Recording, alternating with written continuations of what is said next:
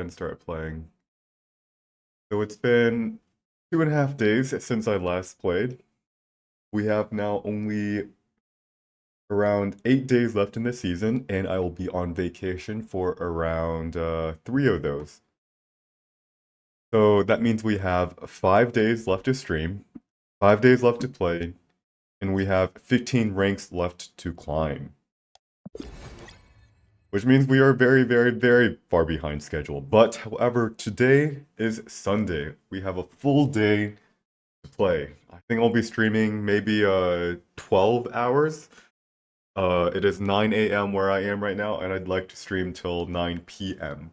12-hour stream, let's go. Of course, we might stream a little bit longer, we might stream all the way till midnight. It just depends on how I feel. Alrighty, so today we have a featured location, Asgard. Draw 2 cards if you're winning after 4 turns. I don't think we have to do anything special with our deck building to prepare for this location. We can just kind of play by ear. And I have a couple things left to update. I've got to update the collection level and the rank. Let's go ahead and get that updated.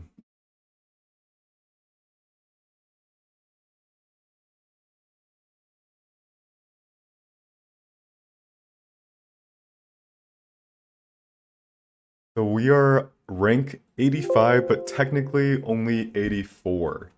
Because we have around 16 bot cubes to return.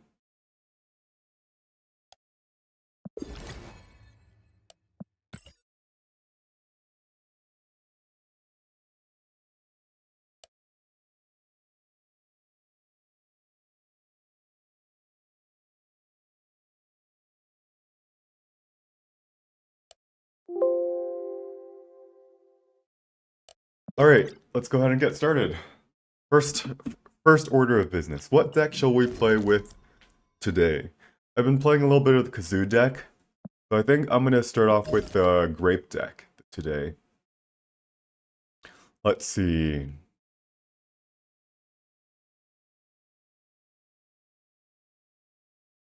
This Grape deck, we've removed a couple cards. Let's add back Claw.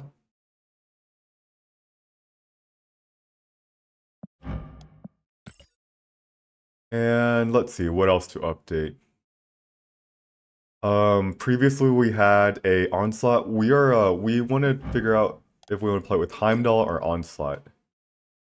We've got 1, 2, 3 ongoings that can be played with Onslaught.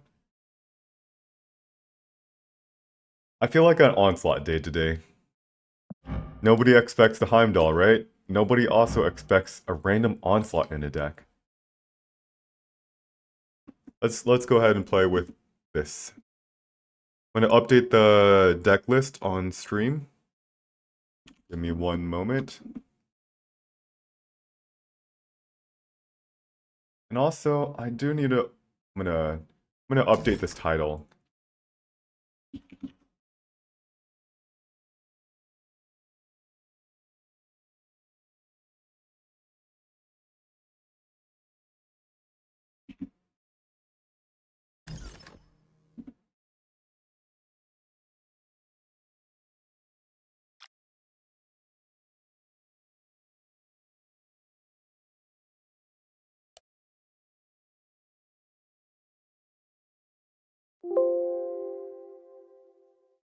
Alrighty, I think we're ready to start. Let's start off with playing our favorite deck, the Grape deck.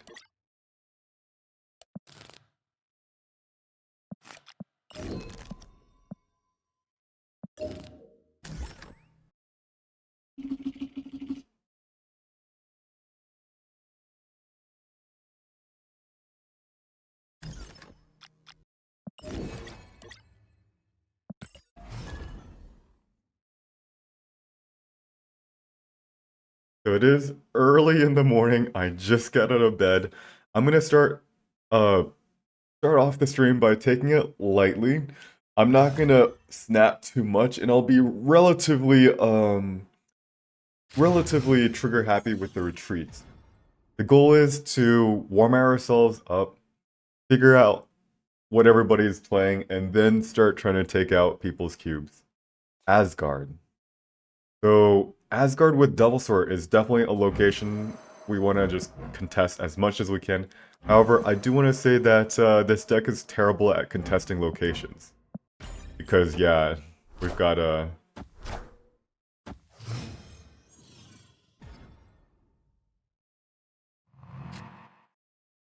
Alright, Bast. Interesting card.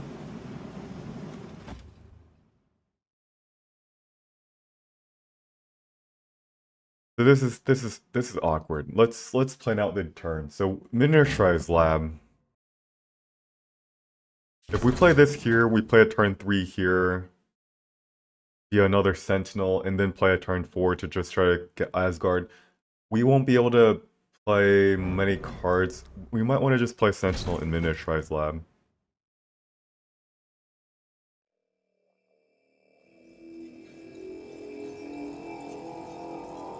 Alright.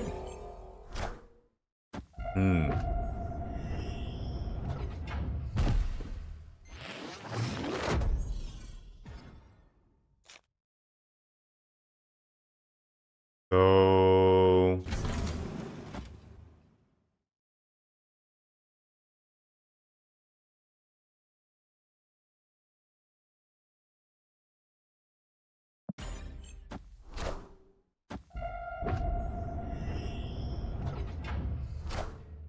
Lockjaw, okay. This should be an easy win in Asgard, although I should say there's no point in winning Asgard. Our hand's basically completely full.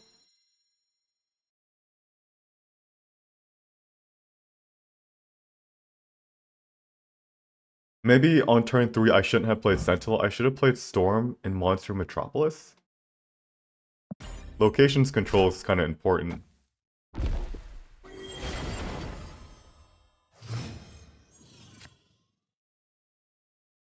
Yep, and there's the full hand.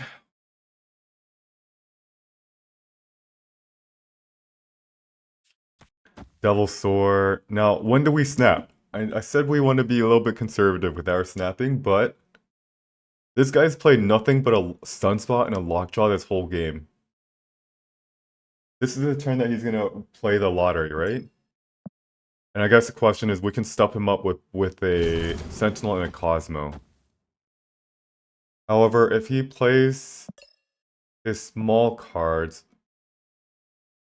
and it turns out that he gets something like a... Alright, well, let's snap.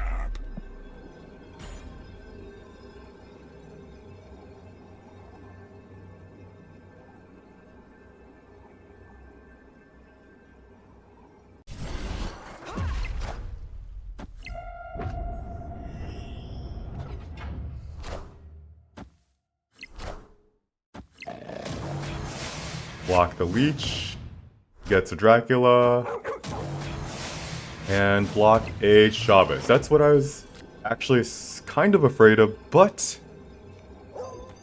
we can actually win this location with our own Devil Sword.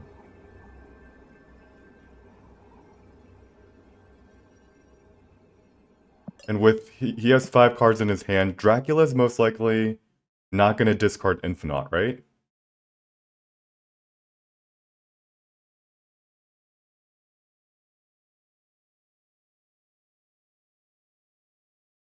This might be turn out poorly.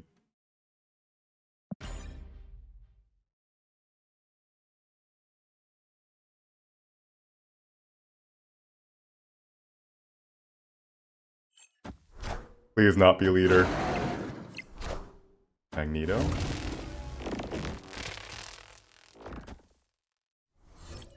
Are you kidding me?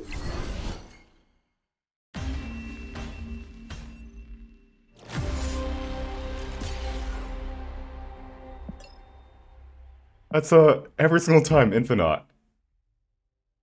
What is this garbage?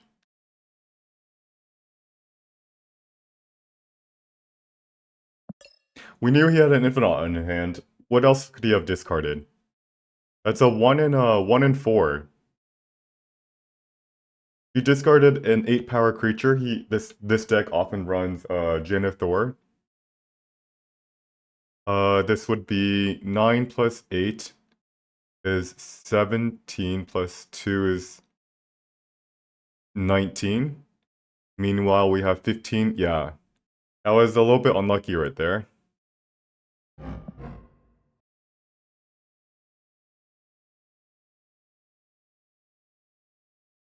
I guess what we could have done is play Claw? I don't know. I just felt like I wanted to take the gamble there. 1 and 4.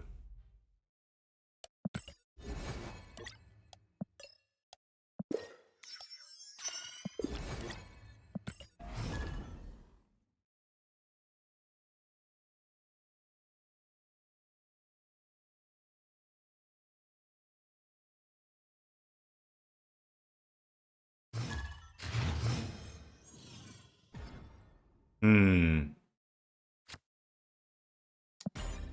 Is there... I could have actually just... I don't know. Magneto... How else could I have won? Not contest the Dracula lane?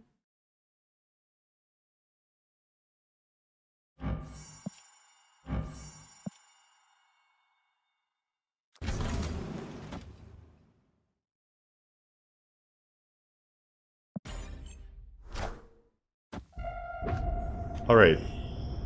Now, do we snap on Mr. Fantastic?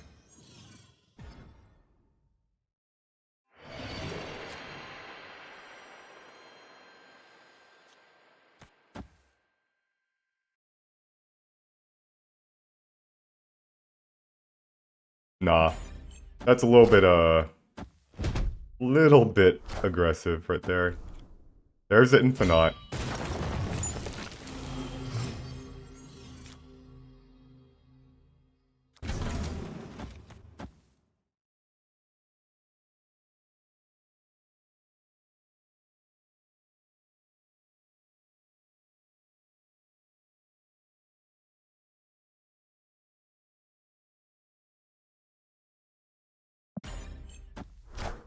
Now, if this is, Ghost Rider. Yep, that's Ghost Rider.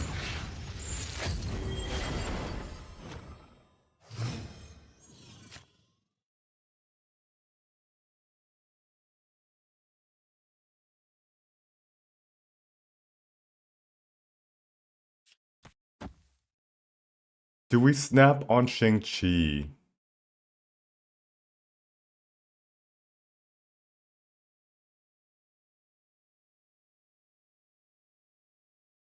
Yeah, let's tell him we've got Shang-Chi. I think our finish is just too strong.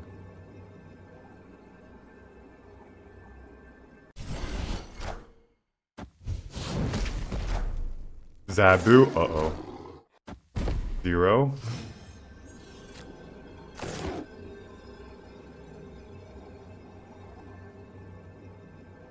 Alright, so he can't really put any power in Sanctum Sanctorum, right?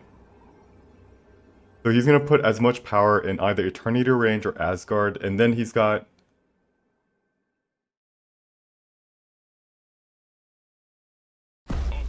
Now he snaps us. I think we have to retreat here. Like, can he put power into Sanctum Sanctorum?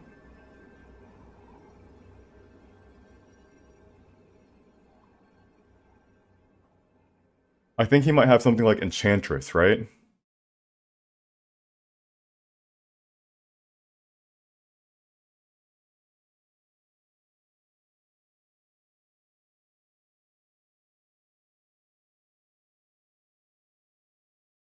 Let's retreat.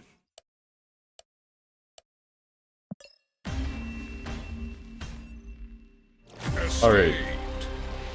The odds of him having Enchantress is a little bit higher when he plays 0. He's gonna be able to cancel out the power we have in Sanctum Sanctorum. And then he can just pile on a lot of power into Eternity Range or Asgard. So we retreat. Is there any way else we could have won this game? If we played Devil Sword and he has Enchantress, we're kind of screwed. We can't really Cosmo because we're gonna lose Asgard.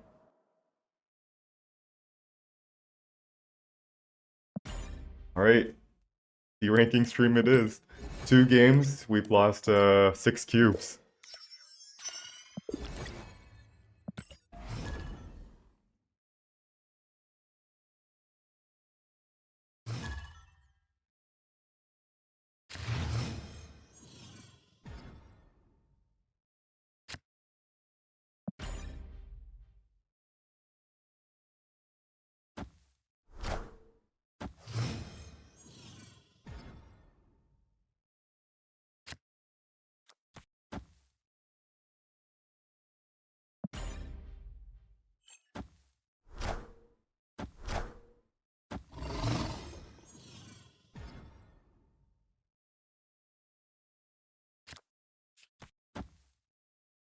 Alright, so Storm, Far Sinister, then we play White Queen, then we can do something like...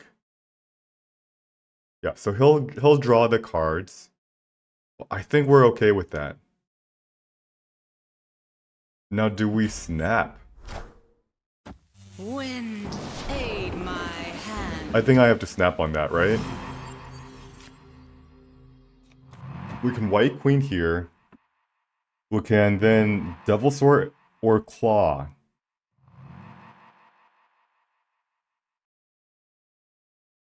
We could White Queen to draw... Alright, let's snap here. We actually want to give up Flooding just for the moment.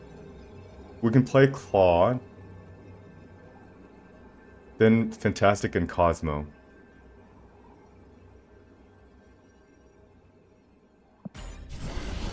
He gives up the Flooding. Because he has Doctor Doom.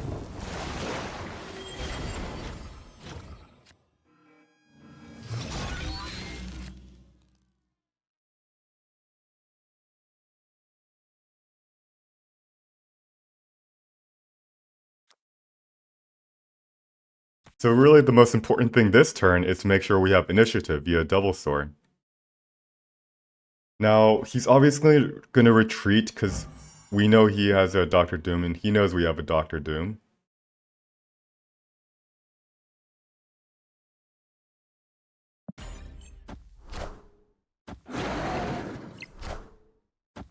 Patriot.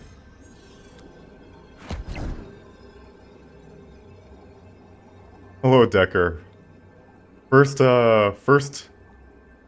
ooh, let's do Cosmo into Fantastic.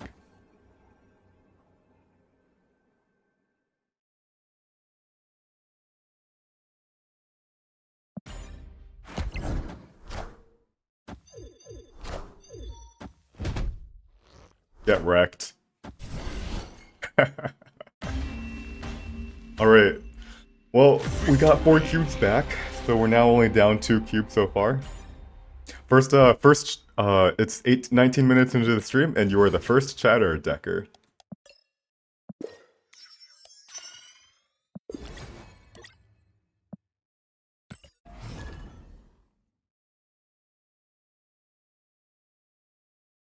We should technically be up like 8 cubes right now, but what can you do? Boosty, second. Now, I gotta do a bot check on this guy. Michael could be a bot. We're gonna do a couple bot checks. He's always gonna show up on the bot list. So we're gonna hit enter and waiting. Oh, nope, he passed the bot check. Let's do another bot check.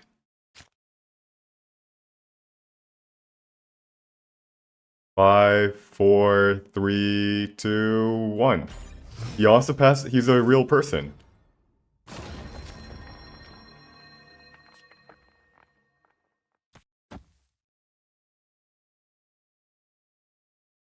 And if that's a Zabu, oh, he passed his turn again.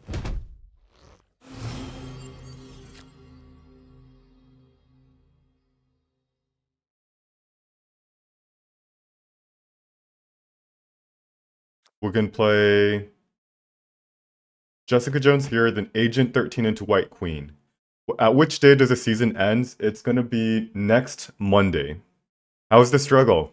It's been alright. I haven't played in a couple days, so we are we're very short on time. I also have a vacation next weekend. Alright.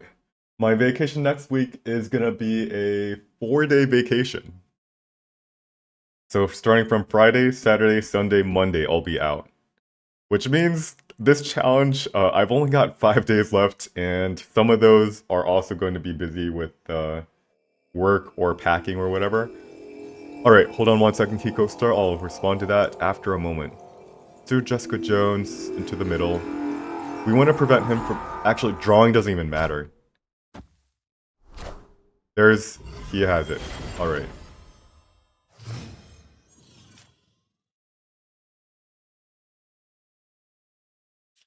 So he missed his Zabu. He won Asgard, but he didn't actually draw any extra cards because he missed turns 1 through 3. But we can do something like this. Agent 13 and White Queen.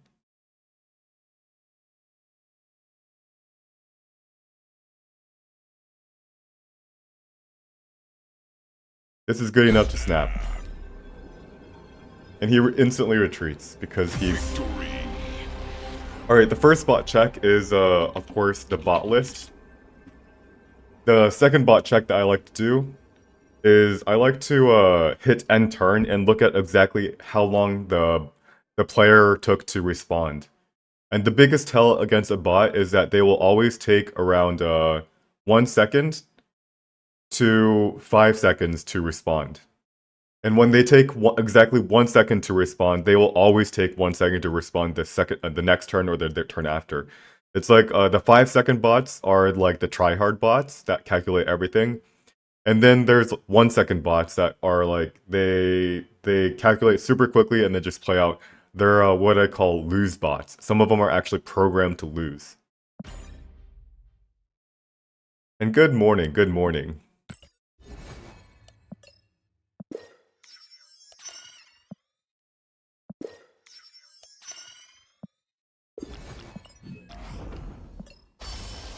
Credits, missions. We are now 1 more mission away. Win a location with 4 cards. You can tell how little I've played because it's Sunday and I still haven't finished the 25 missions. Or, yeah, 25 weekly missions.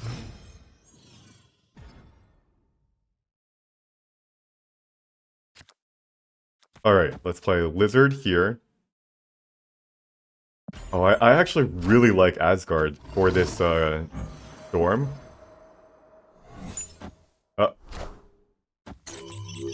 There goes my Cosmo.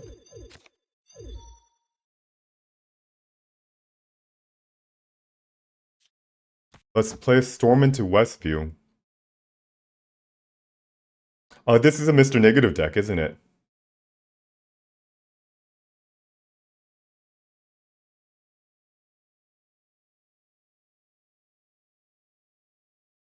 Okay, so do we snap?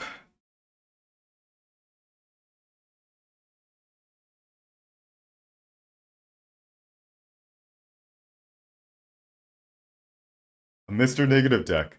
Actually, if it's Mr. Negative with magic, we can use this Storm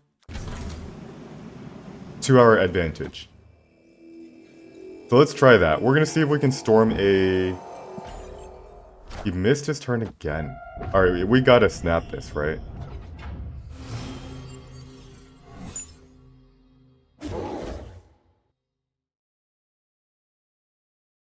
Snap. He retreats. Victory. Lockjaw Surfer doesn't usually run Ironheart. I'm suspecting it's Mr. Negative.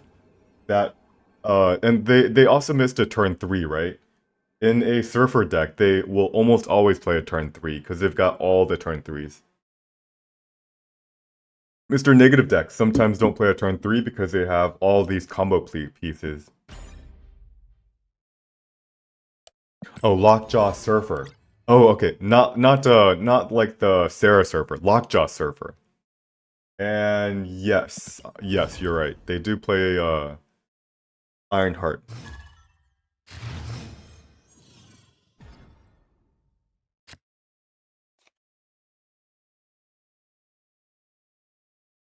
Agent into the darkness. Victoria BF.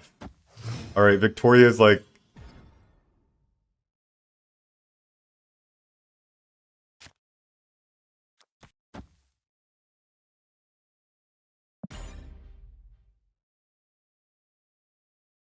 Let me think about this. Bar Sinister.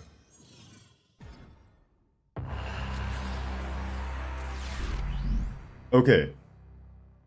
So this Bar Sinister is really scary. For both of us. How do we want to navigate this? He's played a Craven. This is either legit movement or this is the Magneto and Arrow movement.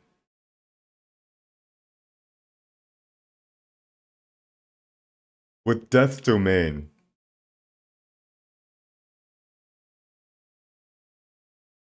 Do we go here?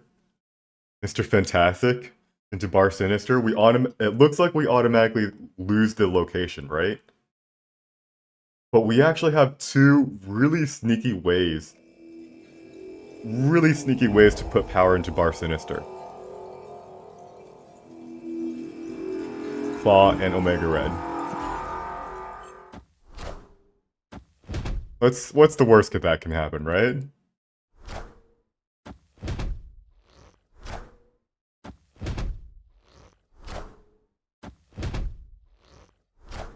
Storm. Wind, aid my hand.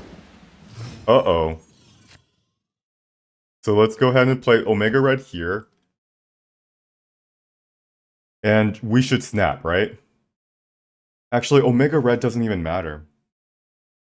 How do we get something into Death's Domain?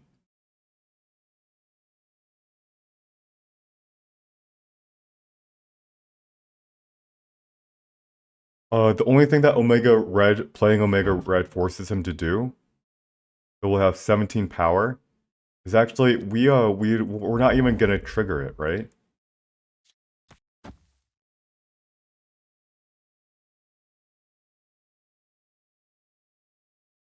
We could also go play Cosmo here. And then we sit looking kind of silly on turn Cosmo, eh? I'm gonna go ahead and snap, actually.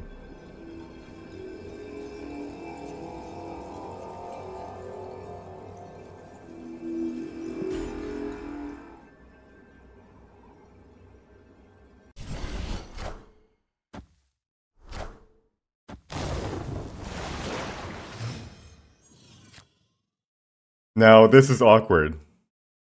Let's see what he has, and we'll just play into Death's Domain. We're hoping to draw a Storm.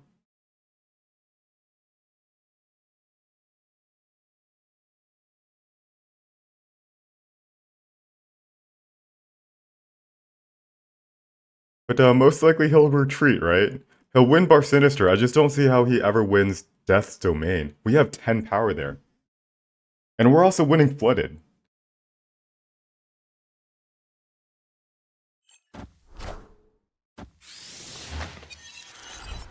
Arrow.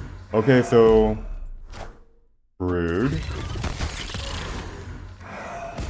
And is this gonna be... Iron Fist?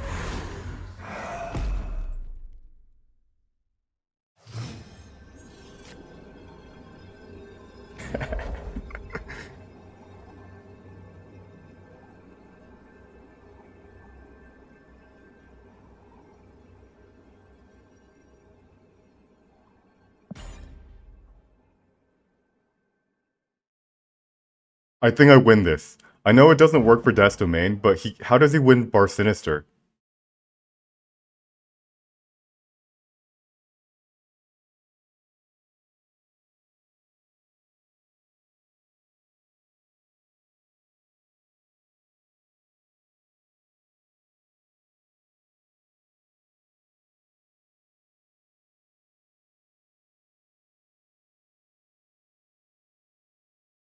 He has to play 3 cards. And the third card has to be Silver Surfer. He retreats. Phew, close call.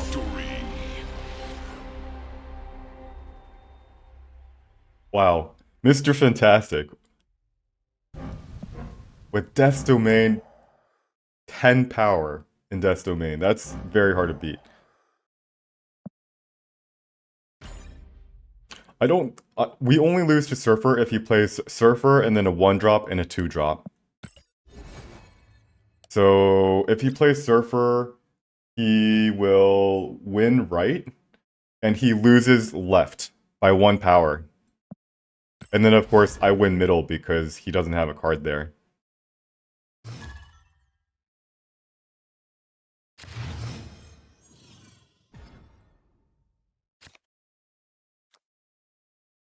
Yeah, I actually really like Storm with this Asgard featured location. It's so easy for me to storm a location that's not Asgard and then win that location because everybody is focused on Asgard.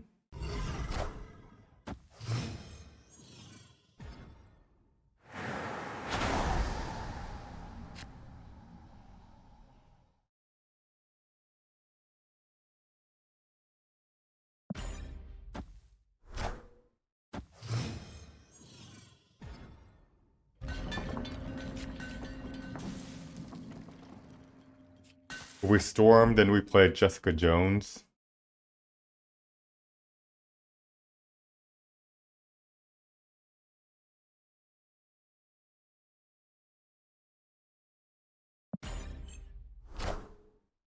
Wind, aid my hand. Now he has to choose. He's gonna try to contest flooding, obviously.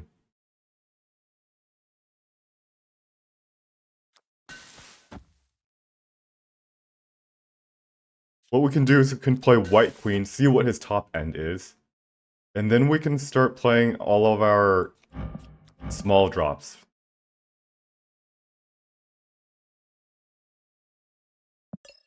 Got 6 cards in hand, he's not gonna be able to draw much.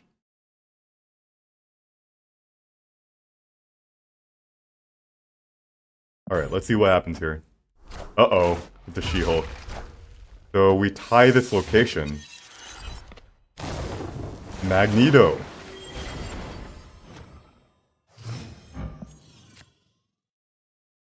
That's not good. Alright, so we want to have...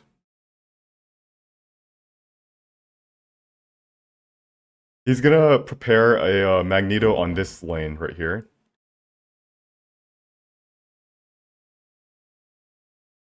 So what we can do is we can play Fantastic into Lizard. And then we Cosmo and Morbius. I really like the sounds of that.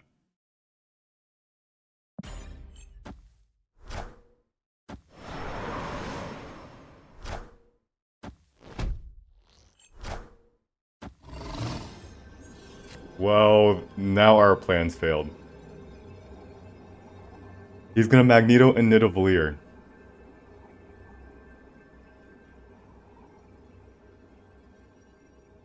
He has initiative. We actually have a chance to win, though.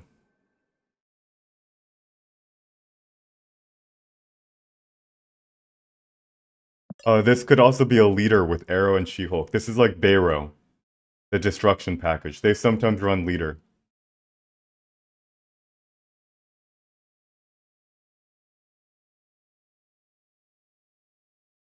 I think we want to retreat here.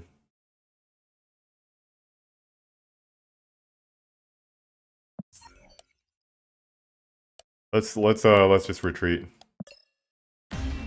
All right. Yeah, let's do...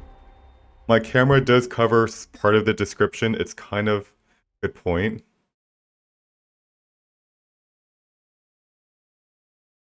I'm just going to change the info. And we're going to say return 15 cubes. There was a there was a viewer that donated 8 cubes, so I did +8 for the donation. And holy crap, this is huge.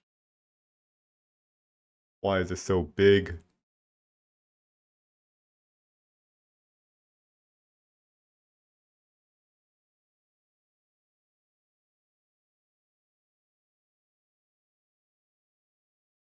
Can you crop your camera capture?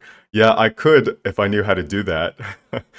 But I don't really know how to crop. So I can crop circles, I can crop squares, but I don't know how to crop, like, I don't know. Spatzer says, "Do you think you will make it by the end of the season?" I don't think I'll make it. I only have 5 days left before, technically 10 days, or yeah, it's technically like 8 or 9 days, but I won't be here for 4. So this was a 5-week season. I was away for a total of like a good 2 weeks of the season. So we might not make it, but that's okay. Also, you'll notice I'm only season pass 58. I haven't actually played that much.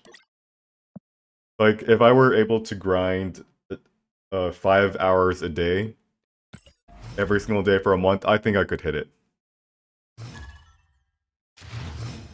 Yeah. I've learned a lot. Not just about the game, but also the matchmaking system. Um, so the first things, the Daily Bugle, armor. Okay, so he's gonna play armor in Asgard. Do we want to even contest Asgard? He's gonna with Lizard. He's gonna play too many cards there.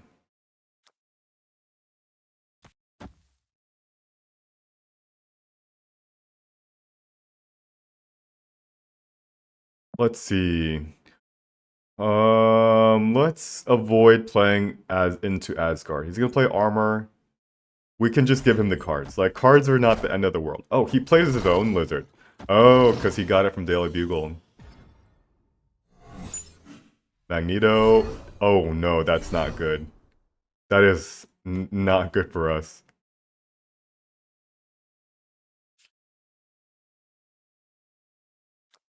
Put armor into Agent 13? Or just play out our Fantastic.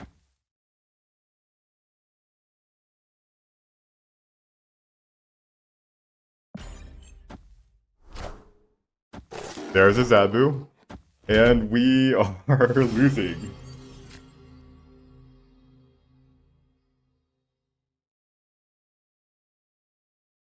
Now, we gotta play White Queen. We lost our big Dino card. She-Hulk. And Dracula. Yeah. Draws more cards, 2 more. Let's go ahead and just retreat. Yeah, we're not gonna waste our time here. Alright, so, a couple questions in the chat. Spelter says you're free to play rank 97, almost infinite. Are you doing the pool 2 only, or are you also just playing pool 3? And yes, Zabu and Surfer and Shuri are a little bit stronger than the cards in the pool 3. Just a little bit. Just a little bit. Alright, so what have I learned in this challenge? Well, regarding the matchmaking system, what I've learned was that I thought matchmaking was based off of like your collection level, your rank, your MMR. What I realized that it's actually not based off of rank at all. It's based off your hidden MMR.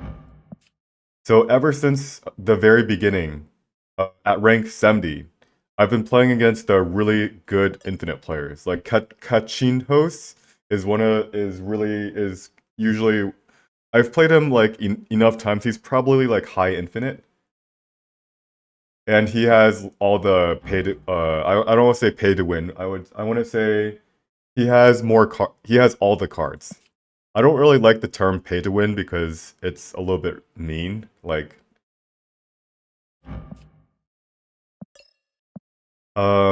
so what I was expecting in the beginning of the season was that I would be playing against the high infinite players who were also ranked 70 at the season's reset. But even though I've been struggling to climb up slowly, they've hit infinite, they've hit high infinite. I'm still matched made against them. It's and I'm not match made against that many ranked 70s and 80 players, which was what I thought would happen after they hit infinite, and I am still struggling. So the challenge hasn't gotten easier through the season. And that's why I'm not as high as I thought I would be. Another thing, I guess despite like struggling to climb, I thought my MMR would also drop. So I would be playing against less of the like KM Best or Educated Collins who are like they're both ranked 200. But that's also been false. My MMR hasn't really dropped.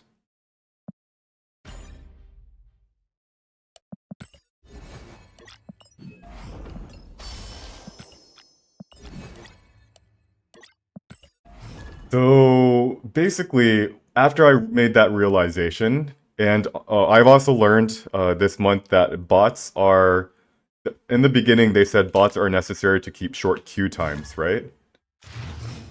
That is partially true. And you guys probably know by now, the other reason why there's bots is because they gotta feed cubes into the economy. If people are only playing against non-bots like me, they will not really climb. We're gonna be going gaining 4 cubes, losing 4 cubes, gaining 4 cubes, losing 4 cubes. We're gonna go net neutral. And then the question is, how do people ever climb if we're playing against other people? And really that just means that the only way we climb, and the only reason any of us climb, is because we're playing against bots.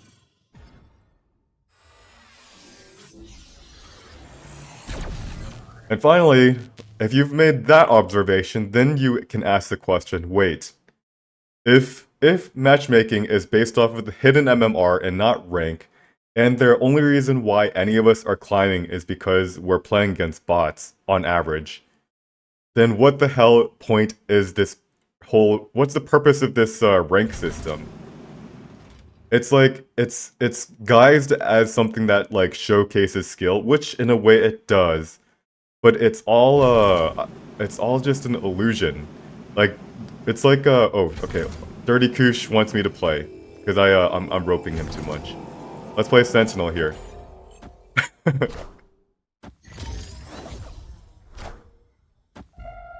He's like, wow, this guy really roped me to play a Sentinel. But okay, so let me finish that thought though.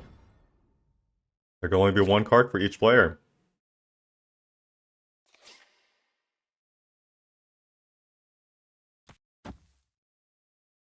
Lizard here.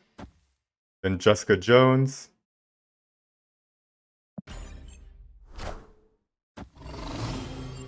Yes, so Spulzer says the purpose of ranked system is to make players who have, I want to say ranked, specifically this ranked system, not like all ranked system, is to make players feel like they are climbing. It's this illusion of getting better at this game. It's like, it's all an illusion. So pointless. It's like, it's like we're hamsters in a hamster wheel. We're running around on the wheel, and if the wheel's big enough, we don't realize it's a wheel. All right, Shuri.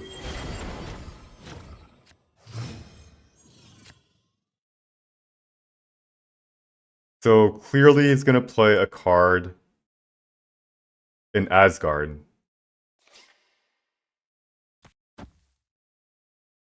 And then he's gonna do something, or he's gonna play it in Tinker's Workshop. So I might actually want to play something like this to get initiative.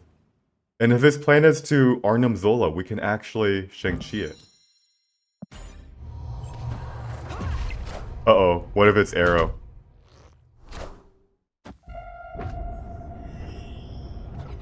Uh-oh. Dr. Octopus.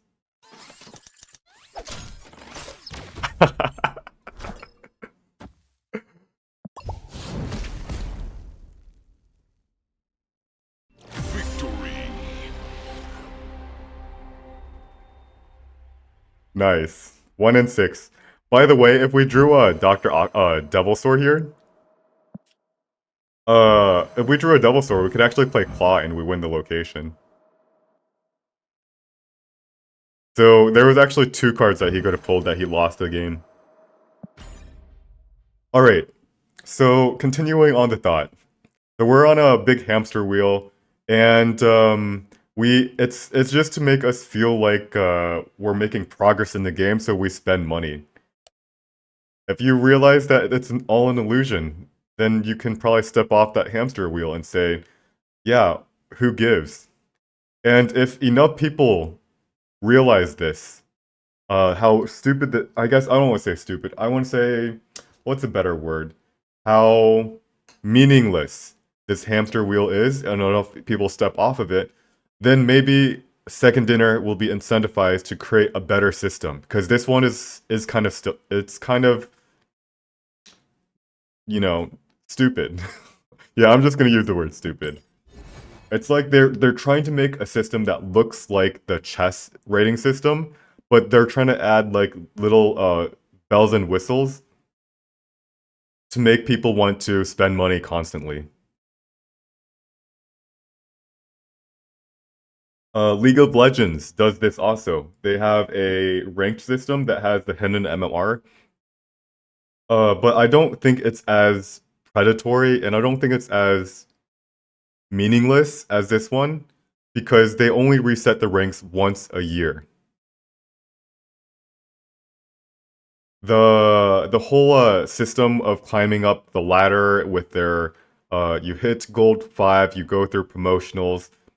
Your hidden MMR is always tracking very closely to your actually true rank. And there is a fair statement to be made. They want to make like the chess rating system is super boring. You win, you go up, you lose, you go down. You draw, you don't really go up or down. And the whole gold, silver, platinum, diamond, it makes the game actually more interesting. So that I'm okay with. But this, where this is, it's like so it's just not all right. And and it's just really pointless. I want to also mention a really dumb strategy to hit infinite every single season. I want to say if anybody is able to hit infinite one time in their whole entire Snap career, they will be able to, they can abuse the system and hit infinite every single time. Because I've stated that the at infinite, you're floored at 100, and also your MMR is not tied to your rank, which means when your match made is based off of MMR, you can technically be infinite with a really low MMR. So what can you do every single end of the season to make sure you can always hit infinite the next season? You hit infinite, you lose, and you feed 1,000 cubes into this system, you fall below gold MMR, and the next season, you can easily hit infinite again, because you'll be playing gold rated players all the way from rank 70 to 100. Easy infinite. So not many people have been abusing this, but over time, as more people learn how stupid their system is, more and more people will abuse it. So, like, this system is just, it has to change. I don't know. And yeah, so if people like, all right, and also mentions I'm gonna do something for my next month's challenge. I think I'm gonna attempt this. I'm gonna do a secret challenge. And it's gonna showcase how dumb the whole rank system is. This month, my challenge was to hit infinite without playing against any bots. Next season. Next season, I'm gonna do something else. I'm not sure if I will do it though, but you can start to guess what my challenge is. Alright, the last thing about bots. The second dinner, they control how many bots are in the system. How many people are going to be playing against what bots. And it's been very apparent. It's been very apparent to me that they, at the beginning of the season, they will be they've done this during the Silver Surfer season that I've played and also the Zabu season. Beginning of the season, they release a lot of bots. Middle of the season, there are very few bots, and then the end of the season, they start to release more bots. And what is the point of controlling the bots? It's because they can purposely, intentionally put people exactly where they want people to be along the ranked ladder curve. So if they see that there's too many people that are going to be hitting infinite too fast, they can tone down the number of bots. If they see that there's not enough people, it's not a bell curve yet, and it's too flat around rank 50 and 60, they can increase the number of bots. So this whole, exactly, it's like people are so frustrated. They make so like people who don't know that the bots are really everything about the rank system. They complain on forums. They can't complain about to each other that they're stuck at rank 50. They say something like they've been able to climb in the beginning of the season, but then suddenly, by the end of the middle of the season, they suddenly feel stuck, and they're not climbing anymore. Where was I going with this? I actually, hold on. I'm gonna finish this thought at the end of the Asgard Sentinel. We want to get as much Sentinels here. All right. So, like, people are complaining about their ranks. All 5 cards must be played here. Let's go in and play here. And that's a Shuri. Oh no. Clear for takeoff. We need to draw our Shang-Chi. Or we can draw a... if we don't draw our Shang-Chi, we can play out our Cosmo. Or... can't we actually do... something? Like, okay. Hold on. Hold on. Do I want to snap this, by the way? No, he retreats every time. But let's play Sentinel here.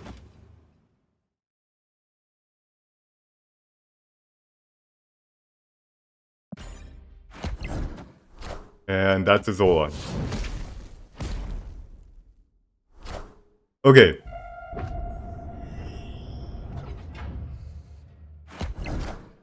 That's Azola. Yo. Alright, that was really easy. They're so predictable.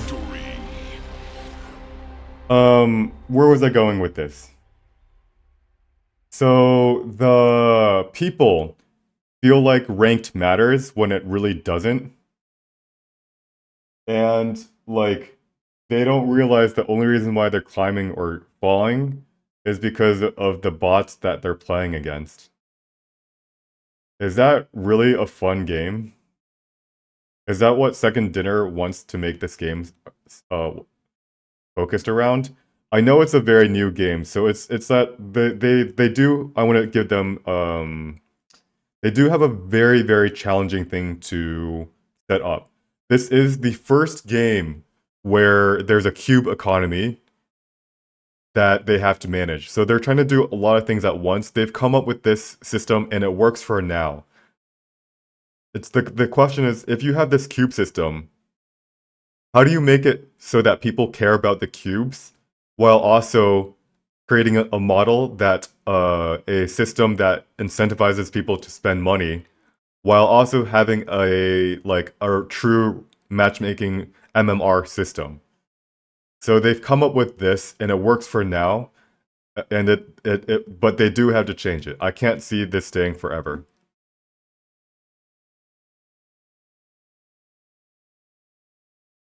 All right, I'm gonna catch up to chat. Access to new top cards without paying for premium pass is super predatory. That's just the nature of mobile games, to be honest. All the new stuff are only accessible to people who pay. And I think I'm okay with that actually. The fact that we get this amazing game for free without having to pay $50 is pretty impressive. Like, and look at all this art. Like, this is my favorite card, by the way. Look, I get all this art for free. So like, in some ways, the people who are whaling the game for us, the people who spend thousands, $10,000 on this game, is helping us, you know, not have to spend money, our own money on the game. And at the end of the day, it's like,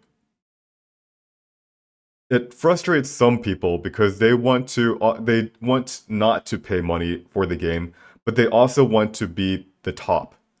And the one thing I don't really have sympathy for is those players always complain about losing or getting beaten by these pay to win cards, but they don't actually ever focus on getting better at themselves. Decker asked, what was your favorite card? This is my favorite card, Shang-Chi. It's so cute. And like it's without this card, there's no way I beat like a lot of these Shuri decks. I mean, I have a Cosmo, but like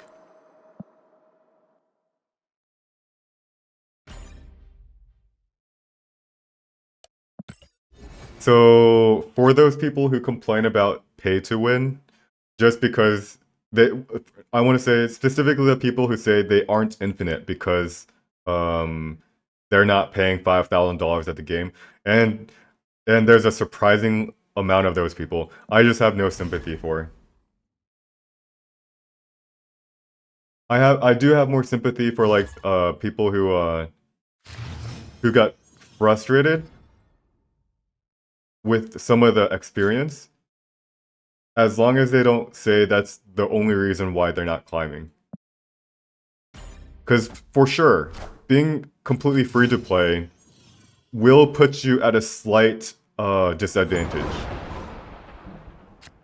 I would say it's like playing, if you're playing chess and your opponent has all the chess pieces, it's oh crap. Mind Stone.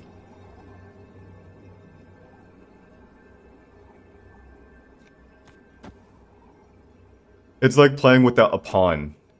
Maybe playing without two pawns. If you only have pull three. No, I would say free to play without Zabu and Surfer is probably playing without a knight. Free to play, if you buy the battle passes, you're closer to playing without like half a pawn. It's a very small difference. Hold on. I gotta think. Let's go. Jet. Oh no. I need a retreat here. Storm. Alright. So he snapped because he drew Quintjet. Me storming this isn't gonna change a thing.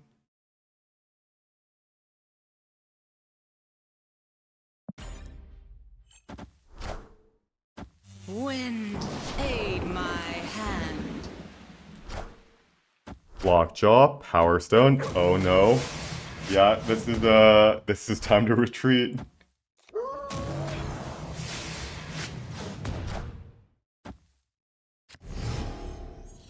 Dream Dimension blows for us. Holy crap.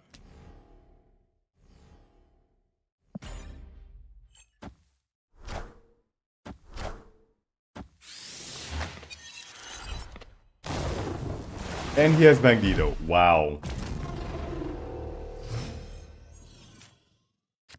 Alright, let's just retreat. There is no goddamn way we're winning this game. Well, actually, let's see. If we play this here, we can...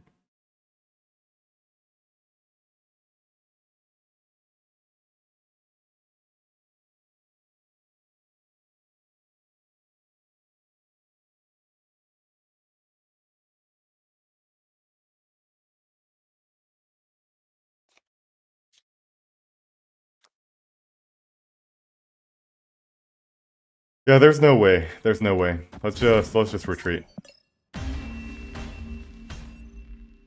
Escaped.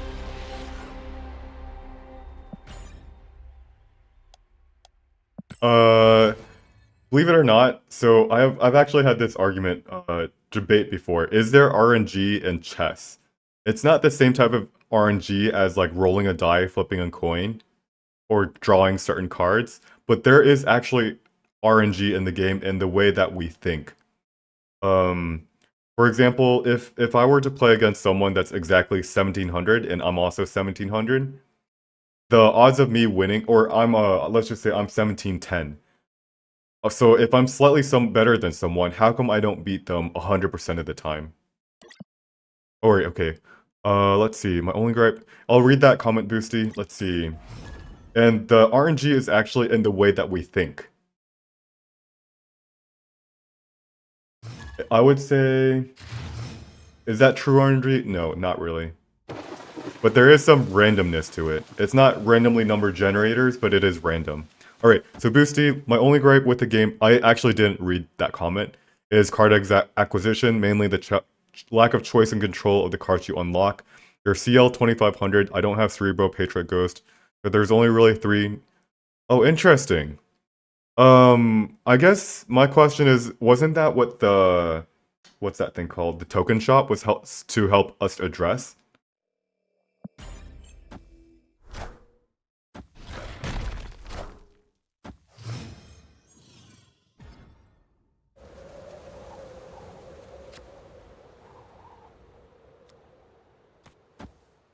Ooh, this is not good.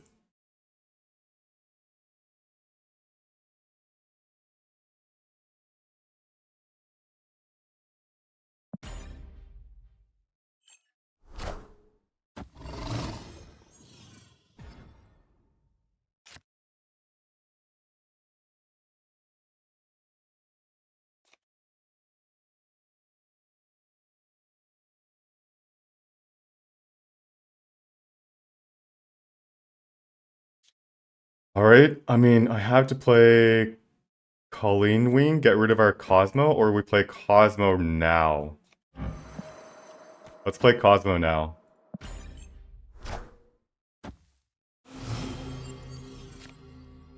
And now we play Wet Queen.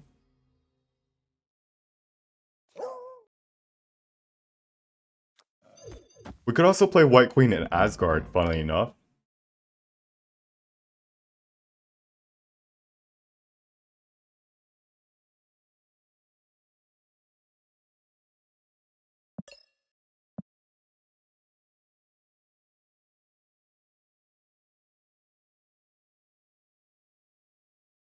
Hmm. So clearly he missed his Zabu, right?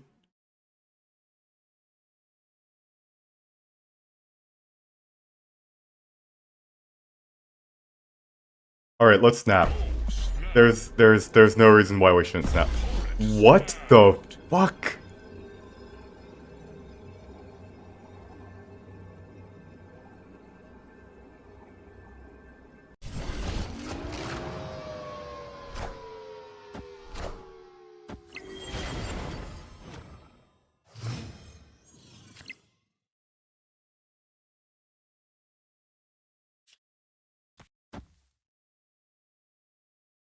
Okay, so he instantly snaps back. I mean, he draws cards, but I have...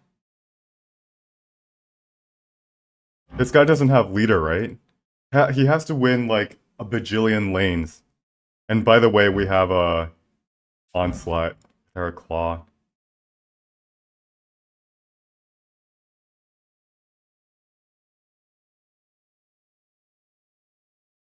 We have initiative. Let's Shang-Chi the fuck out of him.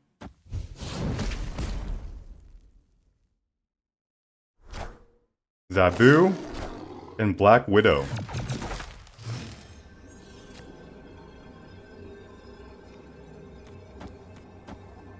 Alright, this seems pretty strong, right? Alright. So he has a bajillion cards. But how does he win the raft? He can't, right? We put a total of 12.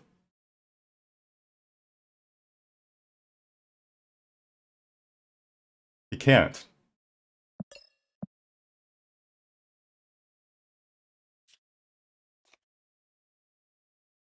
Now, does this deck run leader? That's my final and only and final worry left. If they play leader, we actually just lose.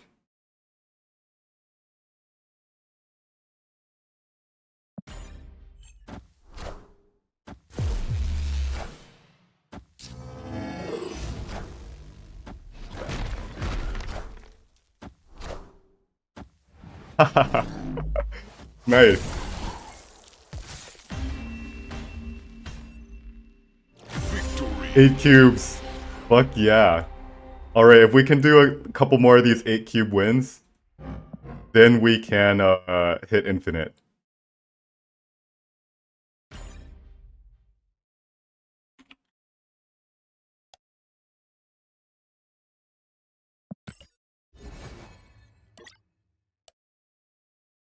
Alright, I'm gonna catch up to chat. Let's see.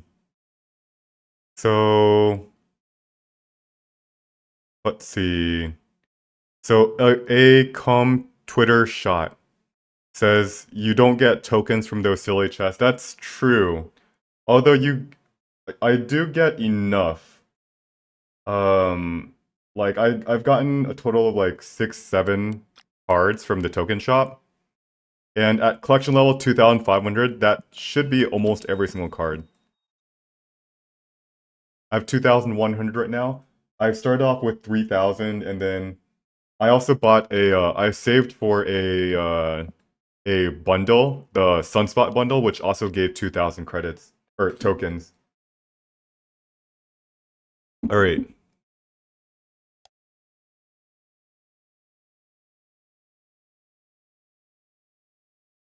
Let's see. If there is... The agreed. Blah blah blah. The game is so... The games are... The game is... So games as service, it's a bit... Yeah. The blah, they control their inflated economies. Power level of... I like this discussion about like... It's not the game itself, it's more the system that the game's built around.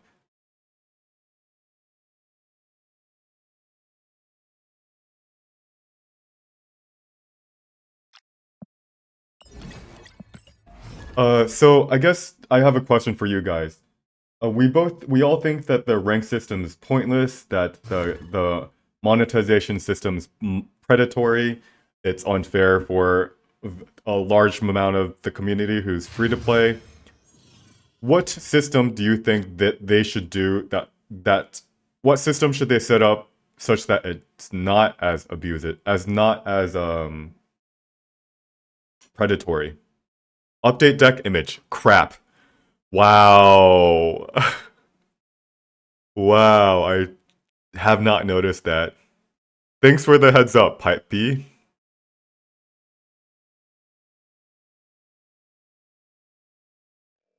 We are playing... Nope, not this deck. Hold on. Corruption. Banana. Alright. This is the deck list that we're playing. Whoopsie daisies, we missed a turn. There goes our... Oh no. Our secret overpowered card.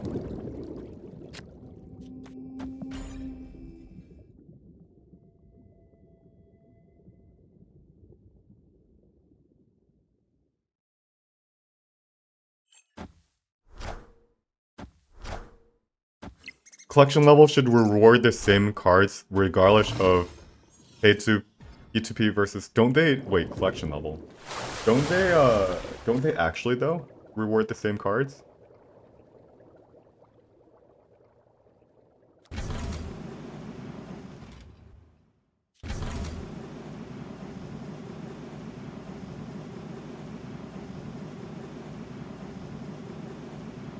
Alright, we don't have any way to get initiative, so let's think about this.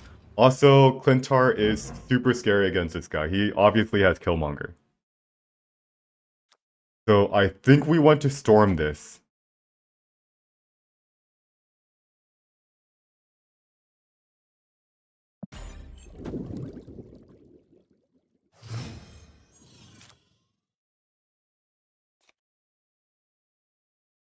And then play White Queen here.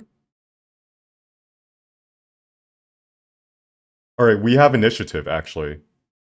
So we can actually play Cosmo here. Oh, wait. We do have initiative. Do we want to snap on this? He's gonna get pretty screwed here.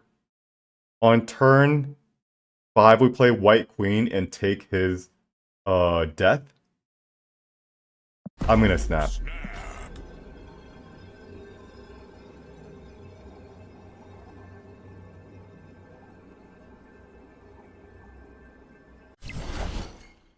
Wind. This might end poorly. Hand. Might end real poorly. Carnage. Killmonger. Oh dear.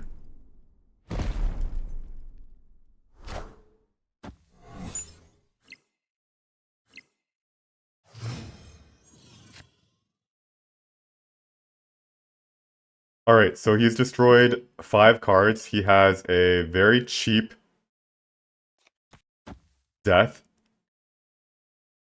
We actually need to make sure we win flooding, because he might play death and flooding. If this doesn't land properly, if he plays wave in the flooding, no, he won't. Alright, let's play dinosaur here. Lucky Barnes and Deathlock.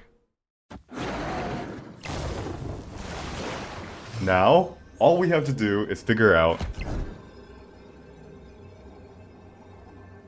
where he plays his death.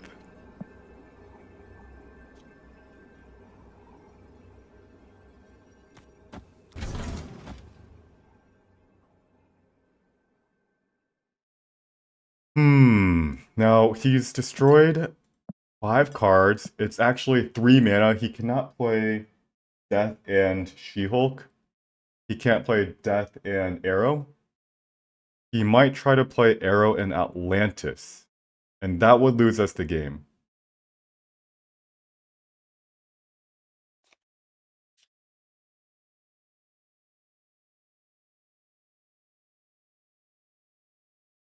And that would lose us the game.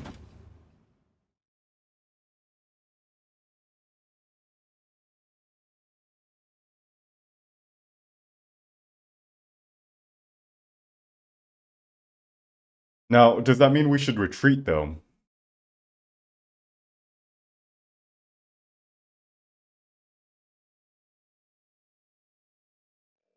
We lose to Arrow. Does he have it?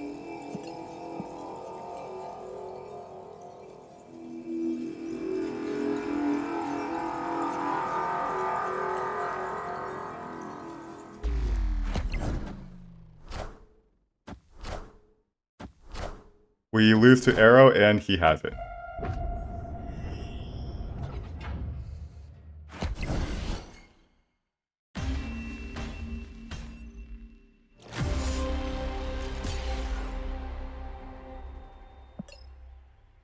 He actually didn't have Death in his hand. It was Arrow.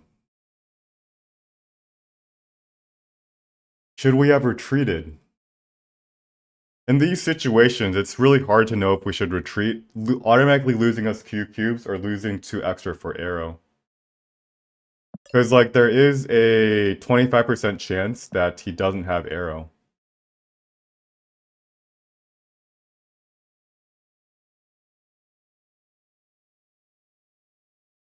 All right, but let's think about other aspects of the game. Could we have played our the turns earlier?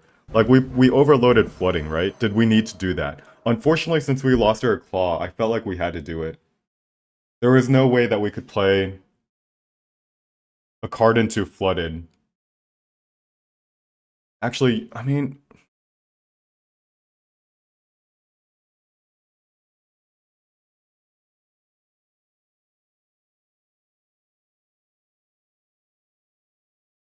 we could have played 6 drop and 3 drop, and we still lose actually.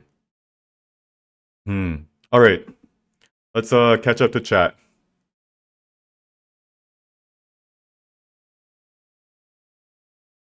Wow, we have a lot to catch up to.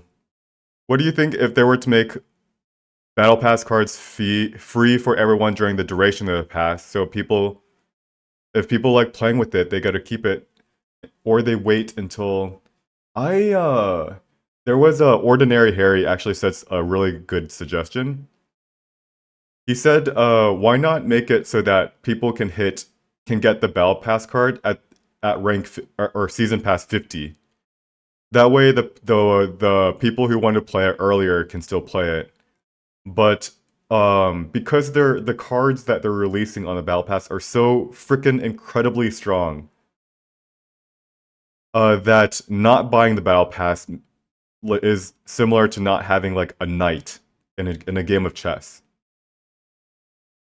It creates a huge rift just because of it's making people frustrated. I think people are okay with battle pass things like battle pass up until the point that it's like you're making the power differential too high, and then that gets frustrating for people. Let's see exactly they need to offer blah blah blah. If there is an inherent price that they've created for their cards, they've recently shown the power creep that they're willing to promote with their new cards. Yup. I think it's a very, very, very dangerous system that they're playing with. If they release a card that's like Silver Surfer was incredibly strong, Zabu was even stronger. I haven't checked out the new Modoc card. If it's even stronger than Zabu, they're gonna burn out their community extremely fast. They're gonna they're gonna cash in a lot of money, but they're gonna lose on the long term. Like nobody wants, like even people who are buying the battle pass, everybody that has Zabu, they don't want to play against 90 other Zabu decks. They people right now, some of them are intentionally not playing Zabu because they're bored. They're bored with playing just that one card over and over again. And if Second Dinner relies on people's boredom for there to be deck diversity, that's not healthy for the game.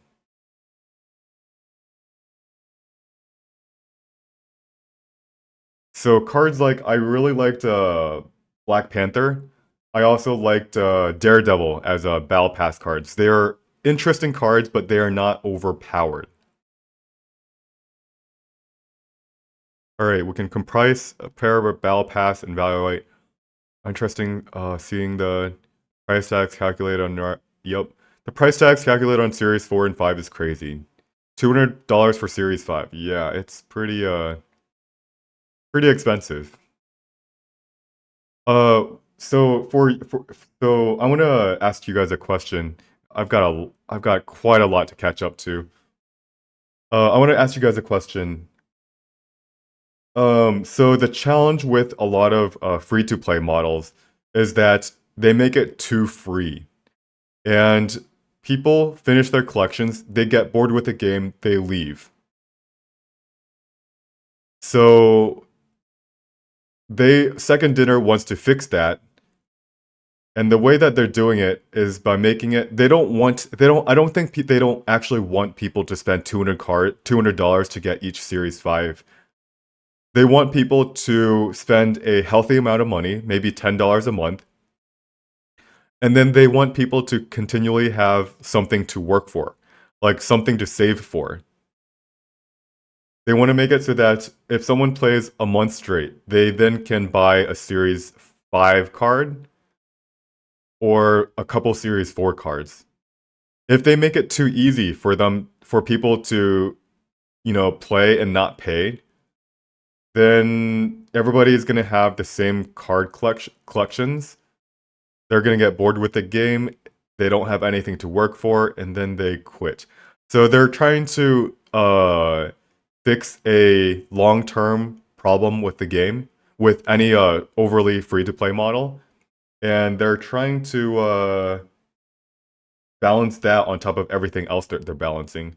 Like I know there's been a lot of like indie games like I think Duelist is a good example.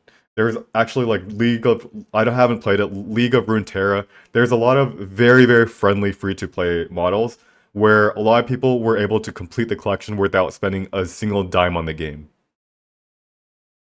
And that presents a problem, especially if you're indie and you need funding, right? All right, hold on. So it's like, so it's like, yeah, I don't know. Second Dinner has a very hard task in front of them. All right, including there's too much variance in the game with so many cards and locations. Yeah, I like the variance. It's like it's fun. They need to stop making pool 5. They shouldn't be pool 5. Went from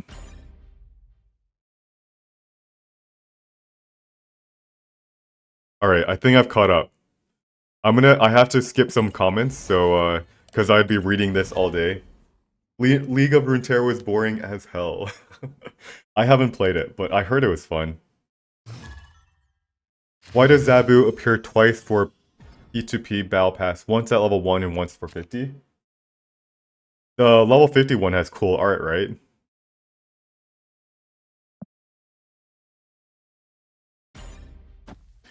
Yeah. It's just cool art. And actually the art looks very similar to the non-art. It's kind of funny.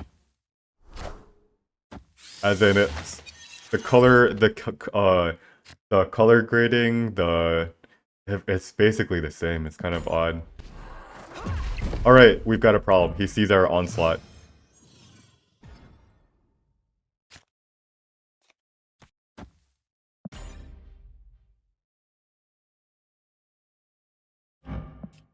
No more gimmicks with onslaught, unfortunately.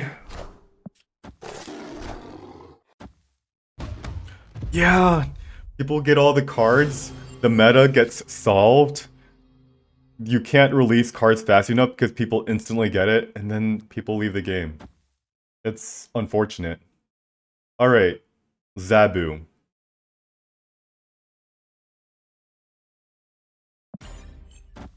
We are in trouble.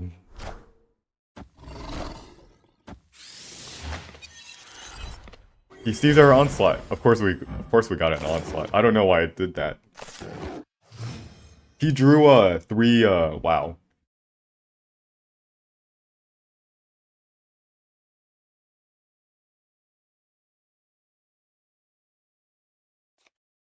Let's play with fire here.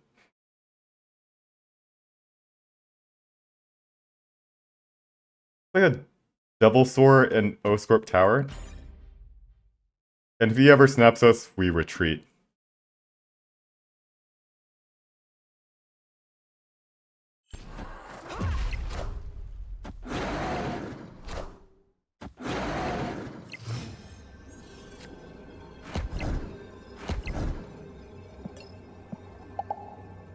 He likes our Devil Sword art.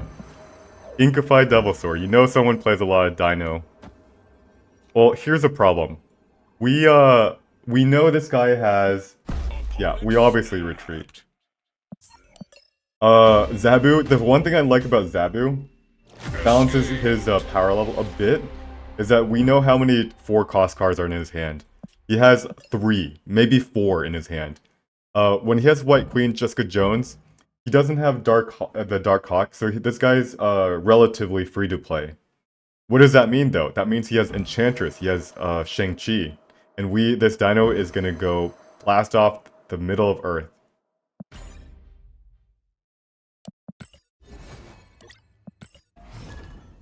Blast off like Team Rocket. into the high heavens.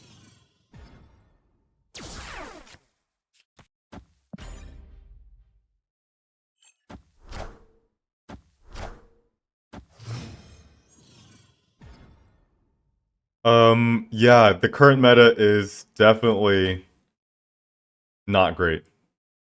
The current meta, if people were playing the decks that they should be playing, rather than troll decks, everybody would just be playing Surfer and Zabu, like literally every single deck.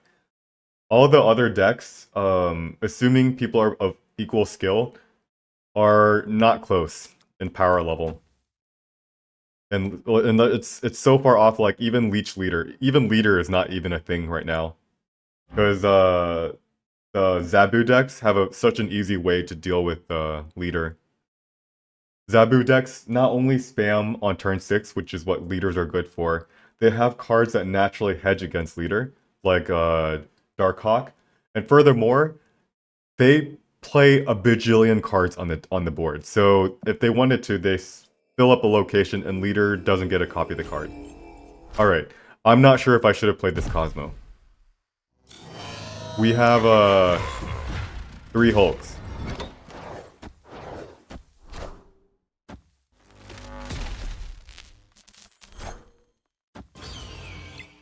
Alrighty. Alrighty.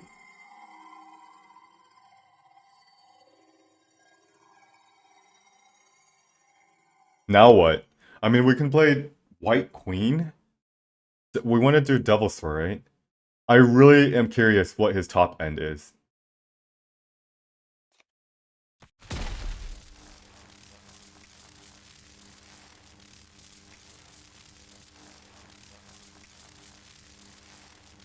Alright, now do I snap? That is the question. Yeah, let's snap.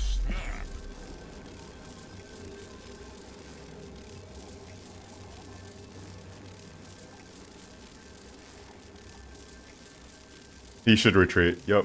Victory.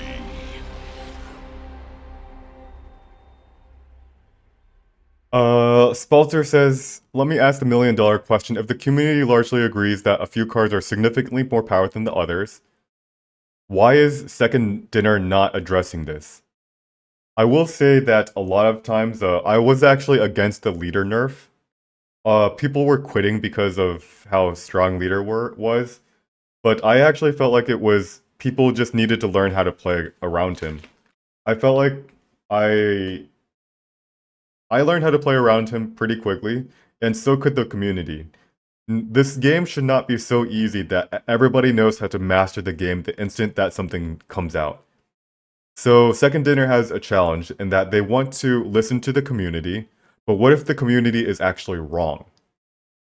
So what's for Zabu and Silver Surfer is another question where maybe the community was wrong about leader, but what about Zabu? I think they're right about Zabu being too strong and it's strangling the meta. I don't know what their strategy is. If they nerf Zabu in the middle of the season, that is gonna piss off people like crazy.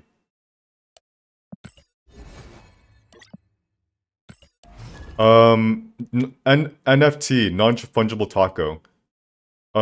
Is there a balance patch coming on this Tuesday? But yeah, lockable Tiger, the leader did not need to be nerfed. Like, they nerfed him by 1 power. People were laughing at how stupid that nerf was, because, oh, what's 1 power?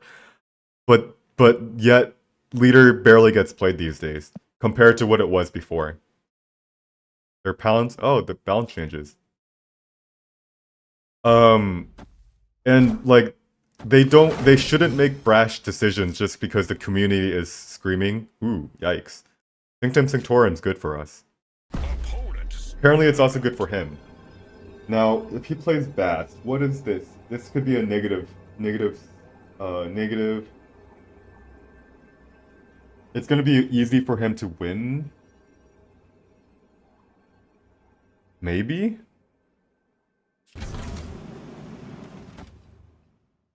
how does negative win Sanctum Sanctorum? They don't.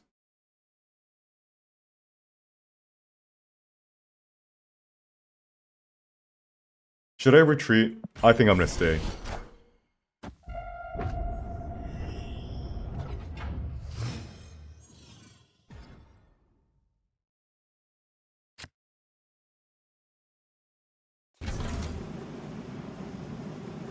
Okay, so now we have 6 cards. Now we're gonna go to 7 cards. We need to make sure we can actually draw our cards.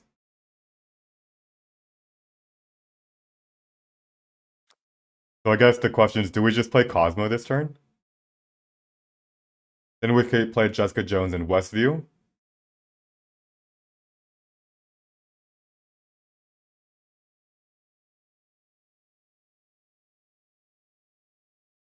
I think I need to save Cosmo for their bursty turn 6.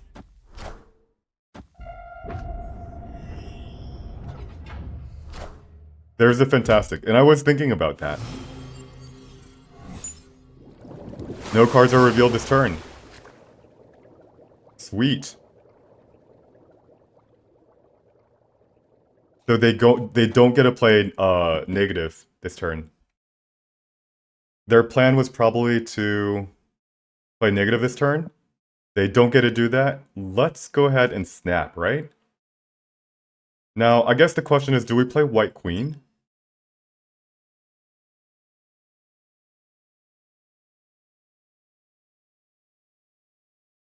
We're not going to get anything useful, actually. So we could just try Jessica Jones.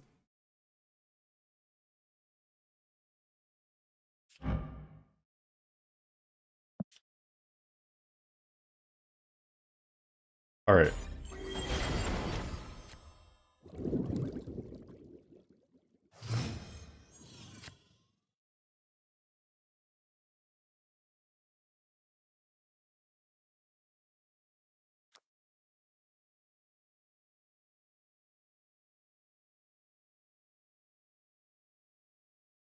Now what?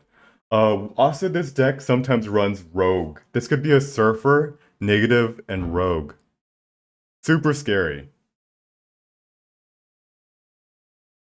So we can do something like Mr. Fantastic and then Sentinel.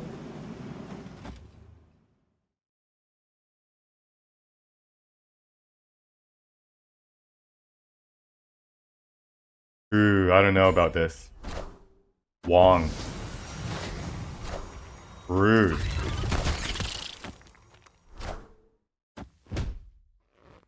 Nice, we're winning here.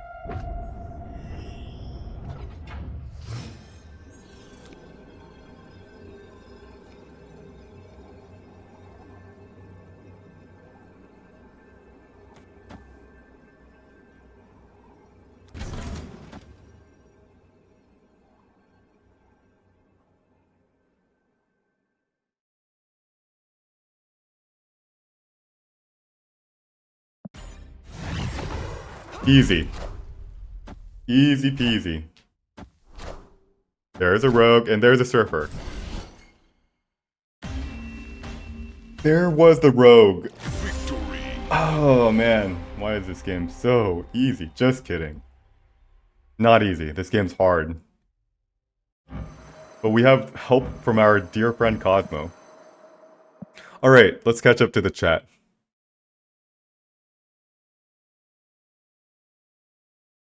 Yesterday, will you make some balance changes for the January 31 update? Yes. Belter says, this may be cynical, but one might believe that they're intentionally releasing high-priced paywall cards to incentivize purchases. Well, I mean, that's obvious, right? You always want to make, like, if you release cards that are weaker than what's available, who's gonna buy the cards? That's intentional. But, high-priced paywall cards. I guess if they nerf the cards too quickly, they're directly impacting their revenue. Is it though? They've already, like, if they nerf Zabu after this month, they've already milked the money out of Zabu.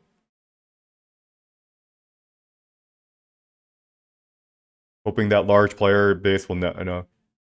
It's they do know if they're too predatory that people will quit the game. So it's like they're new. They're still trying to figure out how to balance, maximum predatoriness, but also consider the longevity of the game. That's pretty hard to get right.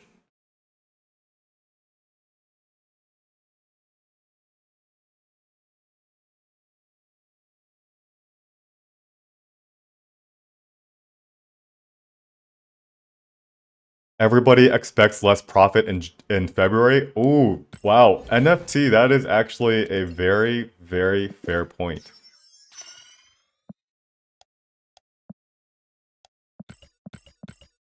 Um, yeah. That's that's a fair point. Like what if they like we know that whatever they're thinking, we can try to guess what they're thinking, what Second Dinner is planning and how they're strategizing.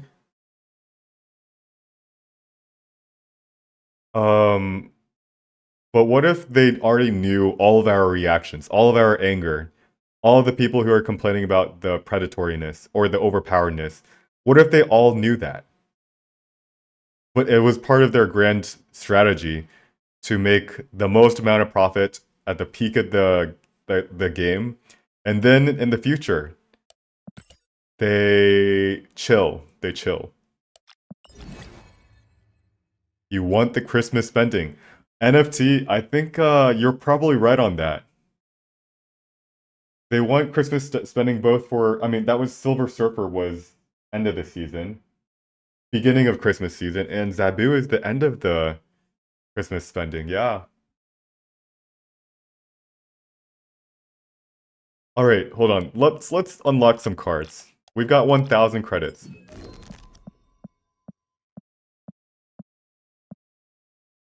I want to unlock. It might not be possible. I want to inkify my next card. What is that thing I want to inkify? Onslaught? Claw. You know what? Who deserves more than anything? I think Claw deserves an inkify. Check out how many boosters I have for Claw. I haven't actually upgraded him once. It's still Gray Border. I've played this card. Probably one of my most played cards, Claw. 5, 6, 7. Probably my like seventh. It's my seventh most played card. Gamora is not quite as played. Alright, let's get some upgrades to our Claw.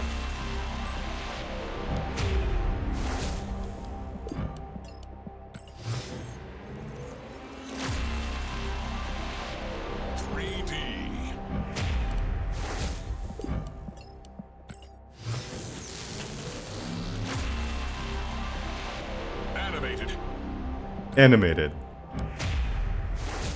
By the way, how's the game volume for you guys? Compared to my voice. You can still hear it, right? But it's not like overwhelming my voice. Shiny logo. It's good? Good.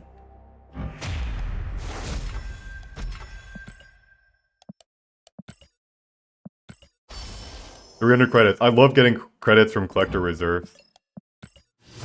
And hello Poison, hello Skyzor. And also I missed Philip with Style, how's it going?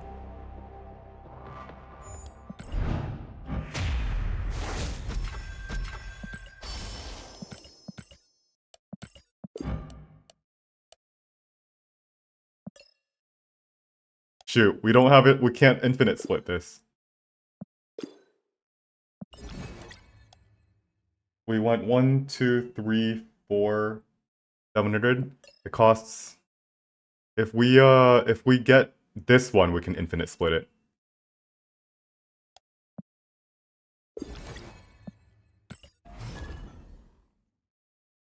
NFT. You completed your infinite grind on the first day, where by the way that's also when all the bots. That's when they release the most bots. The beginning of the season. Give us that dopamine rush about climbing. and then reduce the bots after 1 week, and then everybody's like, "Where's my dopamine rush?" Adratoma.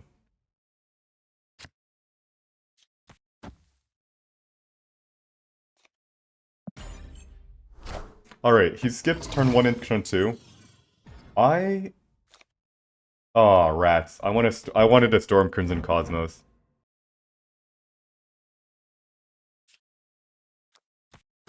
I'm gonna go ahead and snap. This is just too good. As long as he doesn't play Zabu and he can't win Onslaught Citadel, I can play Jessica Jones here. Wind, aid my hand. Uh-oh. Oh, no. Oh, no. Am I gonna get Ghost Ridered and flooding? If he snaps, I retreat.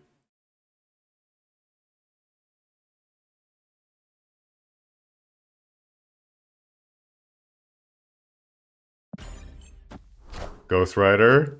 Please no. Fucking hell. Where's Cosmo when I need him? There he was, one card away.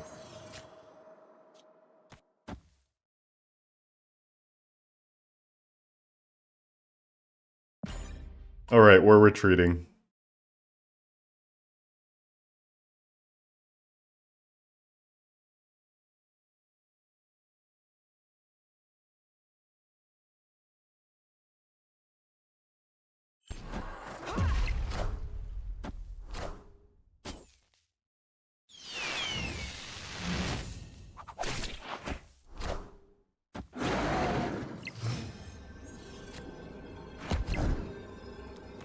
Alright, guys. So this is a Zabu deck. Do we think we can win here? Will he try to contest Crimson Cosmos?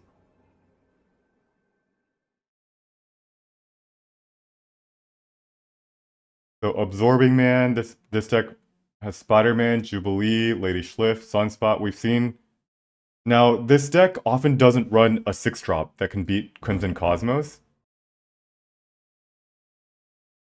I want to retreat. I do think I want to retreat.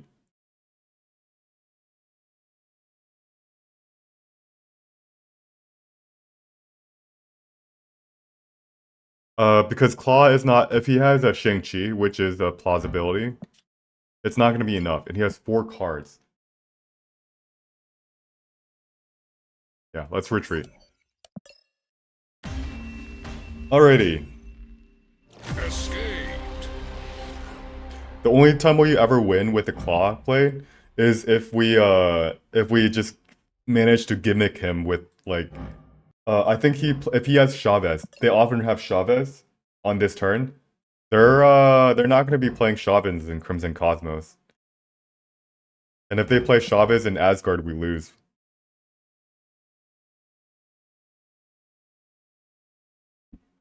So, what else could we have done? We could have played Jessica Jones and Crimson Cosmos, and then on turn 5 we played Double Sword in Asgard. I think we could have just given up given up this Flooded, because he played Lady Schliff on turn 3. I can put 9 power middle, but I don't think I win the tiebreaker.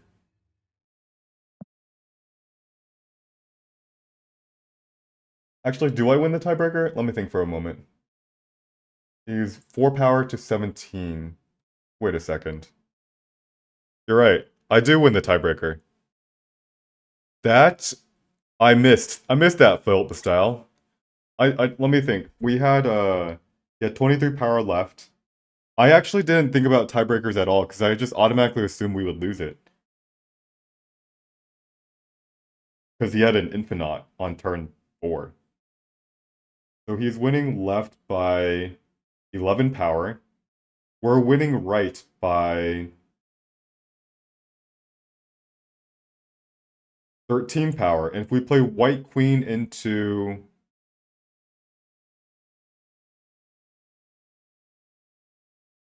White Queen into... Yeah, we would have won tiebreaker. Dino loses 4 power, but we gain 4 power back from White Queen and Sentinel. So was it good enough to stay in, actually? Because, like, I know we still lose to certain cards, like Magneto. If he has Shang-Chi, we lose.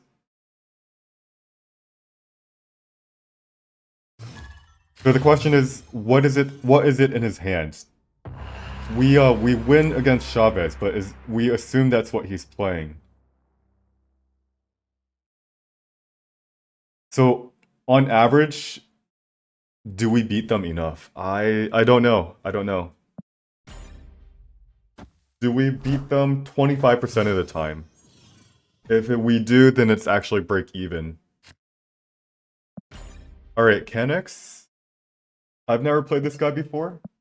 He is on the toilet.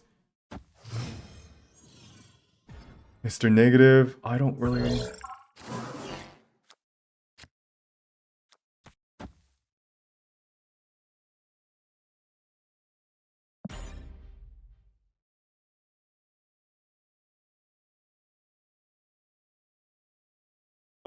Poison, I will talk about...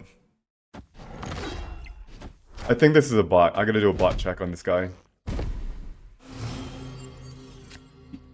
Yep, it's a bot. Alright, let's retreat.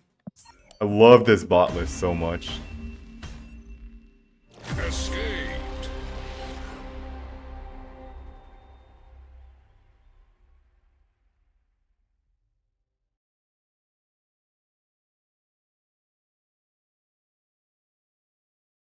Oh, why is this so freaking big?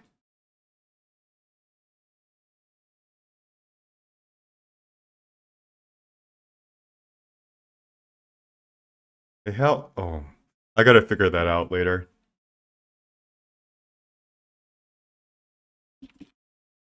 Alright, so I guess there's a couple new people in this stream. Shiro Lyro says, why the retreat? Why do I retreat against bots? It's because, I guess it's not super clear, but my challenge for this month is I want to reach infinite with pool 2 and pool 1 cards only. You'll see it in the middle of the screen. It's not very clear, but I can't really figure out how to make it more clear without like taking up too much of the screen. Maybe I can make it the font larger, but I'm a little bit out of space. Anyways. So if I were to hit infinite and I would be able to farm bots, then it would be not a challenge at all. So anytime I see a bot, I farm 1 cube off them, then I just retreat.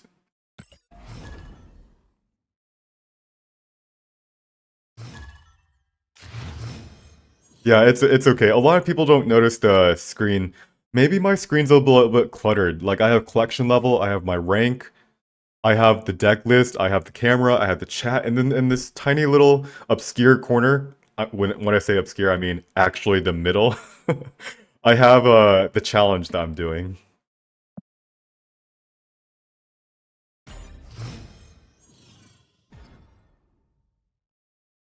Yes, do Storm into Agent 13. Oh, I forgot to respond to Poison's, ooh, yeah, actually. Ebony Maw is pretty good, isn't it? Alright. I'm gonna go ahead. The Witch is a deep pool 3 player. I'm gonna snap him on this. I love Storming Elysium. As long as he doesn't play Zabu on this turn, we are a-okay. Rude. Alright. Wind, aid my hand.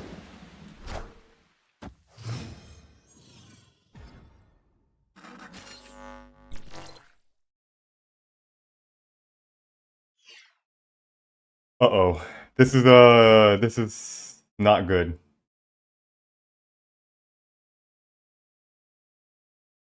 We didn't draw any of our 1, 2, or 3 drops. Do we have to play Cosmo right here? But we know this guy's Surfer, so we can't spend our Cosmo.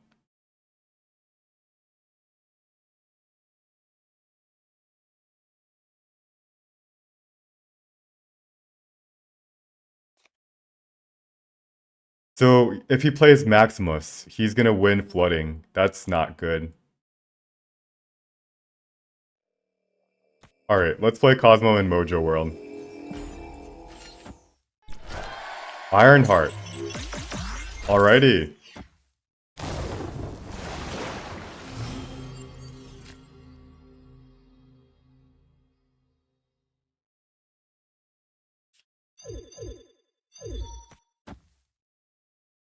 White Queen here. Let you draw 2 cards. Actually just 1 because his hand's full.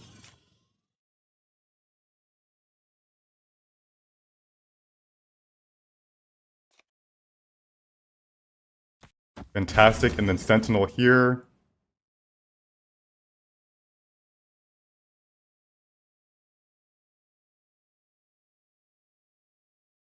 He might play...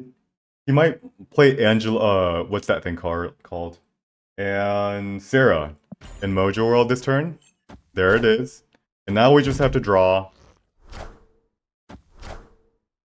Come on, Mercy. Dino, Dino, Dino. Alright, 7 power, Onslaught. 21 power in Mojo World. Is that enough? Yes, it is. He has to play... He has to play 3 cards, and they all have to be Mojo World.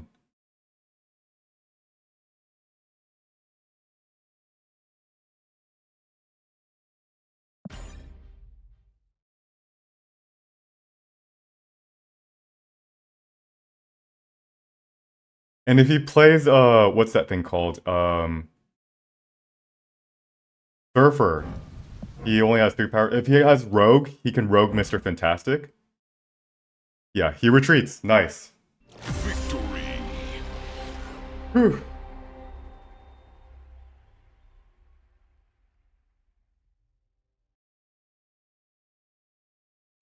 Um... Also, alright, so I just saw your comment, NFT. You haven't seen a single streamer retreat on turn 4 to grind, season experience? Well, I want to ask you a question. What's the point of grinding season experience? Each level you get above 50, they net you, like, almost no credits.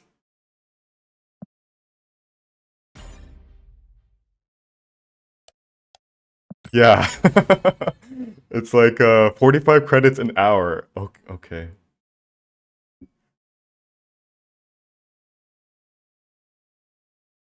Yeah. Oh, so what does 45 credits an hour get you? Well, I guess the question is, how much faster is it than just playing normally? You probably get like 10 credits an hour if you don't retreat on turn 4. And, well, what's the point of getting 30 credits an hour? Like, 30 credits an hour more than...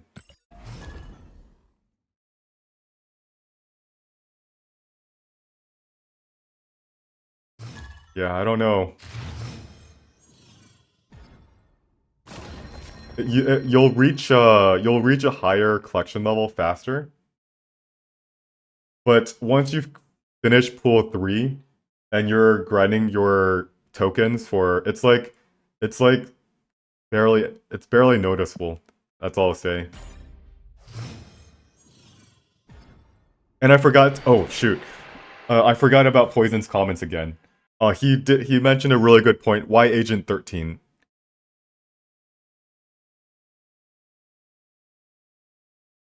It's optimal for credit. Yeah, it's optimal in some ways, but most people don't do it is because they actually care about having fun a little bit more.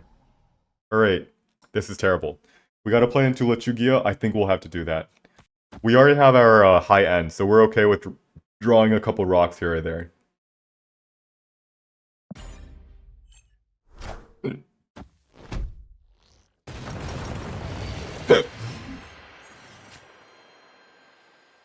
Let's play White Queen here.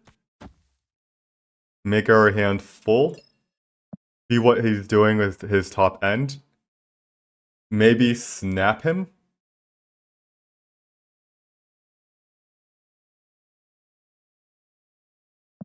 Yeah, I'll snap him here. We played Randy Coot earlier today. I don't remember what deck he's running, but it's probably a Zabu deck because everybody's playing Zabu.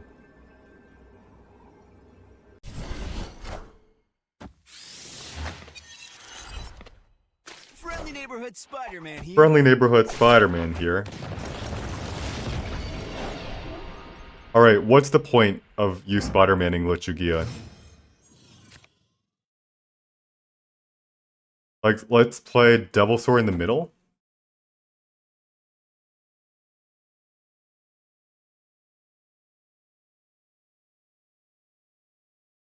Does he want to play Absorbing Man and Lechugia?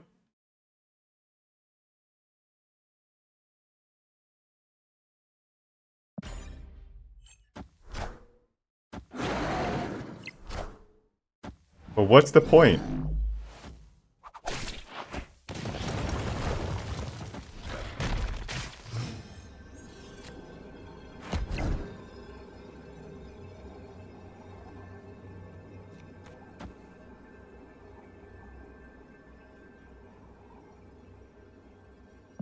Oh, okay, that's actually a really big Zabu. 7, this is 15 power Zabu. But like...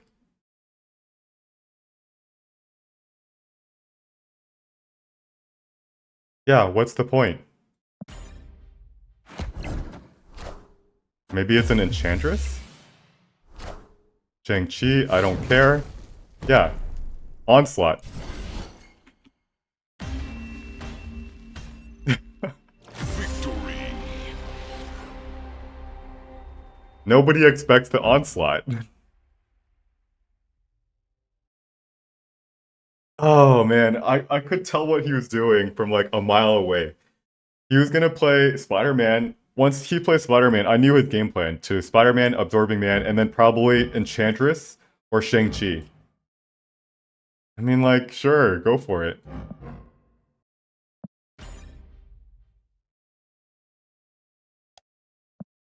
Boops. I have a question for a lot of. I think you mentioned this earlier of Magneto against the player that we retreated.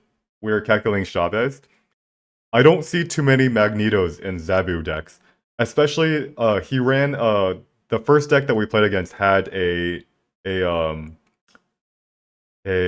actually the first deck had a slightly higher chance of playing Magneto because he had a Ghost Rider and a Lady Schliff combo.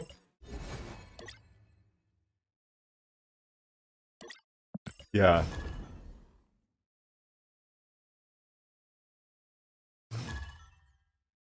Alright, so oh shoot. I got Poison's comment again. Oh man. I do like the suggestion of playing what's that thing called? Maw. Ebony Maw.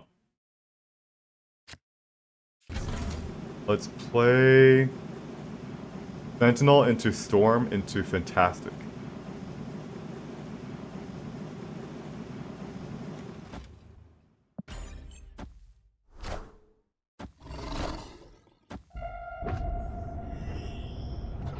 Yup. It's hard to say. I guess we go based off of feel sometimes. If we storm this location and Mirror Dimension becomes Storm, we are looking at a very good spot. We have Fantastic to reach into the middle, and we have a Devil Sword that's going to be played on... Is this good enough to snap?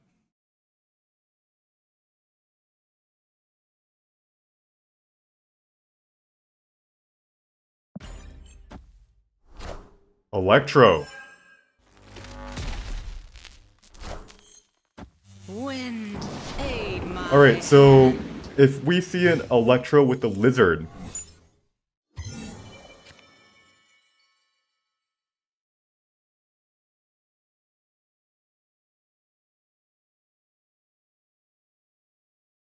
then it is extremely unlikely that it is a Galactus version of Electro.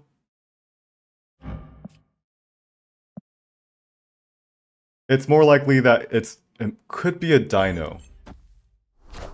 Leech? Ow.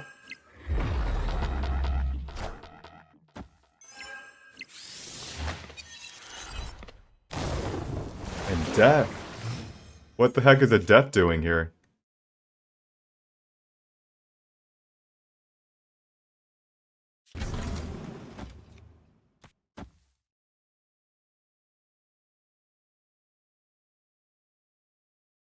Let's play this in the right order in case he has leader. And now we have to be afraid of Magneto. Nope, he retreats. Victory. So Boots Oops says Galactus runs Lizard sometimes, and the reason why they would run Lizard is because they want initiative. So there is a chance that there's still a Galactus. He plays Leech into Galactus, and then yeah, actually, hold on, you're right. If he has a death, that's definitely a Galactus deck.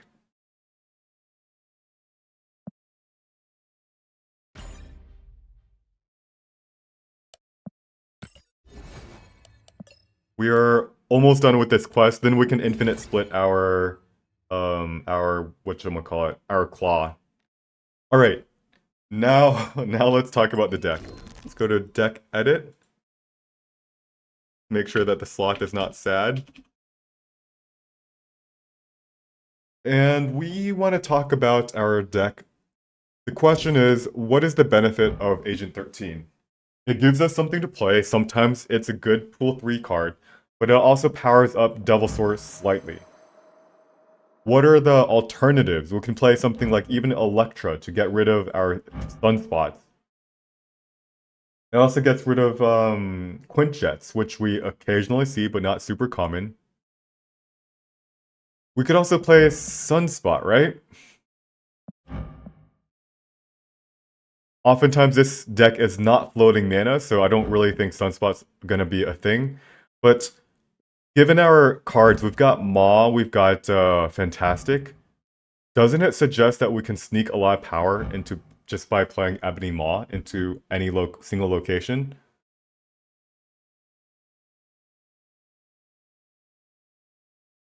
So why not Maw over Agent 13? What are the other suggestions? We could also do Iceman is okay.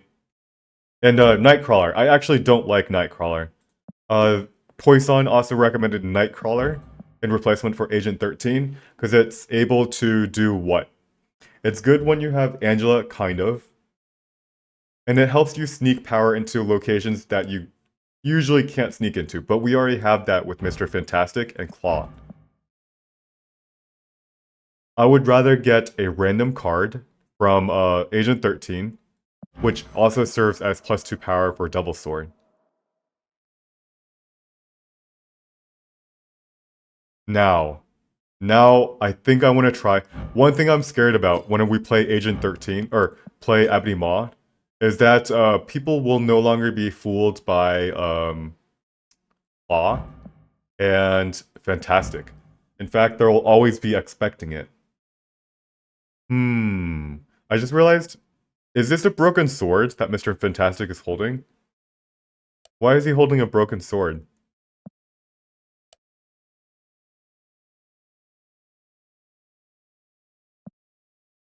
Okay, I want to try it. I think it's always worth trying something new, seeing how well it works. Let's do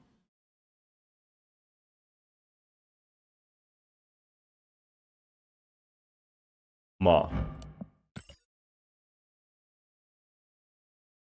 Let's update the deck list.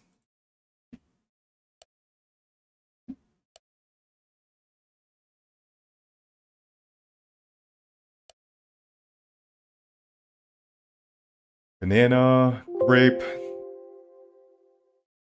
And let's start. I like these suggestions, the very well thought out suggestions on why this over this. Oftentimes I do not have a good answer, and if I do have a good answer, I won't switch it. If I don't have a good answer, I'm gonna say I'm gonna try it. So here we go. There's a Maw. By the way, Tyke I don't think is a bot, but yeah, he's not a bot. We've played this guy a couple times. I just really hate this picture because it's a bot picture. All right, Maw into the right.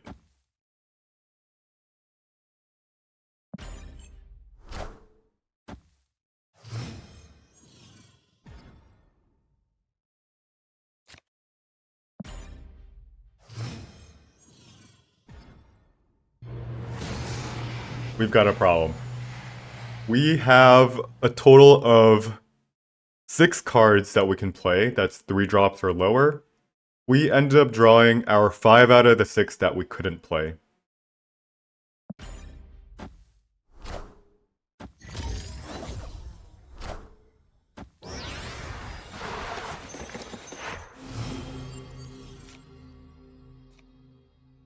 Play Jessica Jones.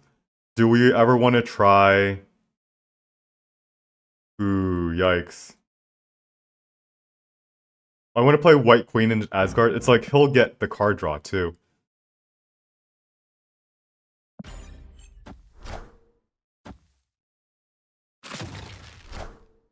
Typhoid Mary.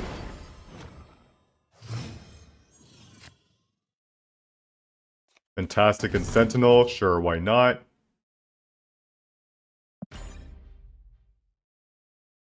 You might play something like a Taskmaster and Adelan. And so we want to set up our Fantastic this turn in case we can still contest it. Zabu and Sunspot.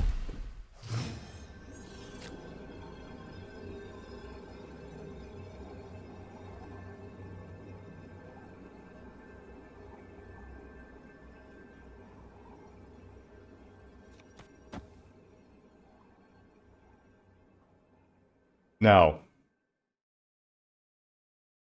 we probably lose here. Okay. Kamar Taj. He has a Shang-Chi, right? If he has a Shang-Chi, he wins its location, but we win it back. What if happens if he has a Shang-Chi and an Enchantress? Also, what happens if he just plays 2 cards in Adelan? Yeah, let's retreat. There's this gimmick is gimmicky. It gives us a little bit of hope, but I think it's false hope. And here's I have a chat command for why is this called deck called Grape. You'll like it. The origin story of Grape.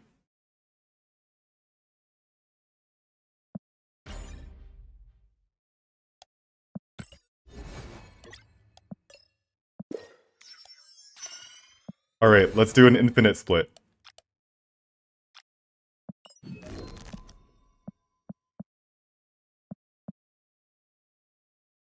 How many cubes this claw has netted us? This deserves a split more than any other card.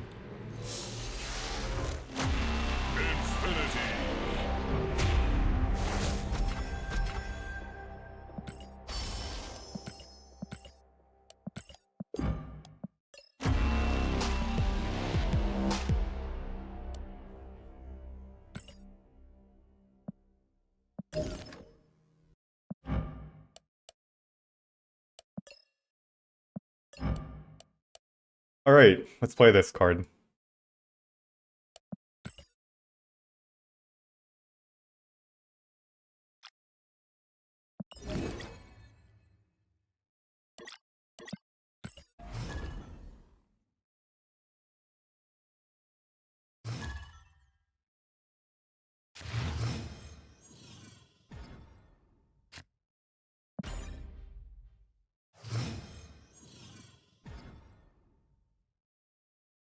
Alrighty.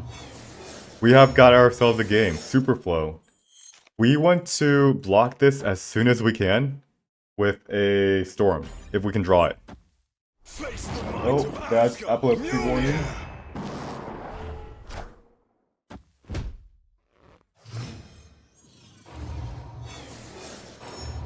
Alright, Thor, this is likely a Lockjaw deck. Let's go ahead and play a White Queen. Then we can play Jessica Jones.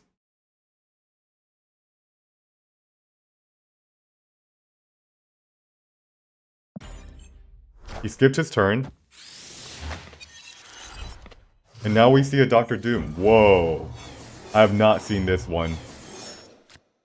I've seen this art a couple... I don't think I've seen this art before. He's got a gold... And is that Kirby? Are these red bubbles the Kirby effect?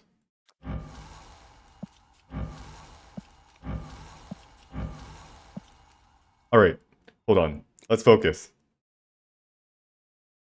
So he has a gold Kirby. That is extremely rare. I will have to do a bot check on this. So Dark is... He is a bot, but he is a real person bot, which means he could be a real player of the same name. Now, we want to make sure he doesn't get...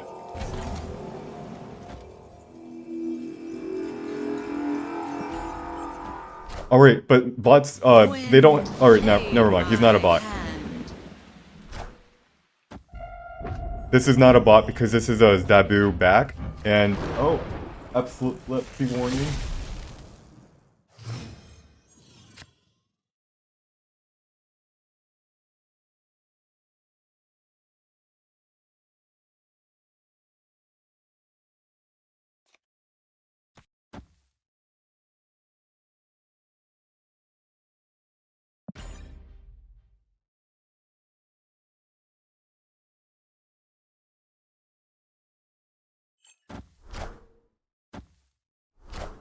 Arrow and Mjolnir.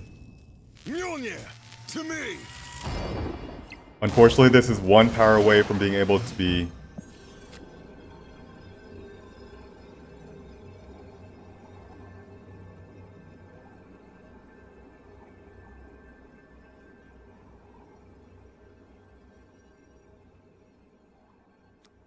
Do we win here?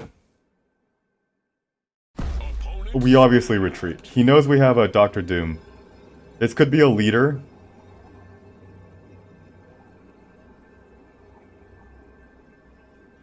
He could be playing something big into Hellfire Club, he assumes that we play Dr. Doom. What else could he play? I know this, Ooh, this might actually work with this Shang-Chi.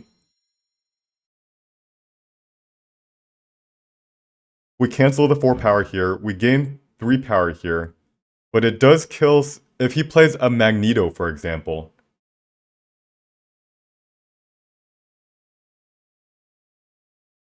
This could be worth staying in for.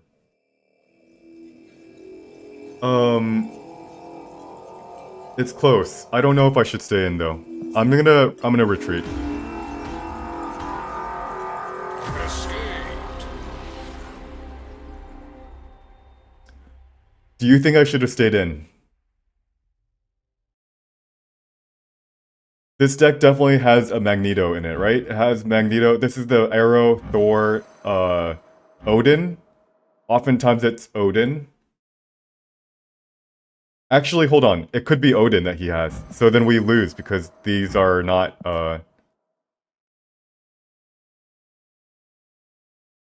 Yeah, we retreat there. We retreat. And, Shiro, I liked you. I liked, yeah, I'm glad you liked the story.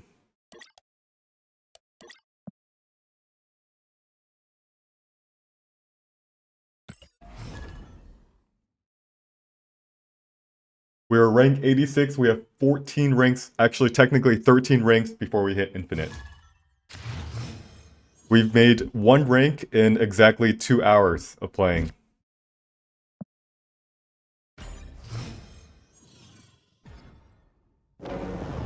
Whoever wins this location gets +3 in the others.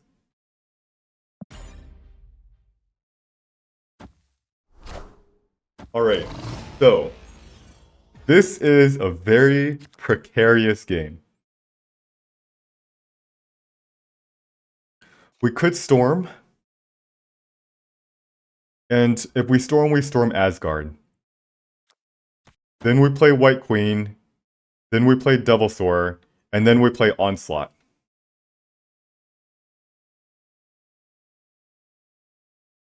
We could also play Fantastic in the middle. And we play Onslaught on turn 6. And even if he wins Baxter Building, we have 4 power from Fantastic plus Onslaught.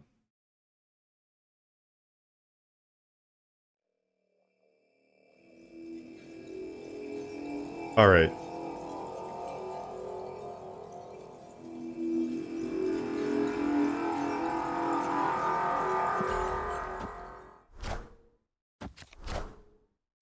Wind. That's a Aid my Maximus. hand. That's really good. I want to snap him here. Like, we play a white queen, right? Or actually, we just play a Jessica Jones. This is most likely going to be a Sarah deck. Ooh, although Sarah means that they sometimes run Rogue against our dinosaur.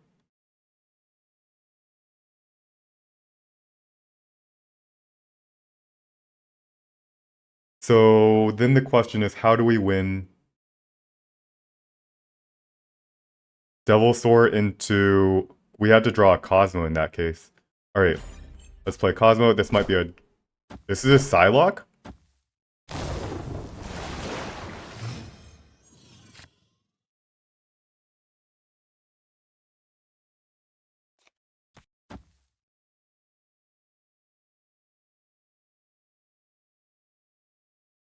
Alright.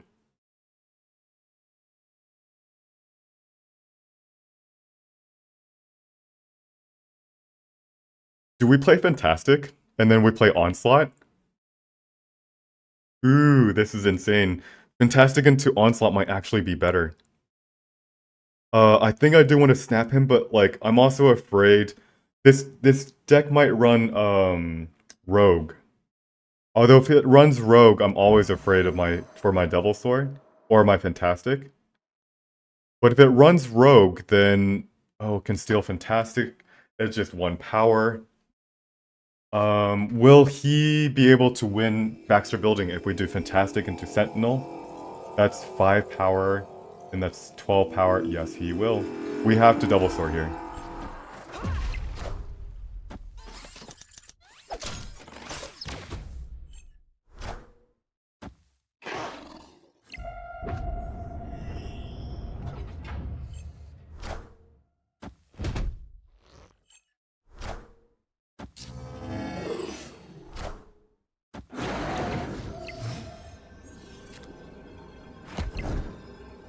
Awkward. We wish the Onslaught got pulled. If he snaps us, we retreat. If he doesn't snap us, we also retreat. We're always losing here. He needs to put... Yeah, he needs to put 4 power on. Let's run. Escaped. Justphobes does like Mr. Fantastic into Onslaught mid. However, they both, regardless of whatever play we did, we both lost against Rogue. We also just lose against Dr. Octopus.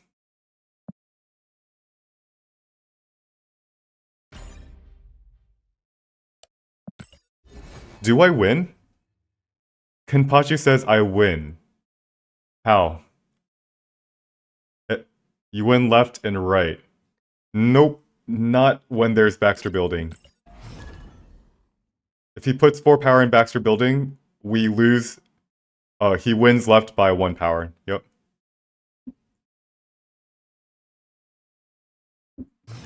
You had 5 on...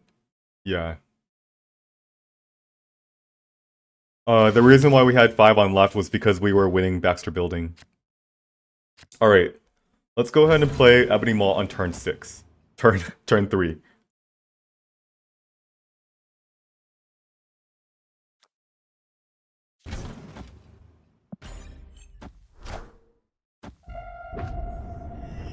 Oh, we forgot the cheese bread. Yep.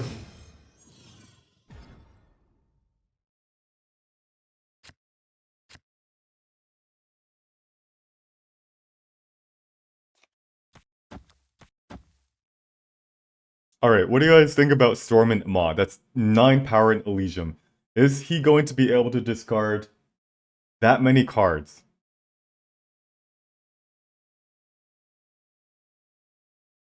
The answer is hopefully not. I want to disrupt him. I love disrupting Elysium.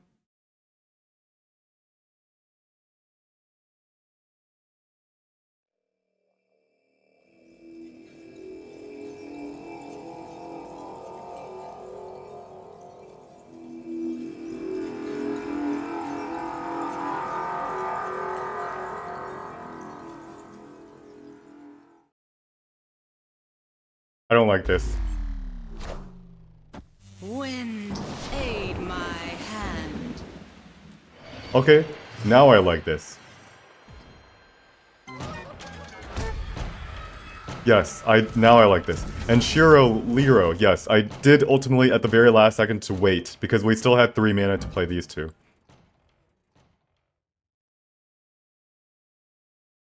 Now we can go ahead and snapped. So when we flooded Elysium, he didn't play a card, so he had no turn 3, right? Right? So we storm it, and now of course he again doesn't have a turn 3. Is that what I'm getting at? There is a chance that he was holding like Lady Schliff because he didn't have a big 6-drop to land. But let's see if that's the case. There's the Lady Schliff, and that's a Hella.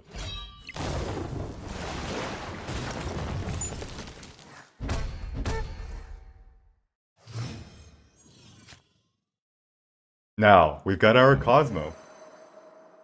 All we have to do is maintain initiative and guess where we should play Cosmo.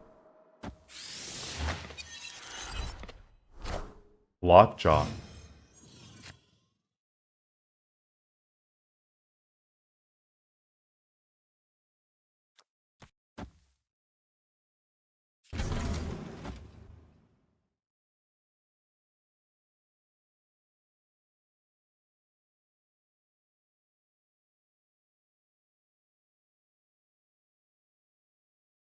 Alright, so should we Sentinel in Murder World, or should we Sentinel...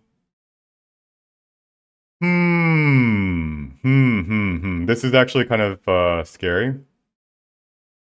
That's going to be 9 power in Murder World. We can add 6 more from Claw.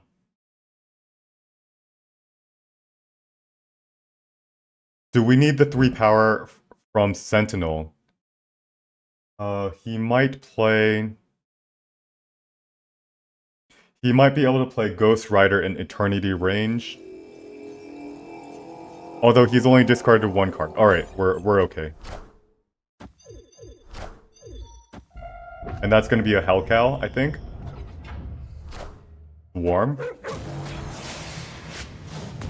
Calling Wing. Good luck. Beating this. He retreats. Nice. Victory. Nice. That's a win.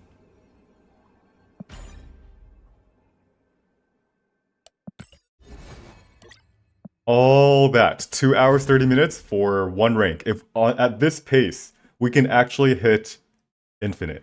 If every single 2 hours, 30 minutes we get 1 rank, I only need to stream a bajillion more hours, and then, yeah, I don't actually, even at this rate, I don't even know if we have enough time. Because we have today, and then Monday, Tuesday, Wednesday, and Thursday.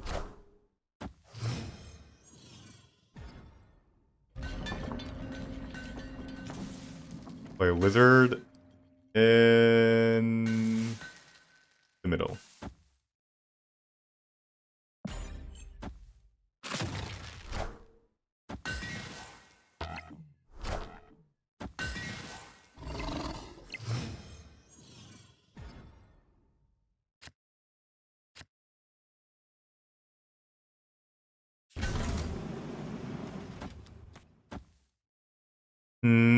This looks good to me. 10 power into Asgard, that's incredible.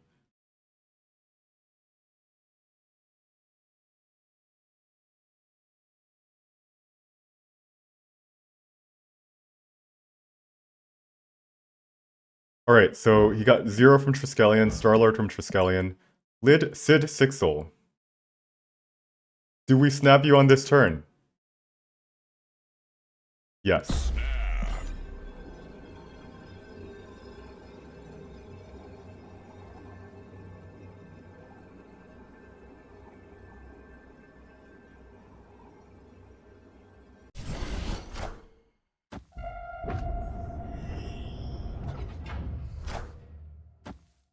Face the might of Asgard. Mjolnir. Frickin' epilepsy warning, please.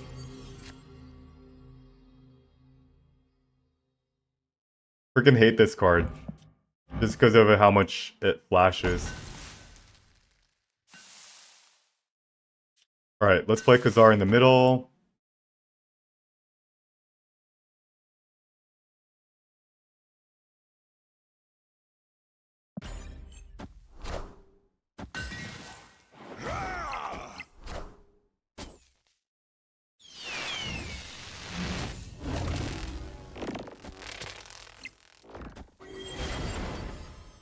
Alright, we run.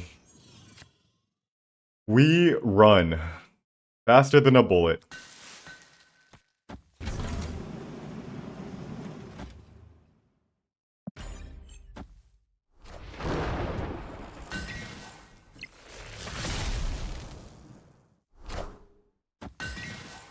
I am Groot.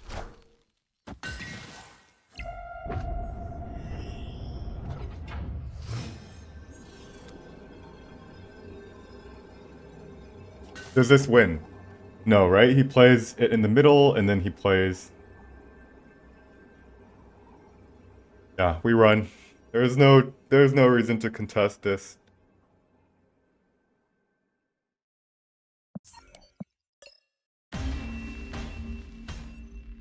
Shiro Lero asks, did he just zero his own Star-Lord? Yes, he did.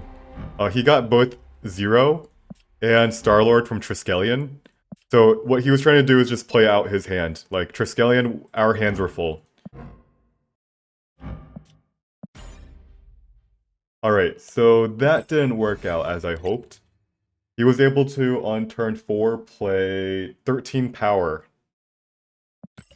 So that was unlucky.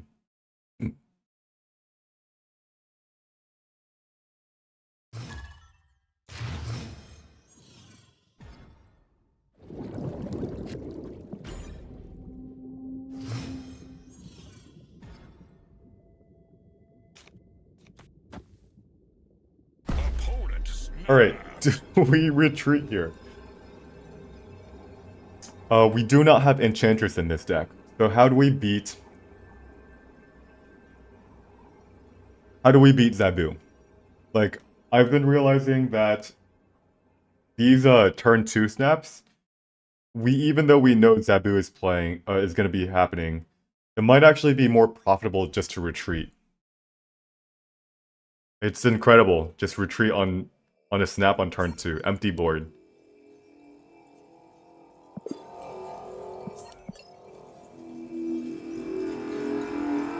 Escaped.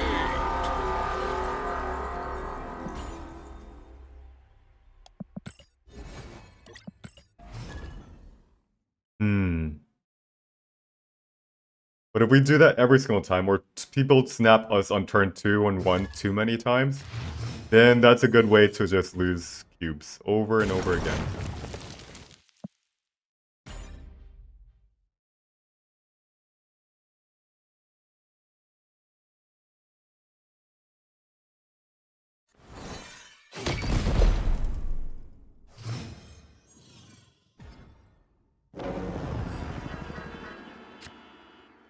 Alright, Lizard not in the middle.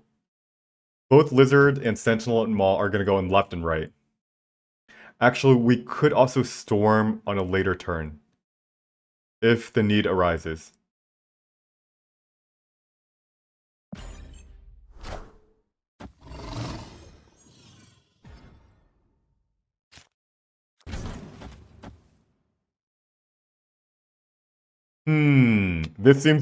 This seems like I should snap, right? Am I committing too much power in Asgard? Do I need all of this power? Can I do something like this? It's 12 power in Asgard. So even though it is a lot of power if I overcommit, it seems like I'm overcommitting, but I've only spent 3 cards, and I've only spent my turns 1, 2, and 3. Alright, let's go ahead and snap him. Snap.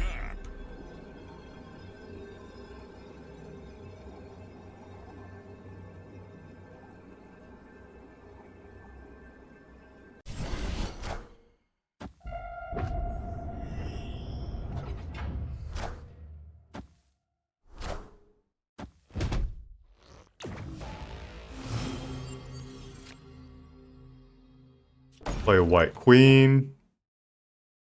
And we are going to be able... Wait, do we play white queen? We draw only one card from Asgard. That's good enough. We're going to have a full hand for Devil's Sword, and we're going to be playing Cosmo. We're hoping to draw Cosmo. Storm. Wind, aid my hand.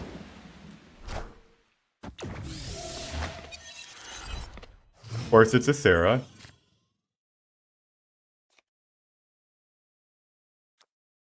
We play Devil's Sword here.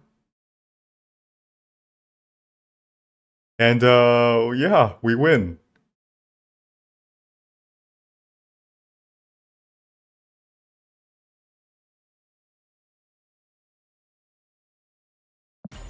Play Sarah in the middle. We have initiative. And we have our dear friend, the dog.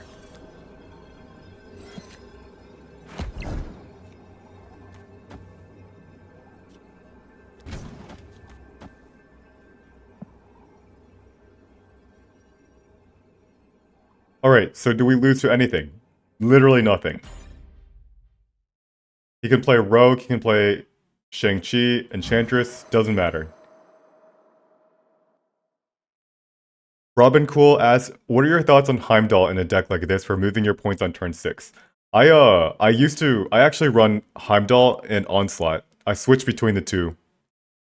Right now we're testing Onslaught, and I've been liking that a lot. Because sometimes, like, Dinosaur, it's like a lot of power, but it's still not even enough. So you play Onslaught and Devil's Sword, and you get 30 power onto one location. Sometimes I feel like Heimdall, as sneaky as he is, he doesn't put enough power. Like Heimdall is 8 power and he shifts things around, but like when Zabu decks are playing like Darkhawk Mystique on turn 6 and they have like a bajillion power, what's the point of moving things around when they have 50 power on each location? Sometimes you have to match power with power.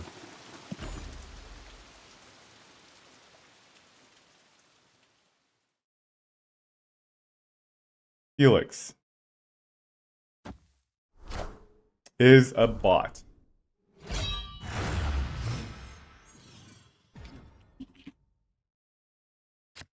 He has a gold blade.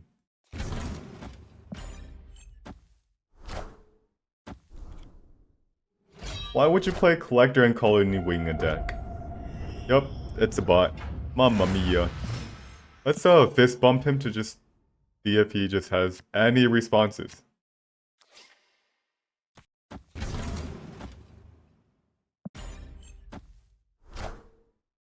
And yeah, you played I'm gonna retreat. This is clearly a bot. Escaped. Alright. Let's try... We can now say we are only... Frickin'... By the way, I don't know why my OBS does that. Every single time I change the text, right now it's like popping up with this like prompt that takes up my whole entire screen. Enormous. Absolutely enormous.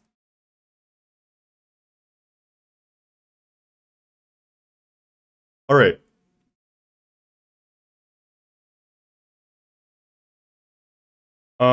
Do people usually have a blade with a gold background? He could be a real person. He could be, but he showed up on the bot list too. Alright, so Poison. I added Ma to your suggestion. I did like that a lot. I don't like the Ant-Man suggestion as much though. Because, like, it's hard to fit Ant-Man into the curve. And it's also very telegraphed when you put Ant-Man in one location. So on turn 4, we're playing Jessica Jones. On turn 5, we're playing Claw. On turn 6, we're playing Onslaught. On turn 3, we're sometimes playing Fantastic, and we're sometimes playing Storm. The question is, when do we ever find enough time? Or what turn do we play Ant-Man? It's going to be turn 1 and turn 2. Did Felix emote us? Bots cannot emote.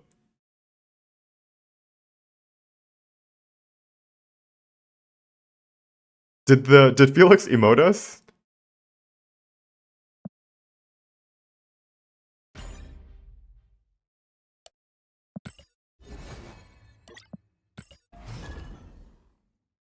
I didn't see him emote, but I had like my screen was completely. Bots can have avatars. They increased the number of avatars that bots could have.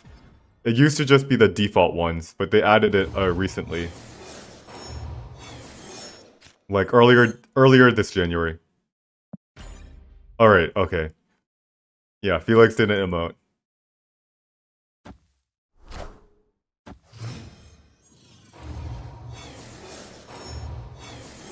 There are like the season pass bots or season pass avatars that they don't have. Alright, storm into Ebony Maw. Now, Strange Academy is unfortunate.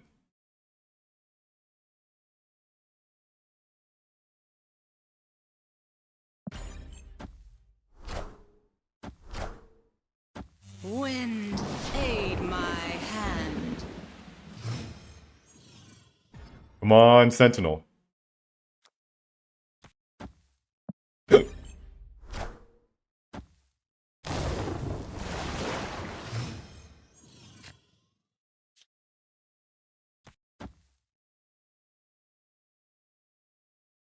And he retreats. Wow. Victory. Must have seriously missed. Missed what he was looking for. It was a Kazoo deck that didn't draw anything. Why not Storm Strange Academy? You can support it from claw left as well. Good question. I really like storming the what Superflow. I really hate any location that allows the other person to cheat out mana because mana only is good for them. Like our deck is not super strong. If a lot of super strong decks, they want to play out all the cards. So I usually target Superflow, although this game I could have targeted Strange Academy and put Claw on the left. Yeah, it could have worked.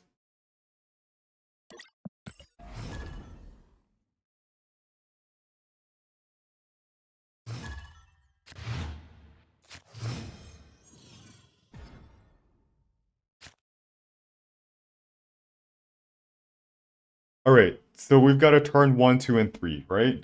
Unless we don't want to play Storm on turn 3. This is one of the downsides of playing Maw. You no longer have flexibility with a card like Storm. Something that you always want to... Storm almost always gets played on turn 3. So if we Maw, we have to go to the right.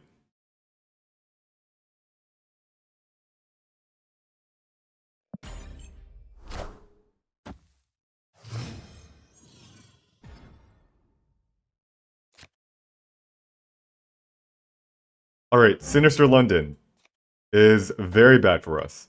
We have to storm that. But before we storm it, do we snap on Sinister London? Because we're going to storm it. We get value from our lizard. Although we then no longer get... We no longer can put Claw there.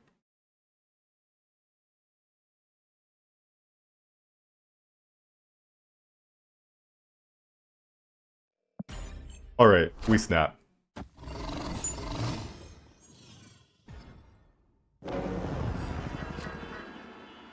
Do we? Do we snap? Storm into Sinister London.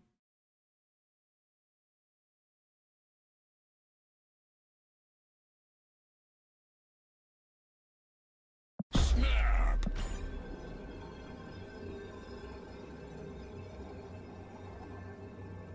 Yeah, I want to snap this. He'll most likely be able to win.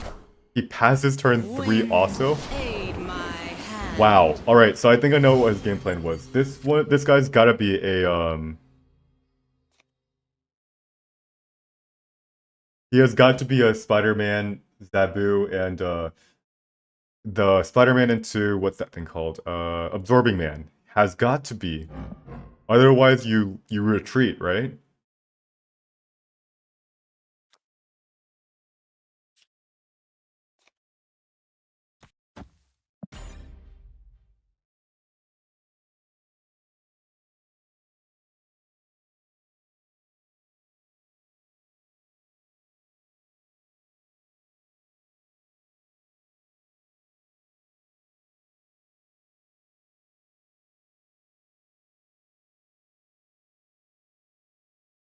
Now we have the option of white queening in 2 locations. Why did I choose middle?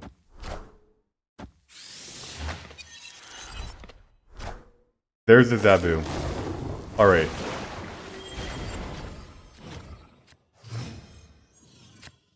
We have a game plan here. I have to avoid Spider-Man at all costs in Asgard.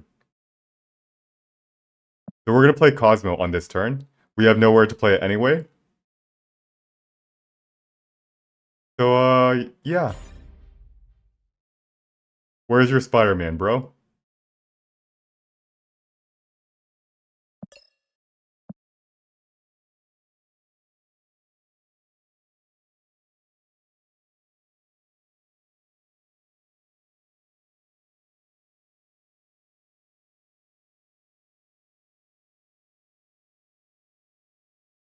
There's a lot to talk about at the end of this match. He's gonna play Zabu his Darkhawk in Baxter Building, right? There's a Darkhawk, and there's the Mystique. We blocked it, and now we can play Devil Sword, and he should retreat.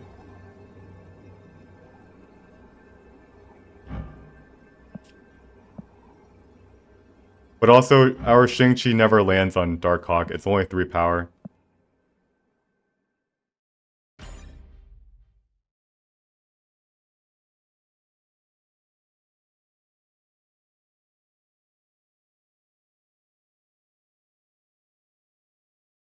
Nice. There's the rock slide. You win that location, and then, yeah, you lose the other 2. Congratulations. Victory. Let's talk about this game. This is actually a very, very long discussion. There's a lot to think about. Do I want to save this highlight? I mean, not really. It's just very standard. So why do we make 4 cubes here? It's because despite outplaying him on turns 1 through 3, and also turn 4, turn 5, despite outplaying him basically every single turn, his deck is so strong that he could have contested this game. He had a rock slide to win Baxter Building. So he stayed in. That's how powerful Zabu decks are. He played Zabu on turn 4, by the way. Now, why did I think he had a Spider-Man? I guess I was wrong there. His game plan was to play Sinister, Darkhawk into Darkhawk and Rock Slide into Sinister London. We stopped that. We had to with our Storm. So MVP here was Storm. Second MVP was Maw, which forced him to put quite a lot of power in Baxter Building. Third, and actually Cosmo, I would say, is probably every single card is an MVP. Sometimes, like, when you're playing a overpowered deck, it really, like, like, there's no MVPs because, like, every single card would have won you the game. Here, every single card, if not played in the right location, would have lost us the game.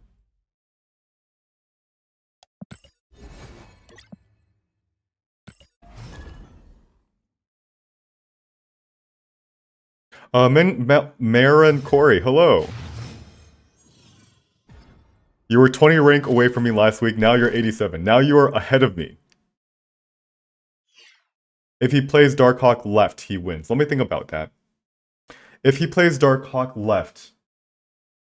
Hold on. So on turn 5, he's always going to play Darkhawk right. But if he had done Darkhawk left and then he played Mystique right. You're right. He would have been able to tie Baxter Building. Wait, would he have been able to put enough power in, I don't know if he actually won that. He would have been able to put 7, 11. That's actually, yeah, you're right. I think he wins. He needs to play Moon Girl and uh he would have needed to play Moon Girl on the right to win Baxter Building. Yeah, I think you could be right. That he wins if he played Darkhawk left, Mystique right. So even though we played almost perfectly, he still would have beaten us if he played better. That's how strong Darkhawk is. That's pretty strong. Alright.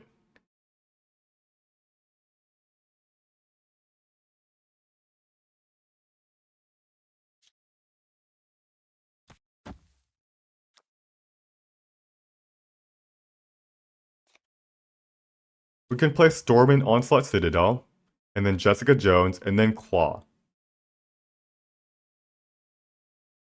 However, we also want to contest Mojo World, right? This deck is not great at contesting Mojo World.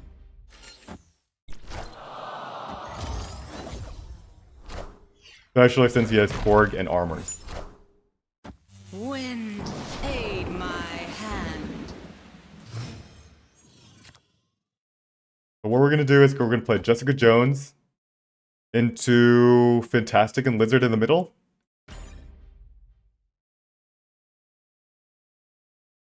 We're going to have to figure out how we win cloning that. This guy is clearly going to have a Darkhawk, and we have no way to... We need to draw our Dino this turn, or else we lose. Shuri, alright. We lose.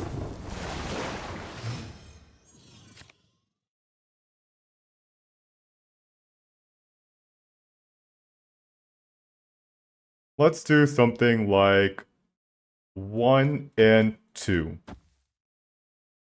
Although if he plays into cloning bats, oh man, we're so done for. We are so dead.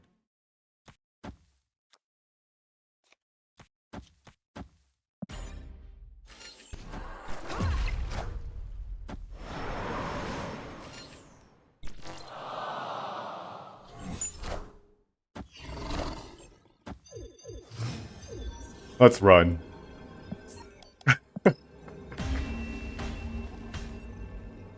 Escaped. Now he can play another arrow in Mojo World and pull our Dino. Yeah. Run like the wind.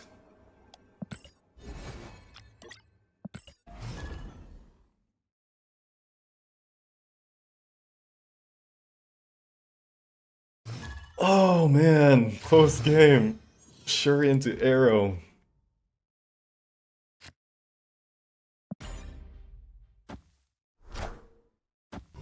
Quinjet into Zabu. Dream Dimension needs to be stormed, but it's also our only way we can get power into Sanctum Sanctorum. Scarlet Witch, that's good for us, kind of. We could storm here as a joke and then retreat because...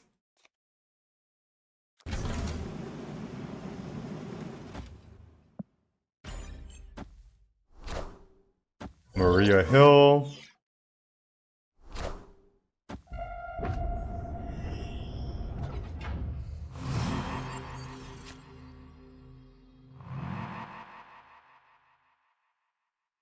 Alright, what if we storm this turn and then double soar? How do we win Asgard? We are pretty boned. There's no shot at winning this game. He has a 0 mana 1-drop.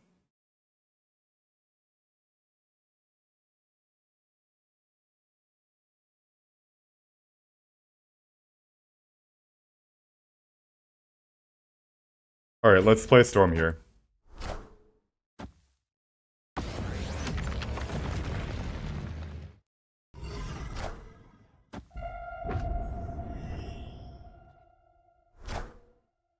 Alrighty. Aid my hand. He has a 1-mana Sentinel. We have to play our Dino.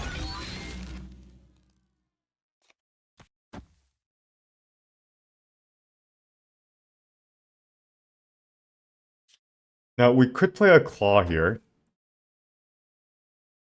We could play a Claw here. He has a 1-mana Sentinel. He'll probably win.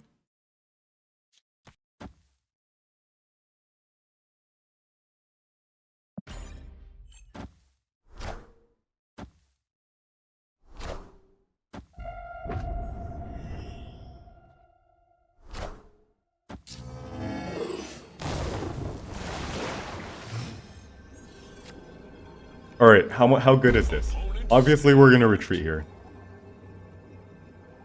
He has so many ways to deal with this, and he can also beat us in Asgard with just a Dino. So we run. Escaped. So why not Claw mid, Dino left? To be honest, I thought he would have played Sentinel and Kiln. Clearly I was wrong. We played Claw right. Oh, no, wait. He couldn't play it. Oh, no. I forgot it was... I think Claw middle would have been the best answer.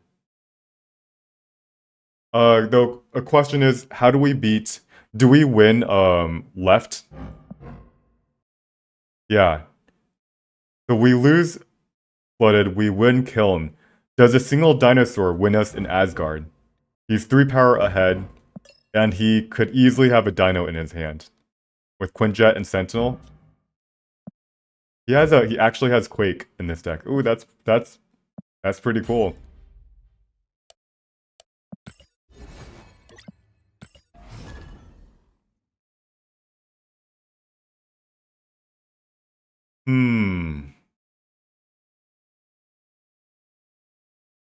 Yep.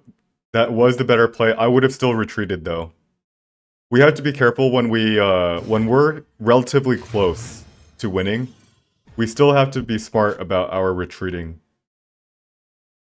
Sometimes when you're really close, you bait yourself in staying.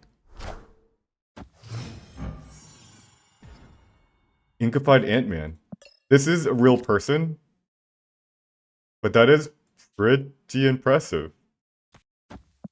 The Inkified Ant-Man.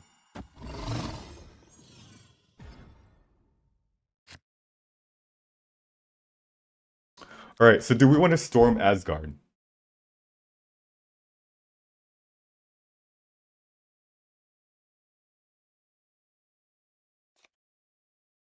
Fantastic, Jessica Jones, Dinosaur. I think we want to keep it.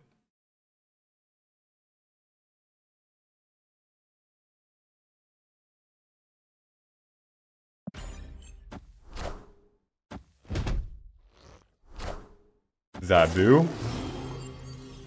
Uh-oh.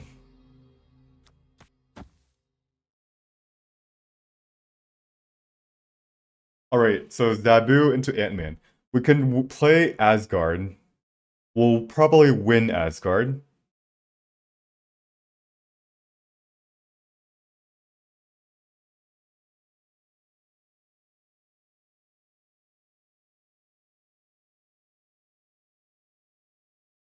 So what's the worst that can happen, right?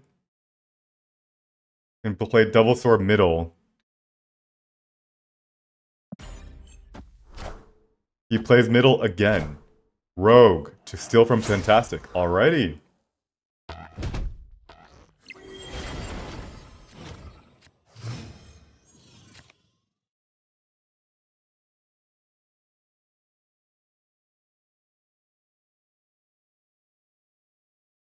Alright, so we can play Double Sword where?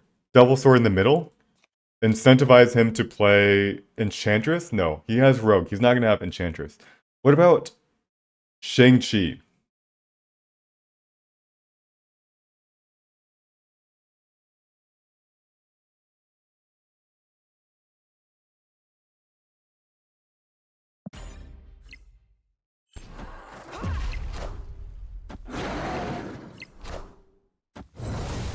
Alright, that was odd. That was odd. Alright, so this is a super scary turn for us. He has 1 mana. He has 4 mana. Wait, why did he play Sarah and Philip Washington, D.C.? That was so odd. He has... This might be a trap. He might have a... Wong into Sarah Silver Surfer. So we actually need to play Cosmo here. Or we play Claw here. We play Cosmo here. And then we play Sentinel here. Now, what happens if we miss this Cosmo?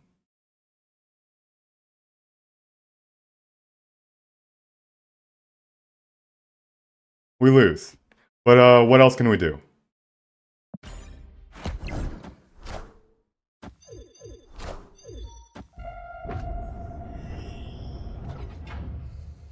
What do we block? Wong and... Spectrum. Whoa. I didn't expect that, guys. Victory. Whoa, this guy. He had a Spectrum? I don't know about Spectrum in this deck. Poison says, Wong into Spectrum, Monka S. But that makes no sense. Why not just run a Silver Surfer? It's a lot cheaper than this. And it's also gonna give, like, I mean, not as much, right? So, we knew he had a Wong, and we knew he had a Surfer, or I assumed he had a Surfer. The reason is because he closed up his last location in Washington, D.C. Nobody does that unless they have a backup plan.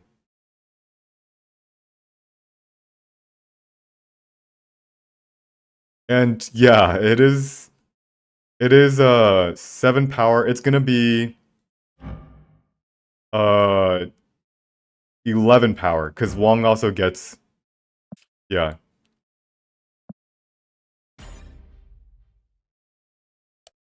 Poison distribution, not poison, yeah. I don't know. That deck seems odd. That deck seems odd. Spectrum will give 16 power in middle. But why? Why not do like Mystique into Wong into Sarah Surfer? Although he will have a total of 13 power on after including his 2 from the Rogue.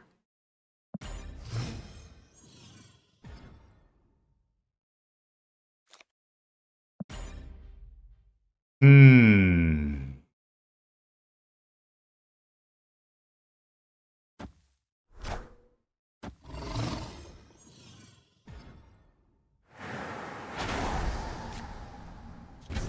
We can play Sentinel into White Queen.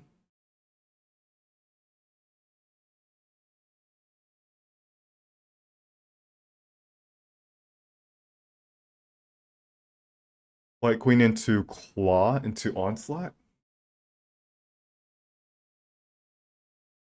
We can play Storm here. And then White Queen there. I like that play better. We're gonna make him regret... Alright, so this is why I love Asgard. It distracts people from my Storm plays. Alright, let's see what happens. Aw, crap. He played Kingpin. Wind, aid my hand. This guy clearly has a Magneto, right?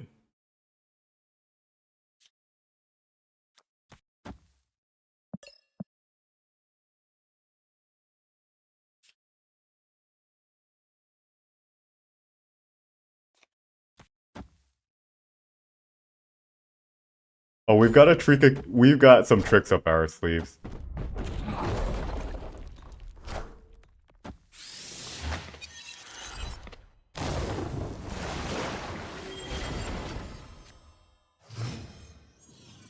We have some tricks up our sleeves. We have a claw, and then we have an onslaught.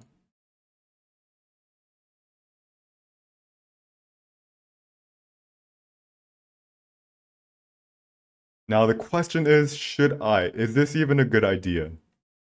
So he's gonna play Magneto.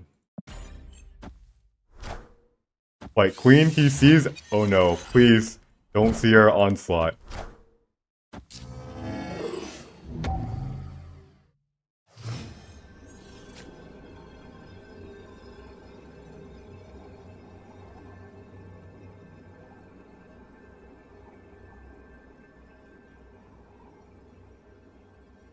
He has initiative.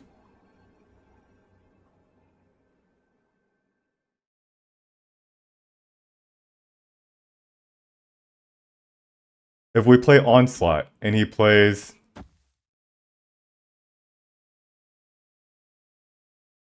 If he plays Magneto left, what happens?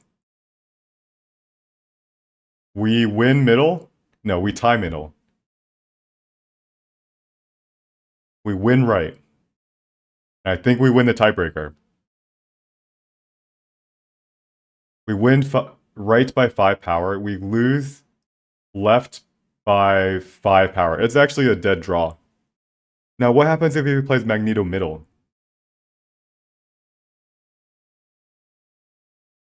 Then we lose. Wait, no. Actually, Storm gets into the middle. So actually, it's a dead draw.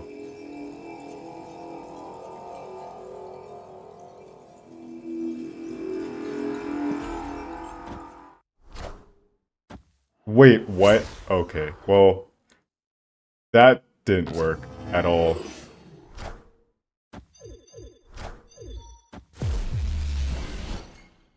He might have seen our onslaught, by the way.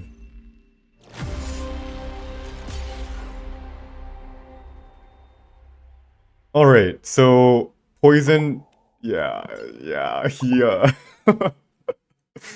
like, good try. I mean, like, yeah, we tried our best. This is the problem with our gimmicky 6-drops. What happens when they play White Queen? And now they know how to play around our onslaught. Alright. What if I have Magneto left? Let's think. He played Cosmos, so nothing would have happened. Now, when a card moves here, I don't actually know how this works. If Magneto pulls Kingpin, will it kill Juggernaut? Do you guys know?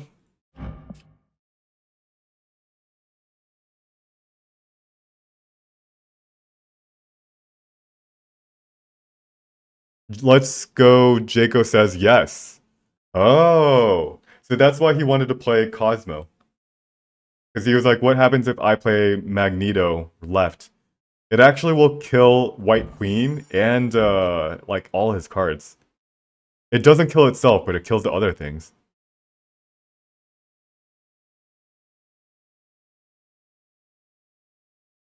And someone mentioned they got Infinite with this pool 2 deck. Poison, yes. Yeah, it's definitely pretty strong. It's definitely pretty strong. I think Kazoo is the only deck that's like reasonably strong enough against any of the pool 3, pool 4, pool 5 decks.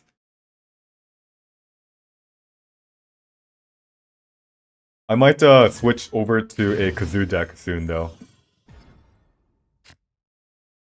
The Scrape deck has done its job. We've gotten the whole entire rank in 3 hours. Incredibly fast. Also known as, we played one game where we got 8 cubes, and every single other game we've been going net negative, or around break even. Alright, we don't want to play Lizard there.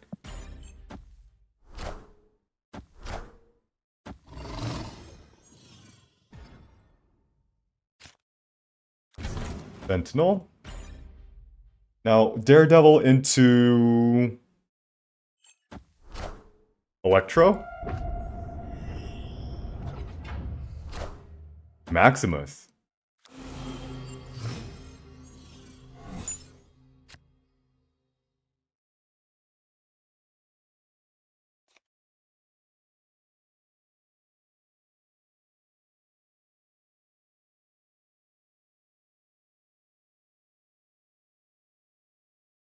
Alright, we might be making cubes here. We're gonna play into Asgard. He has a Maximus, right? So what happens if we play Devilsaur and Onslaught Citadel? Alright, I want to snap him.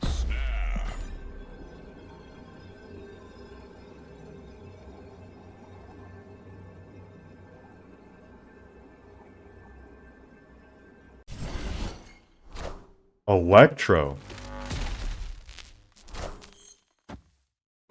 Wait a second. I did not expect an Electro here.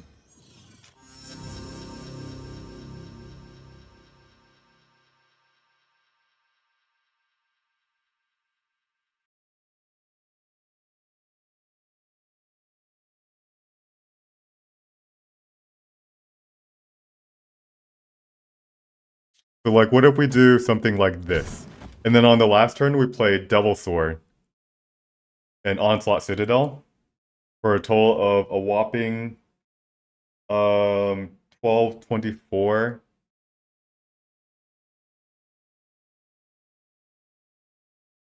Alright, I think I like this. If he this is really odd. I cannot figure out what this guy's doing. Is this actually a Galactus deck?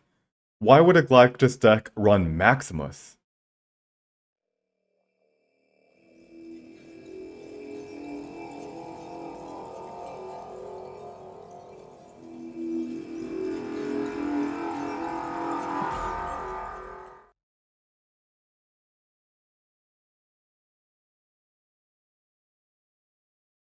Alright, let's see what you got.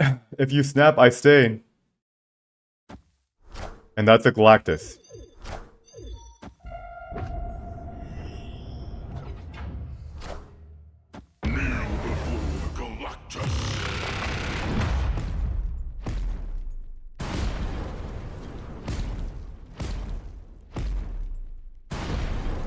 Alright. So how much soul power just got destroyed? Does our Devilsaur win?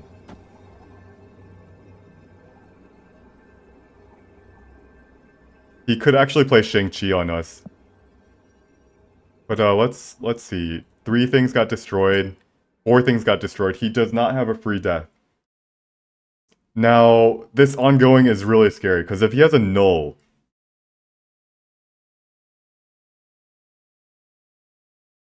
Should we have played Cosmo in the middle, actually? If he has a null, it gets doubled. And I think null is actually stronger. Yes. I think I have to retreat here. He might have a leader. Alright, we're gonna retreat. I don't want to lose 4 cubes against this guy. Escaped. He might have a Shang-Chi. And null is what I'm afraid of, actually. We lose against a null.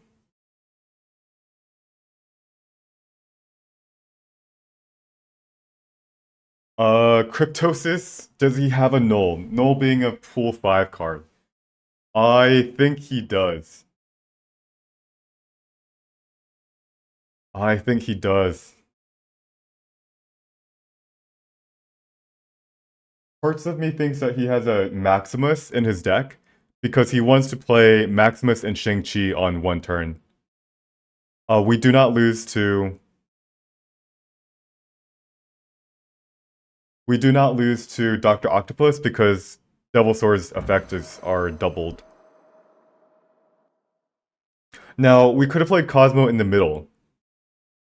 Why did I not play Cosmo in the middle? I guess that was a bad mistake on our part. We would have been able to be... Wait a second. Hold on. I had the location filled up, didn't I? So if we played Cosmo in the middle and then Sentinel... We could have played Sentinel in the left. That way we still have space for Dinosaur. Yeah. And if we Devilsaur, we can calculate if we beat Null or not. And we do in that case. We do.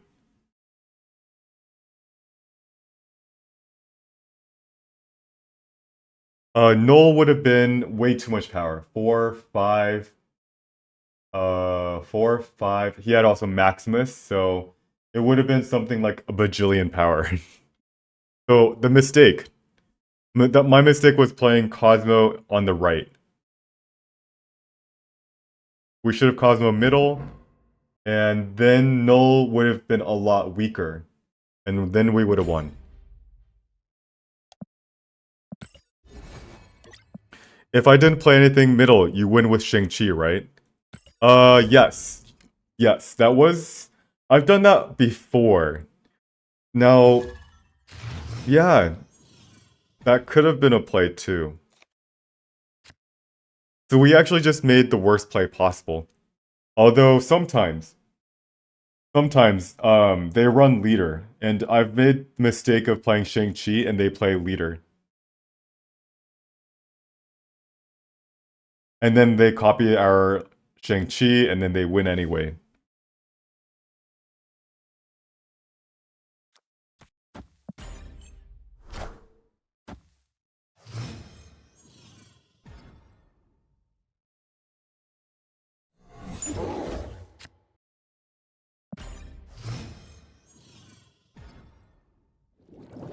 No cards are revealed this turn. Is that good enough for me to snap, actually?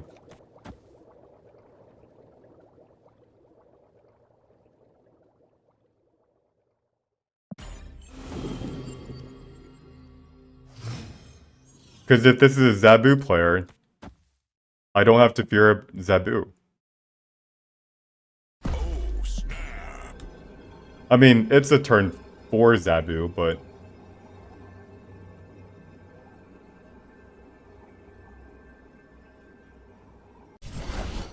Alright, let's see what happens here. One of these cards has got to be Zabu, right? Yeah, that's Zabu. And that's Jubilee. Please, please, please, mercy. Absorbing Man, nice.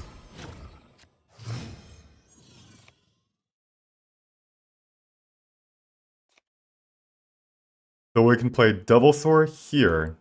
And then on the last turn we can do something like Claw or Onslaught. We want to split our Double Sword and Monster apart because there's a very high chance he runs Shang-Chi.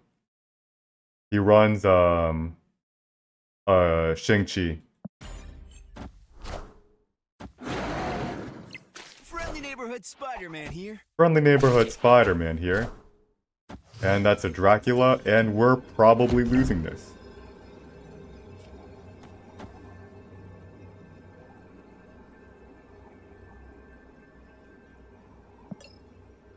Can he play 3 cards in his hand? Yes.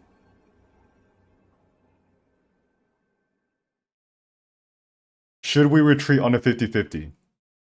Does he have, wait a second. It's actually, alright,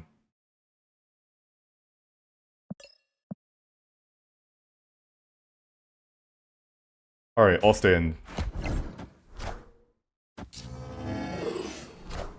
Rock Slide? Oh no. And then Drax. I actually had a 0% chance to win. Wow. So... that was bad. That was really bad.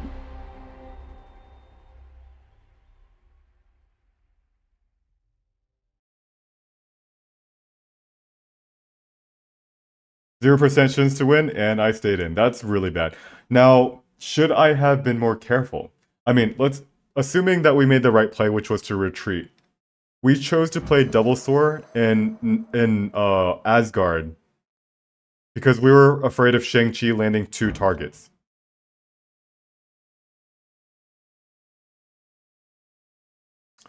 Is that the right play? He has Zabu, Rockslide, Dracula.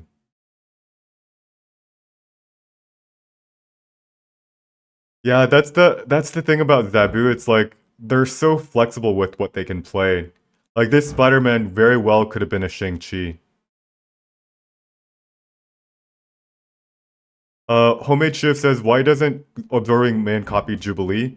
It's because Jubilees isn't considered played until after their effect resolves.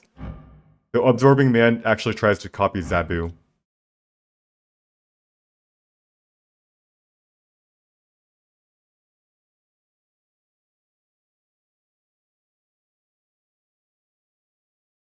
So we should have retreated. He also could have had an Enchantress that could have also hit Asgard. Although if he did have an Enchantress... Yeah, we should just retreat.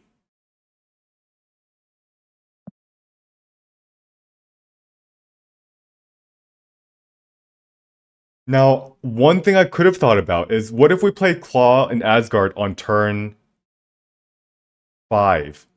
That way we could have played Onslaught in Asgard.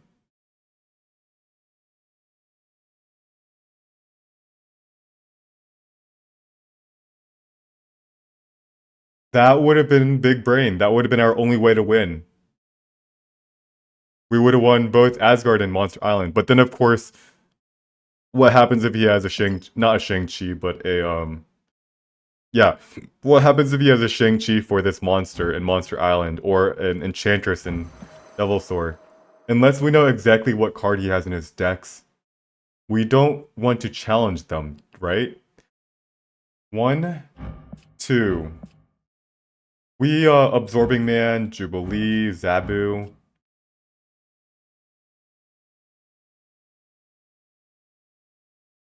Alright, that said,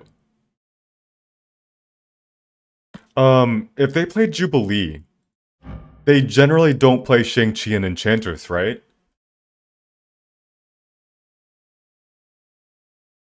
Is that a correct statement to make? They want to play Jubilee into things that they can use the, like, Dracula, Rock Slide, Drax.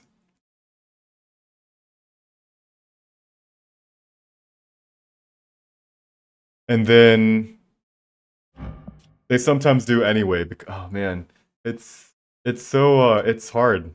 Zabu's way too flexible.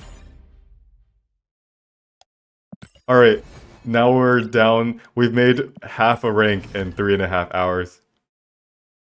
I've seen people run Shang-Chi with Jubilee, and like when Jubilee misses, well, when Jubilee accidentally pulls out Shang, it's actually not that bad because with Zabu, it's still 2 power for 4 mana. They spent 2 energy for 4 power. There's like so little downslide.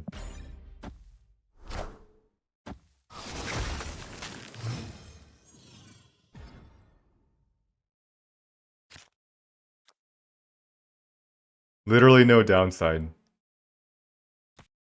And deck thinning for your Dracula, yup. And if it lands your what's that thing called? Infinite, you're really happy, or or it's 2 mana for like 10 power if it hits your Chavez. Alright.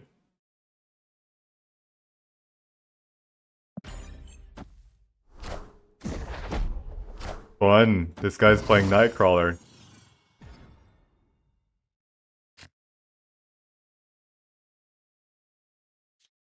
Fantastic.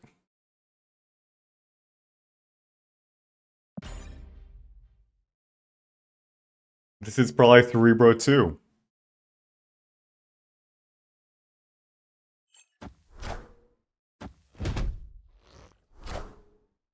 Wind, aid my hand.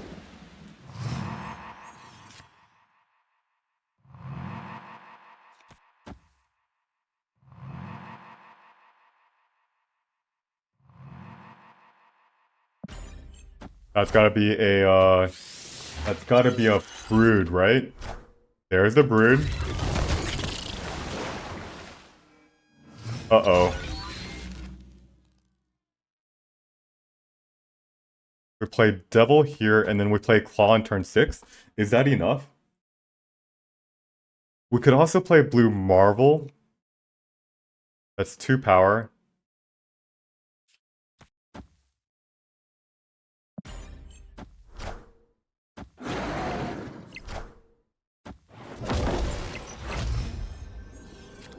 And then let's play Claw.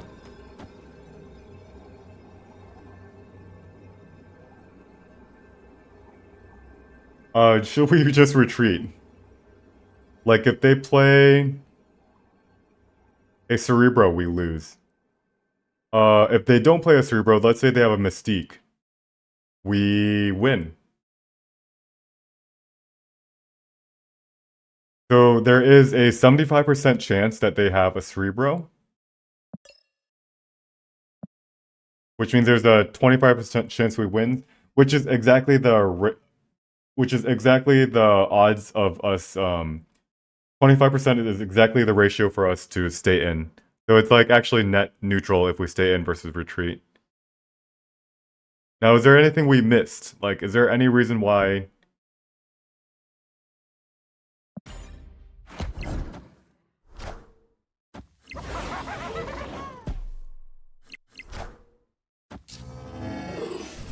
All right, he didn't have the Cerebro. Victory.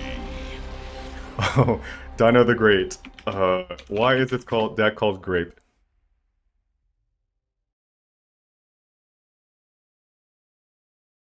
He who even plays Hobgoblin. Cerebro 2 decks play Hobgoblin quite often. It's because they don't have any like high 5/6 or 4/5/6 drops to play, and sometimes they run out of cards to play. Hobgoblin is a card that is kind of a filler, but actually has a lot of uses. Alright, so he was clearly trying to... He was assuming that we didn't have, like, Dr. Doom for flooding.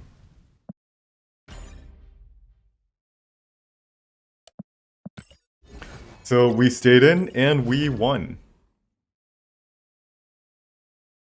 25% of the time, we stay in. So basically, we can stay in or not. It doesn't really matter. Here we obviously got rewarded. Alright, this is the guy we just played. So Cerebro 2. Let's play Maw here. Right? Hold on. If he plays a 2-drop with Cerebro, Maw is not good enough. He has to play 2 2-drops in Savage Land. If we play Maw in the right here, we are gonna be in trouble. Like, what happens if we don't have enough space?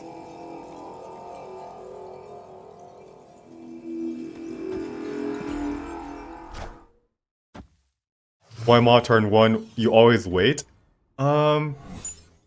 That's a fair point, but what happens if we draw Storm? So we can play Lizard here.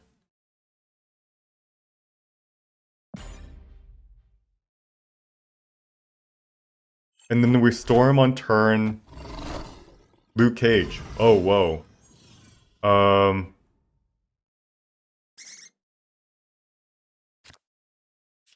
We Storm here. This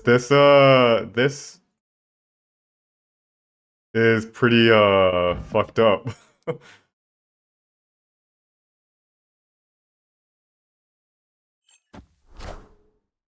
Wind, aid my hand.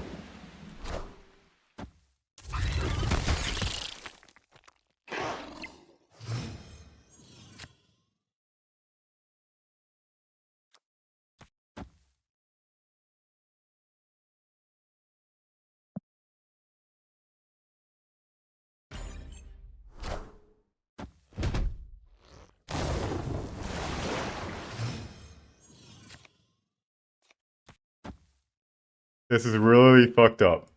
Can we win? Like, he's gonna play... There is a chance, by the way, that he plays a Hobgoblin on this turn, right? We... Is the right play to play Rock and Shang-Chi?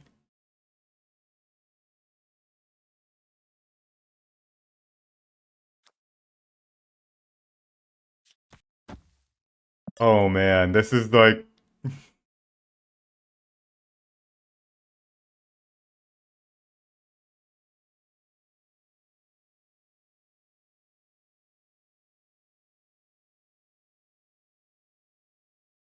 Although, because there's Subterranea, there's actually a much higher chance he doesn't have Hobgoblin.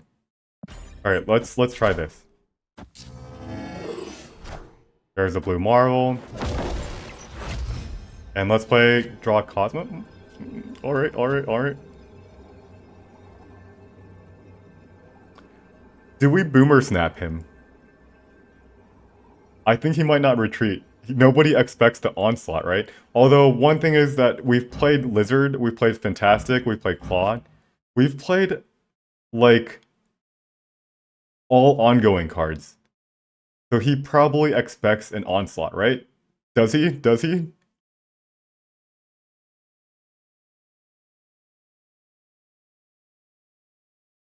I'm gonna try to boomer snap him.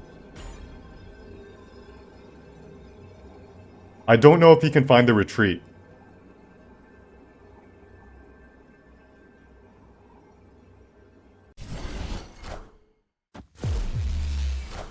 Mystique? Uh-oh. And 2, Iceman. Nice! Wow. Victory. Nobody expects the onslaught.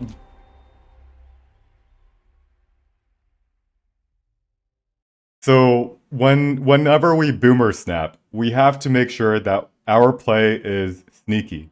If it's obvious and if we're winning by too much, they always retreat. Their play didn't beat Spectrum, did it? It would have beaten, let's see. They would have won Flooded. They would have lost Subterranea. They would have won Savage Land also. Because we only get, actually, do we? Their play did not beat Spectrum. I think that is correct. So 2, 9, 12, 14. Yeah. They lose Middle by 1 power. They lose Savage Land by 1 power. They win Flooded.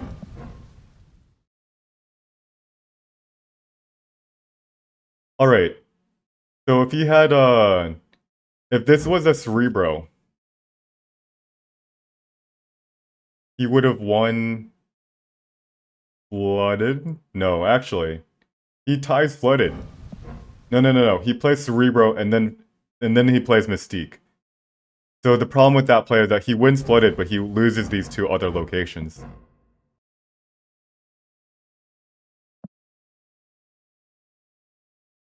Cerebro would have still lost, guys, actually. Now if he plays Cerebro into Mystique, or Mystique into Cerebro, he wins. Yeah, we still win. We still win. Cerebro into Actually, if this was Cerebro, he got 6 power, we tie Flooded.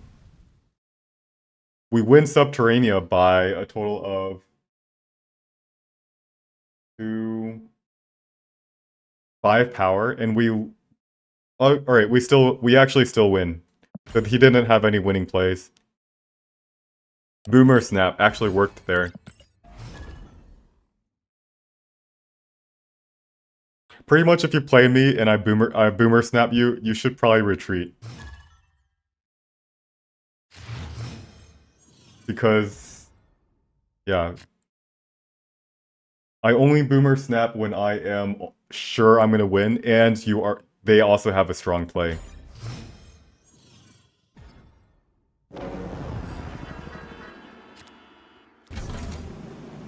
Alright, Sentinel into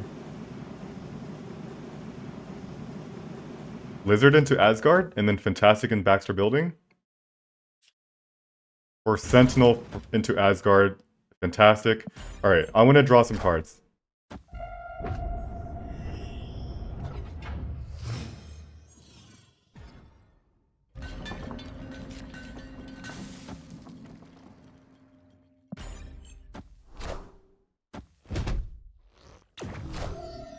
That's a Zabu. They've drawn a lot of cards from Zabu.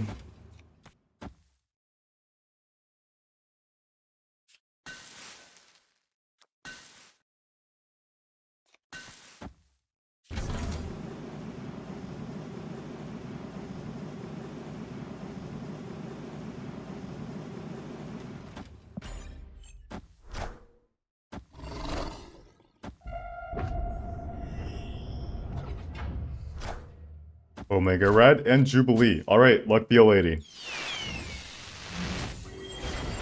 See, they do run Shang-Chi. Like, what the hell is this? They do run Shang-Chi. And it's because, think about it. They spent 2 mana for 4 power. That's still worth it. It's so the counters anti-synergies in the deck is outweighed by how strong Zabu's effect is. Like, it literally just doesn't matter. Playing 4 power for 2 mana is still better than the curve. So strong. Alright, now what?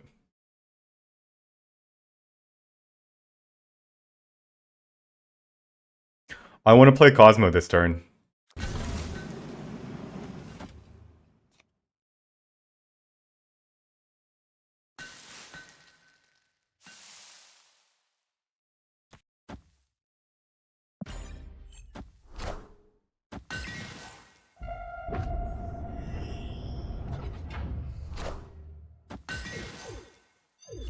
Friendly neighborhood Spider-Man spy into right Absorbing Man? Dracula, okay.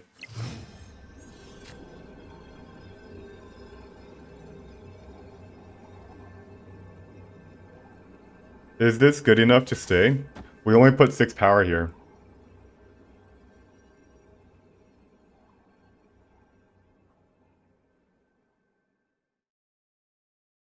Like, they have 1, 2, 3, 4, 5. They've played 5.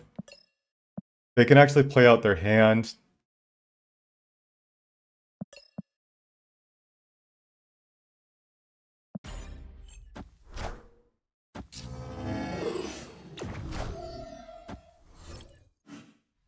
Nice, we win. Alright, so I felt like we could stay there. Jubilee and Dracula together, they usually indicate cards like Giganto, Chavez, and Infinite, right? We've also been paying attention to Zabu. And I've been noticing that he has not been drawing cards that he gets to discount with Zabu. So if he's already played 1, 2, 3, 4, 5 4-drops, then there's a chance that he can't play all his cards on turn 6.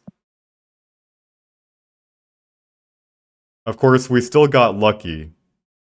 Because what happens if he discarded his Infinite in his hand? Well, we just lose.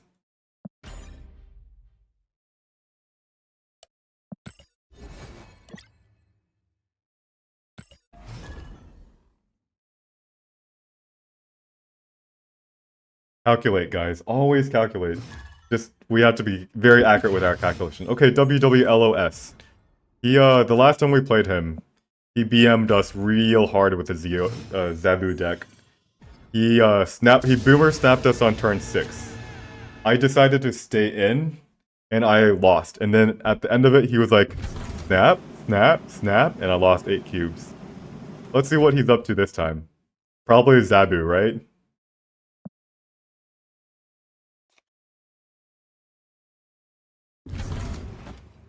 But I don't really tilt from losing, so I remember it. I've played this guy a lot. Like ever since I hit collection level 600.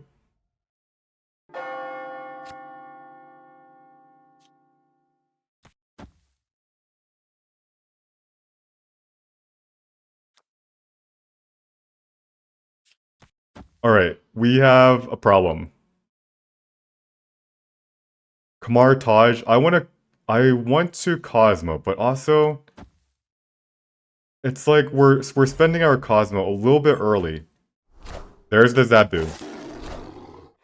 Like he doesn't get like, yeah, this is a problem. We have spent our Cosmo.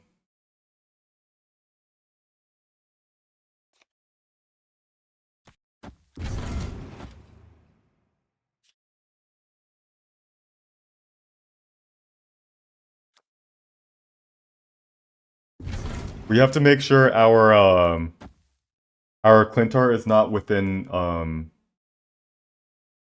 Zhengqi range. I don't snap. No, not against Zabu. Oh, you're talking about when he did the snap BM? Yeah. There's a lizard, there is a Nova, and that's not good, right?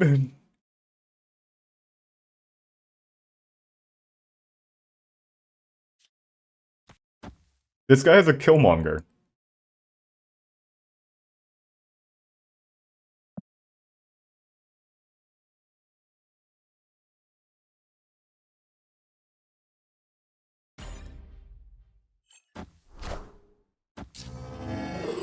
So there's a 4-drop, and then there's a Sentinel. Alright.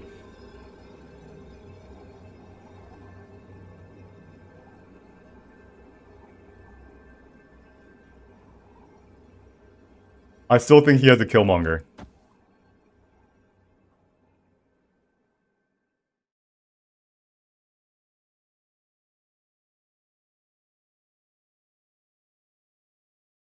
Why does this guy run Nova without a Killmonger, right? We don't want to contest Clintar. If we put 6 power in Kamartaj, is that enough to win?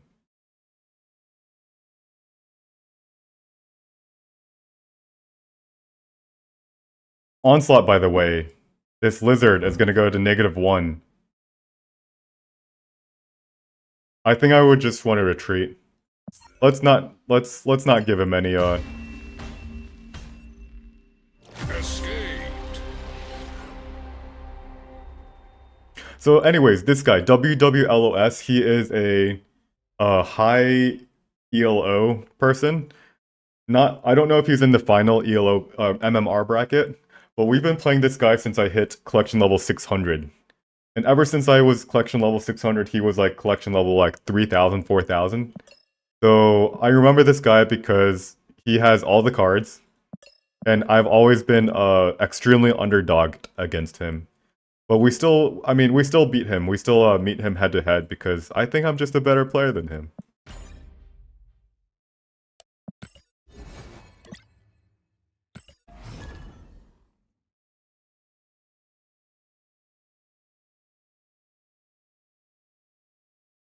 Wait, you RMB your ops?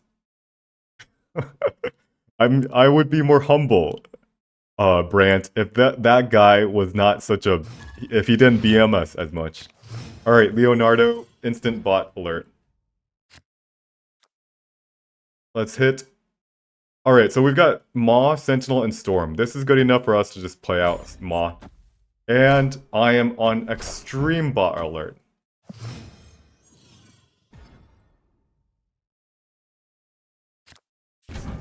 Sentinel.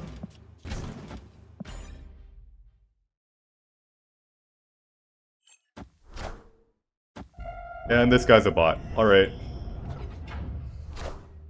Yep, especially with that card. Alrighty. Escaped.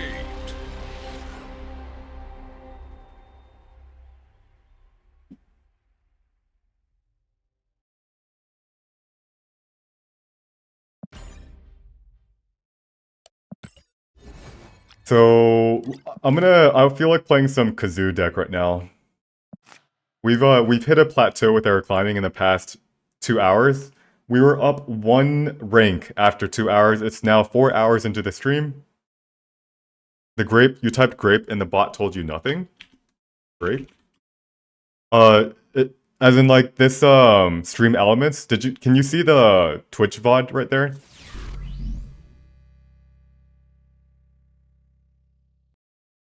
The origin story of grape? You don't see it. Do you have stream elements blocked? Because I'll manually type in this. We started today at rank 85, so we've made exactly 10 ranks, and then we've also returned a couple Yeah, Misfortune, you've accidentally blocked stream elements. You'll want to go into your settings and unblock him, stream elements, because you won't be able to see a single person who's using that bot. All right, I feel like playing some kazoo right now. Let's do.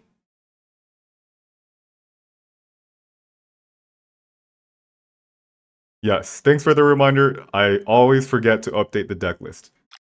Let's look at the deck list. We've got let's see if I've actually is it updated? Okay, so we've been playing Akoi. I don't know if I like this card. It's a little bit scary to me when I play it on turn 2, and I instantly give away to the other person that I am Kazoo, or something along like of Kazoo, and if they have a Killmonger, they will always hold it. However, it does give us the benefit of 1 power for like for like 4 cards. And but like I guess the question is how strong is that 4 power on turns? It's like pretty strong, isn't it? This is if you play on turn 2, it's essentially a 2/6, which is the same amount of power as your Angela. But however, it is a little bit more flexible than Angela because you get to choose the location where you focus your power. But I still don't know if I like Akoi more than something like Angela.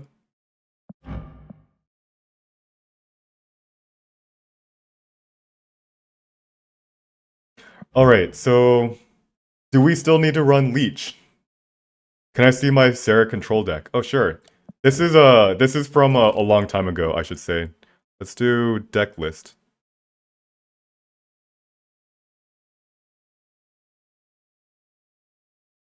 Um I should say this is an old deck list. This was before like Silver Surfer came out. And very few people play Sarah Control these days. I still like to play it because I love the Control playstyle. I'll say that Killmonger, Kazoo was a little bit more common in November. So like you should probably switch out Killmonger if you want to play Sarah Control. But like Enchantress, pretty top notch. Shang-Chi, always nice. And Jessica Jones probably deserves to go out the window. Although it is pretty nice to be able to play like a turn 2, turn 3, turn 4, and then turn 5 with the Sarah. And then one of my favorite plays is to play Arrow and Cosmo on turn 6. And just like cancel any Silver Surfer stuff that they do. Pretty sweet. Alright, let's go back to our pull 2 Kazoo. And so Poisson says Nightcrawler is versatile. Is that better than Agent 13? Probably. Agent 13, the card it gets is mostly irrelevant. So why not Angela and Akoi?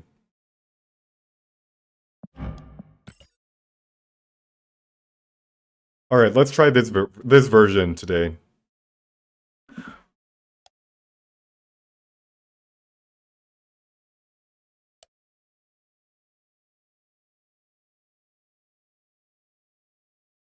Kazoo.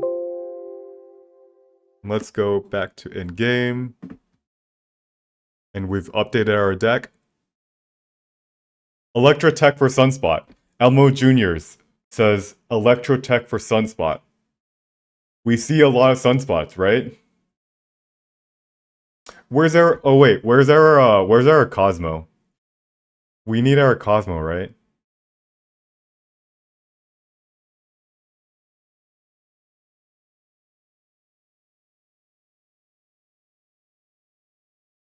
Cosmo over Akoi? Alright, let's do it. I don't feel safe without my without my pupper. Cosmo, Cosmo, Cosmo. There we go.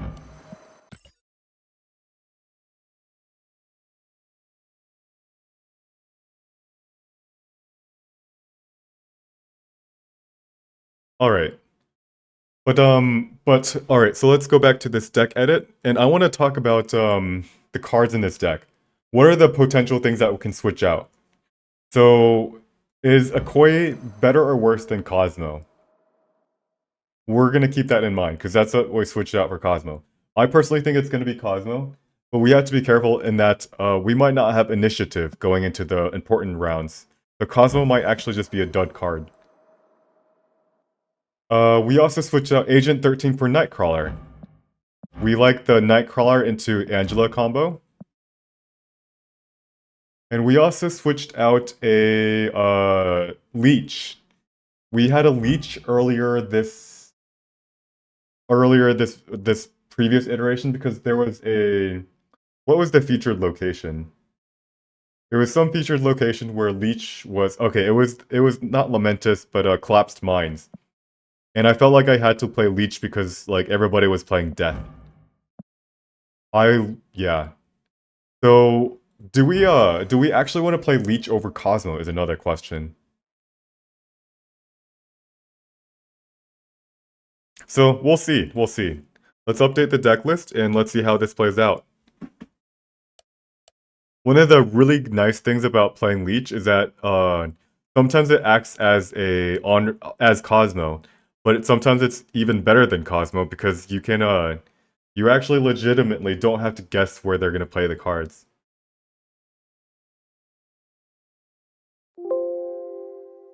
All right. And then Camero says, why not both Leech and Cosmo? Which is a fun idea. All right, let's go back to in-game.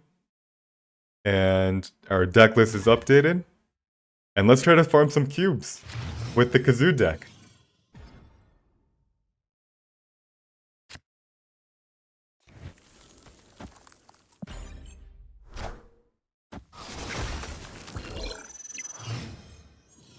Camero, you say you don't like when the opponent has fun without you. I don't like when the opponent has fun at all. That's why I play every single, I play Cosmo, I play Shang-Chi, I play Leech. Thank you, thank you. Wanna say hi to the stream? Brent's watching. Okay.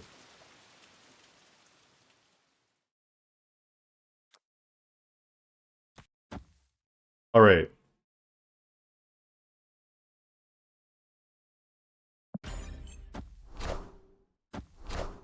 This is, so Poison, this is exactly, ooh, yikes. Oh no, this guy's got, he just drew another 4-drop. We are in trouble. If he snaps, we run for the hills.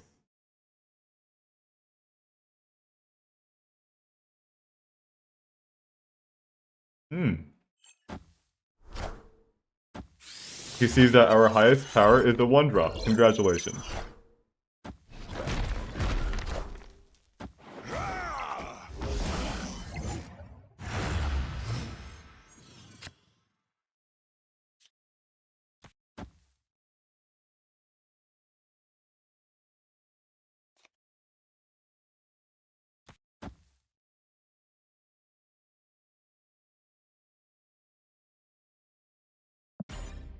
Alright.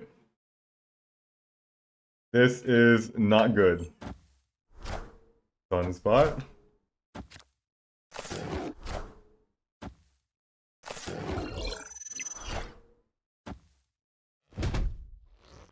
And like, how do we win?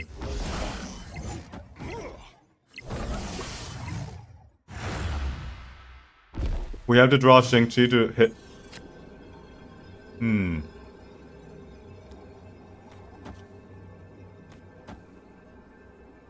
No, I was slightly worried that we were going to draw Blue Marvel and we wouldn't be being able to play our 1-drop.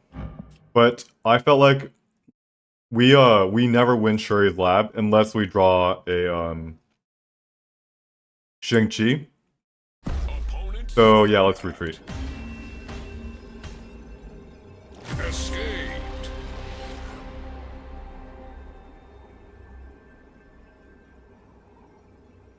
So Blue Marvel. is actually not an out. Which is why I decided to hold all of our 1-drop. Or 2 of them for our last turn.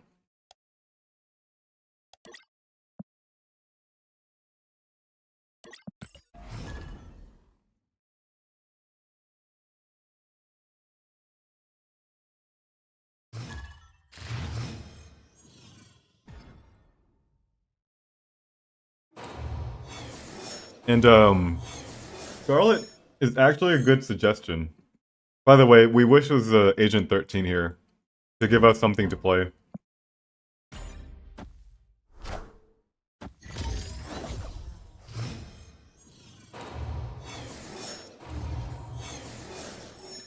Now, this Superflow, is really bad for us.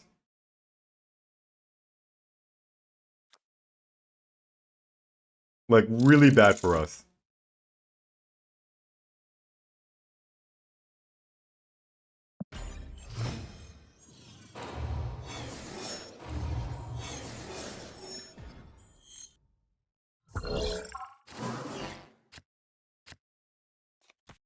Like Kazar.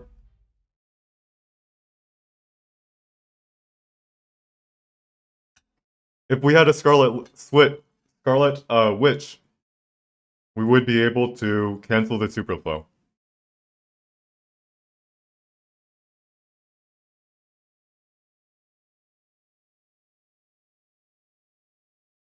Will I replace Nightcrawler after this match? And that's his Zabu.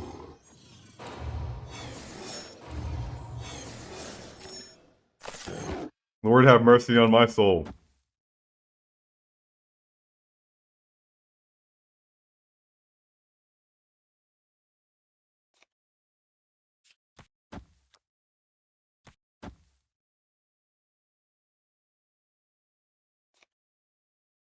Let's play Sunspot into Superflow, pass our turn.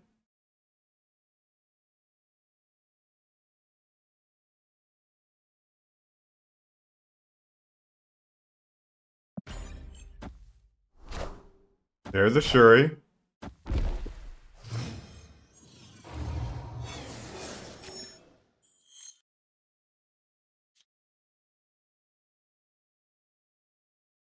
And now this is the turn where we want to consider Shang-Chi. Now he's filled up this whole entire location for some reason. So let's also play Cosmo.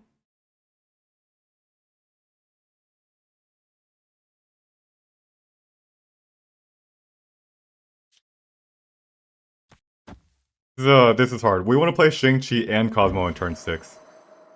So I think we actually had to play Shang-Chi into the blindness, into the dark. But also, how do we get initiative, actually? We don't. We don't get initiative. So our Cosmo will never work. Alright, let's do this.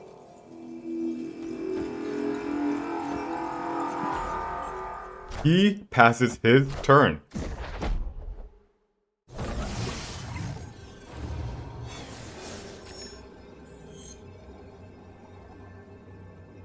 Now, the reason why he passes the turn is gotta be a little bit obvious, right? He wants to play, She-Hulk and something like Arrow.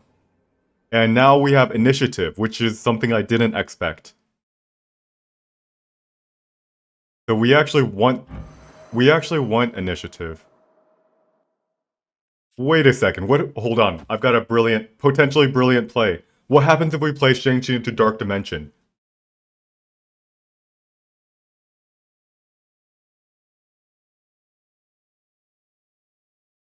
So he's gonna play... Oh, no. He can also play, Taskmaster. Wait. It could be a Taskmaster, right?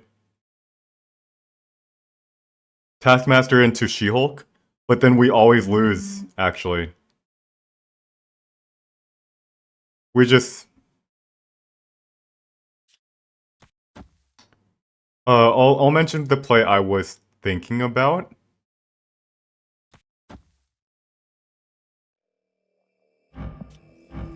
Let's try it. I don't think we're winning. I'm just curious. I think there's like a 2% chance we win this.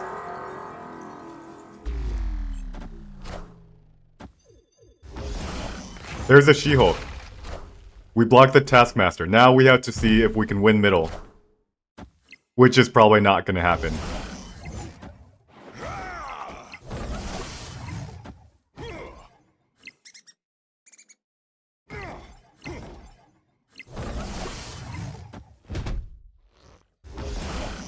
Cosmo, 0, and Atuma. Yeah, 0% chance. We blocked the Taskmaster, but he wins anyway. All right. So I was trying to play around one very specific combo when I played Shang-Chi into the Darkness, and that was Arrow into She-Hulk. So Arrow, they play She-Hulk or Arrow, and then, well, the problem is I have priority, right? But if I play Shang-Chi into Dark Dimension, then they Arrow. Well, then we get a pull off our Shang-Chi. That would have been the most brilliant play.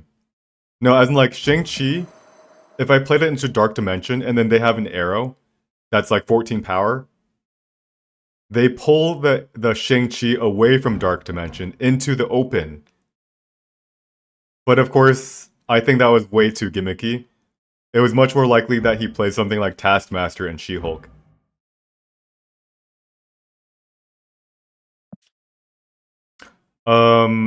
Now, why did I want to retreat anyway? Because first off, Cosmo, what happens if he plays She-Hulk in the hub and then Taskmaster and Superflow? We always lose. This is legitimately a 50-50. And second of all, we were never gonna win Dark Dimension. On turn 4 it was, he played Zero and Atuma into Dark Dimension. Or wait, he played something. Was it turn 4 he did that? But anyways, I felt like he had something big in Dark Dimension. Big Spyro says, you would not use Shang on this deck. It is better to concentrate the putting the most power on the 3 lanes. I would probably disagree with you on that, Big Spyro. Because, like, if you look at this card, Shuri, he played a 1-mana She-Hulk. How do we win? This is Kazoo. Kazoo kind of maxes around at around like 17 power in one lane. 15 power in one lane.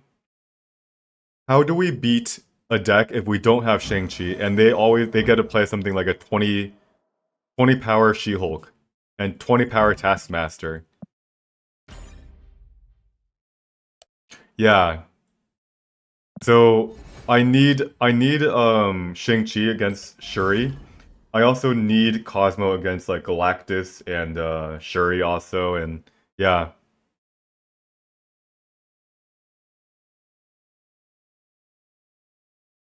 Turn 4 he played Shuri before skipping turn 5. So he already had an Atumo out on turn 3. On turn 3 he played on turn 2 he played Zabu. On turn 3 he played Atuma into Zero. Zero into Atuma.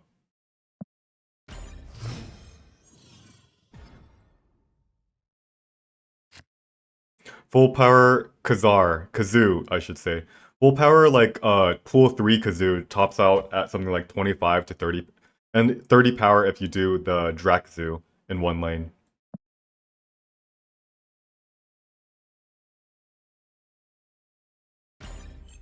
Alright. Craven into Bishop into Fantastic or Khazar.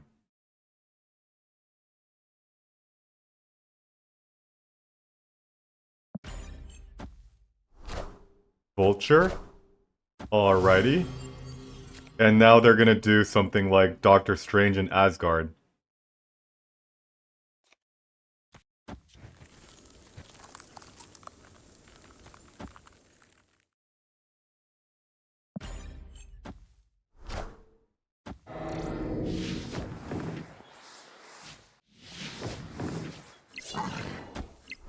Alright. So unfortunately, all of the targets are going to be under Shang-Chi. And now the question is, how do we win? We play Blue Marvel. And then we play...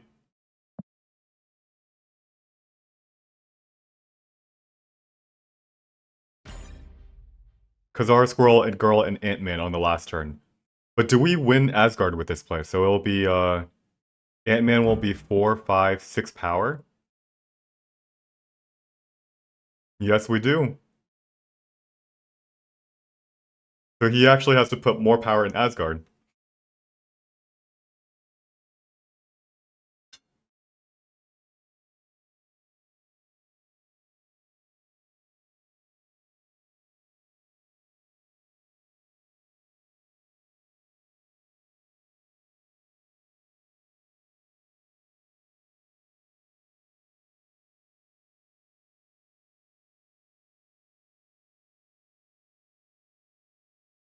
Hmm. I'm gonna talk a little bit less because I'll be eating right now.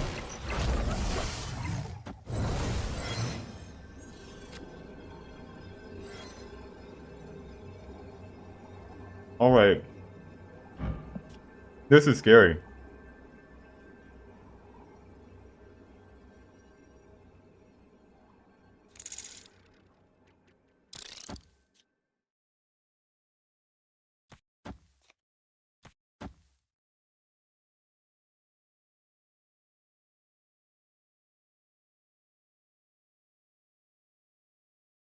Shang-Chi.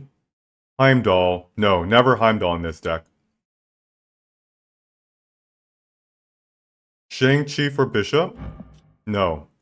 Rogue for Blue Marvel. No, this is gonna be Silver Surfer. Alright, so we're always gonna be losing mid, aren't we? So we play, we have to do 21 power in Asgard. Can we do 21 power? We should run. Yeah, especially since this deck might also have Rogue.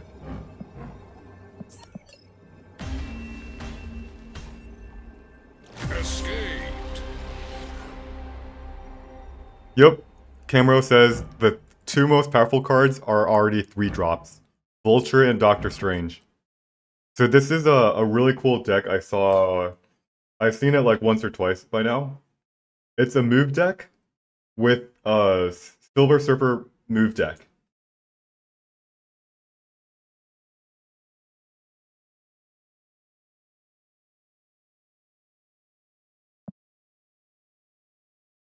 And it's actually really strong.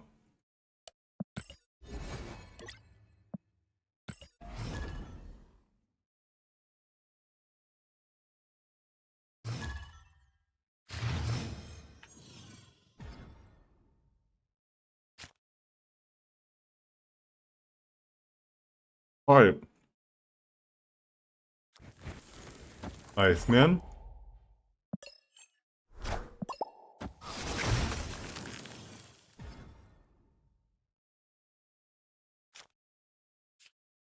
Alright, Crawler, Bishop. Bishop probably belongs in Kiln.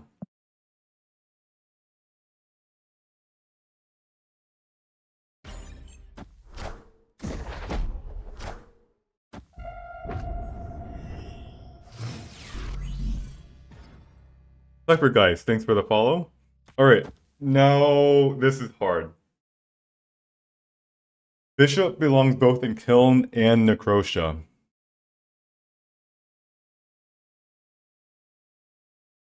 Necrotia because we have a hard time putting any power in Necrotia.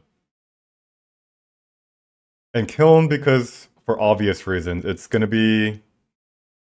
We're gonna not... Oh, man. So do we just not contest Necrotia? We have to contest... We can contest the Kiln. On turn, using Squirrel Girl and, yeah.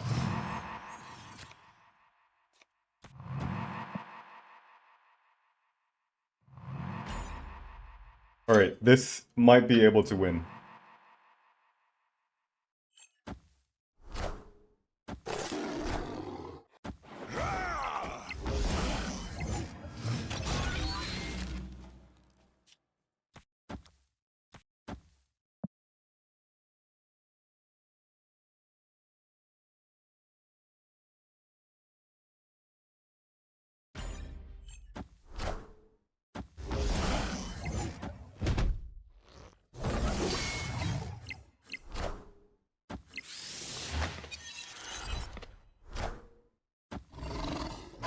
systems go.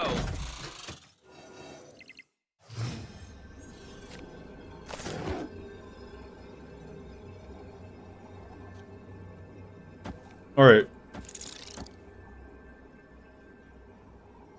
We lose 5 power mid. We gain 4 power for Angela. We're at 12 power. We gain 6 power from Blue Marvel. We're at 18 power. And we play an Ant-Man, so we're at, this is going to be 6 power, actually. So we'll be at, 24 power. This is going to be -3, so he has put 10 power here. I think this is good enough. He retreats. Victory. Oatsuck says, you ever sit down to fast and just skish your barrels? Yes, I do that all the time. I always skish my barrels. Scratch your balls? Samu, hello. Wish your balls. Oh. Okay. Hmm.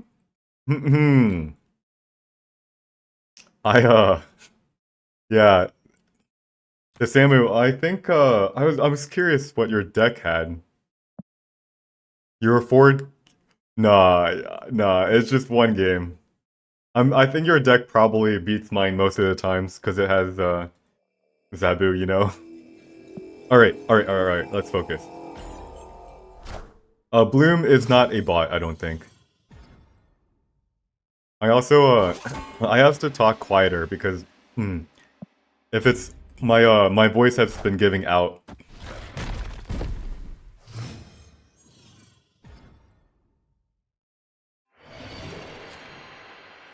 Let's do... Angela...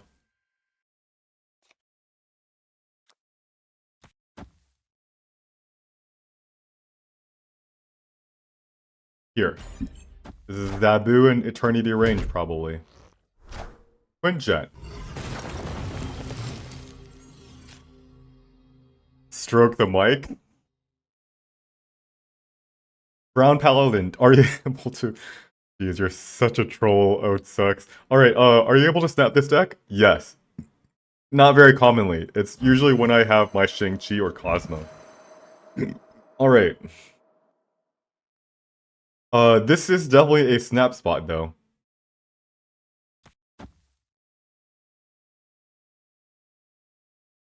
Like, Khazar? Let's snap here. What's the worst that can happen?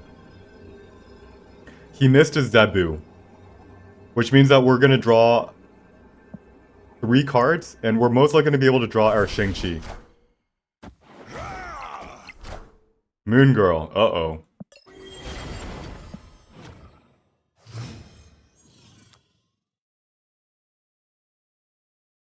Alright, so we do have to still be careful. We have not drawn our Shang-Chi. We have our Cosmo, but we most likely just have to play Blue Marble this turn. We need initiative. Moon Girl into Squirrel Girl. Wait, Moon Girl into... What might he play?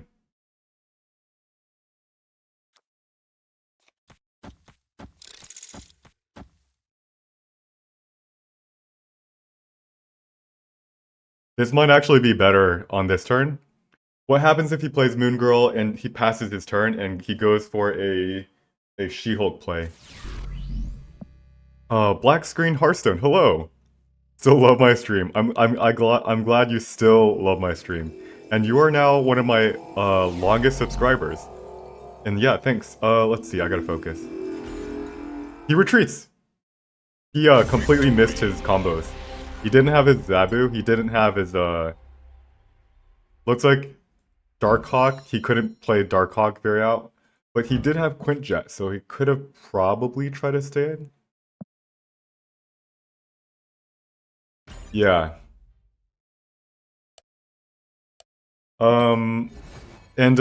So Brown Paladin asks, are you ever able to snap? And that was one of the few situations where we did. Because I noticed immediately on turn 3 that he played, instead of his Zabu, he played a Quintjet, which means he missed his his Zabu. And that's when you can snap. They tend not to retreat because Zabu players are so not used to losing. Has a word still any any negative connotation? Not really. As a joke, I was like if you say something, for example, I think you're not American, right? So if you have a best friend from high school that you just hung out and you didn't have to say that you guys were besties and you just knew, right, that you were besties. And then one day, like you've left for college, or actually, one day you guys actually no, one day you haven't seen them for a while, and then it's like you're 30 years old, and you're like, you say, "Oh, you're still my best friend." I mean, that's not really negative. Or let's say you have a all right, I've got a good one. Let's say you are married, and you were married when you were 20, and now you are now 45, and you say, "I still find you attractive." Wait, that's a good thing, right? Yeah, that's not too bad.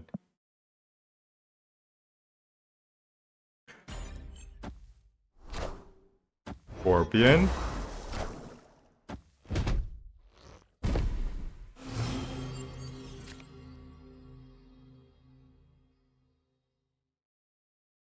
And now we play Bishop into Ant-Man.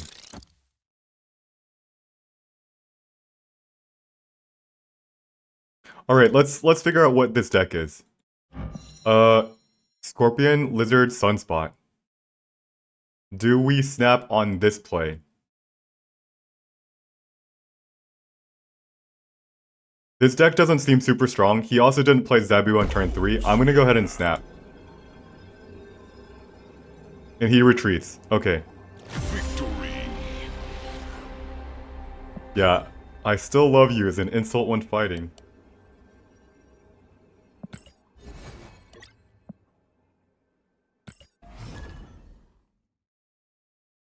So basically, if someone doesn't play Zabu on turn 3 and they're a Zabu player, I snap.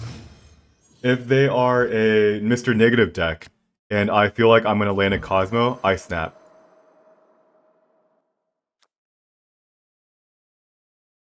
Mars.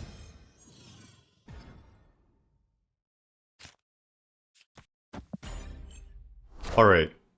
So for example, if this guy doesn't play anything on turn 3, I snap. 1, 2,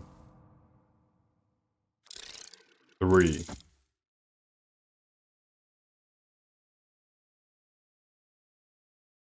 Alright, I remember there's something jank about Starlight Citadel. This goes before Asgard, if I remember correctly.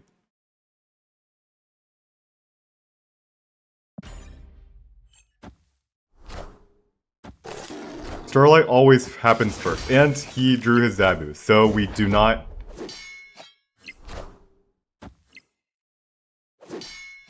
So, I don't get why it happens first, though.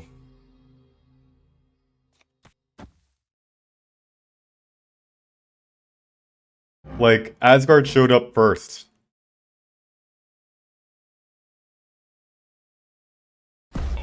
And now he snaps, right? We can go ahead and retreat, I feel. Zabu, he got on turn 3. He'll mostly play 2 cards in Starlight Citadel and then Vibranium Mines, and then he gets to draw 2 cards. Let's retreat. Escaped. Let's see. Lockable Tiger says, how close to rank 86 are you? We are actually rank 86. This, the number I have on my screen, this rank 85, is usually the number that I start the stream off with.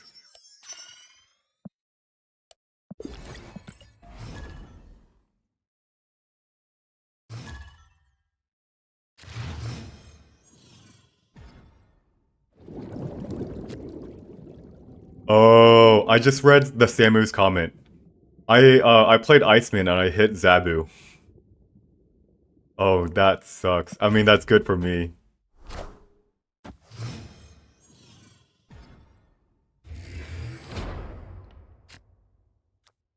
Sunspot into Atlantis is pretty good. Goose. Alright, alright. Goose and Ant-Man. Is this an ongoing deck?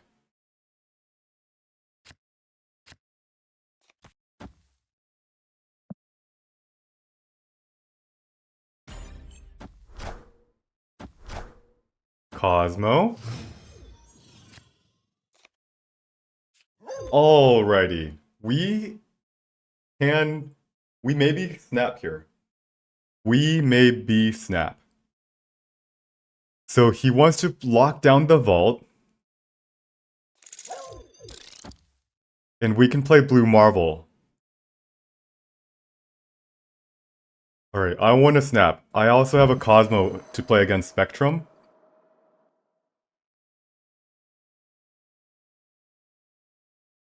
I'm gonna go ahead and snap. Oh shoot. You're right, I can't play I can't play Goose. I can't play Blue Marvel into Goose.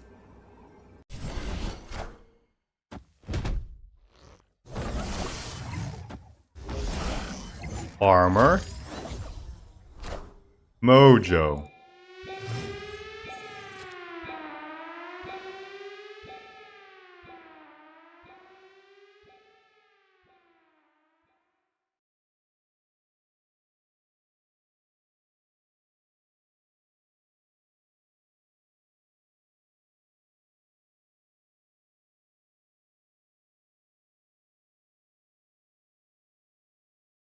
And now we have to be afraid of Professor X, kind of. Now he has a mojo.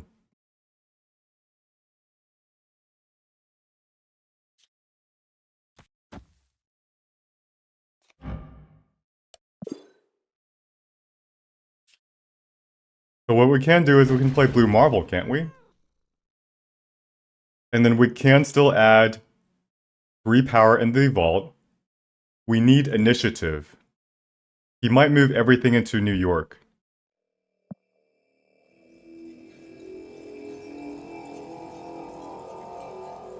Alright, this might not be the best play. And that's a Professor X. Nice.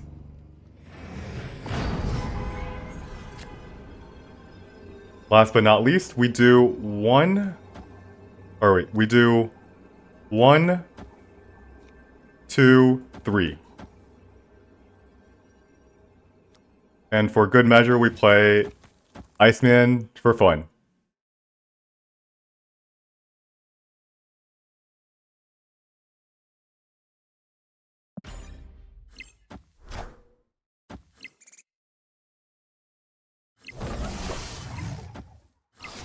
Four cubes, nice.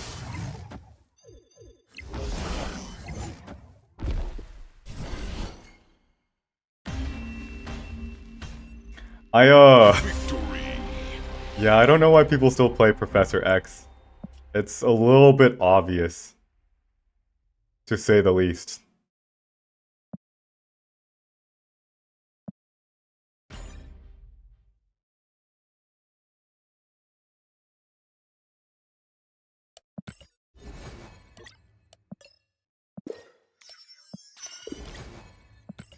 Cosmo is the biggest cube farmer. Yup, Cosmo and Shang-Chi. If we didn't have Cosmo there, would we have won? We would have lost middle by 2 power. We would have won. We would have tied right exactly, and then we would have won left. So actually, we didn't actually need All right, Iceman.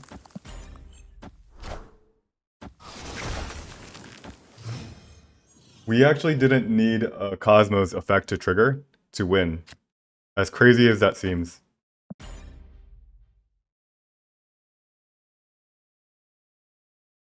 I also just realized I shouldn't be playing Angela in Washington, D.C.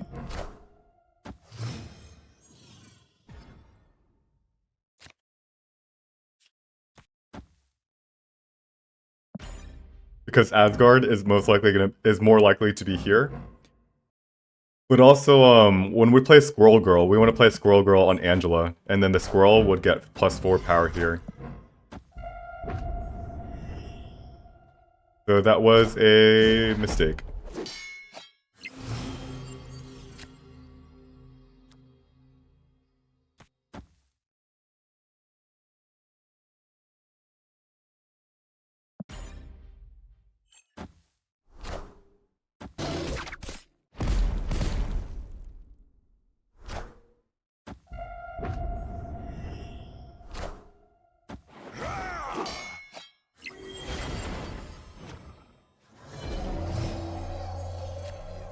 Alright. This is, we're gonna lose this game, for sure. I probably should not have played Khazar in Washington, D.C.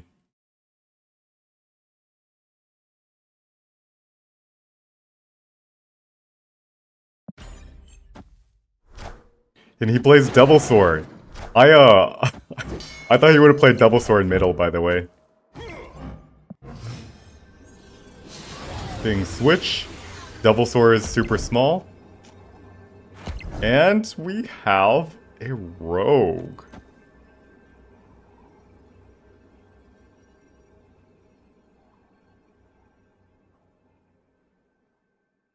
Alright.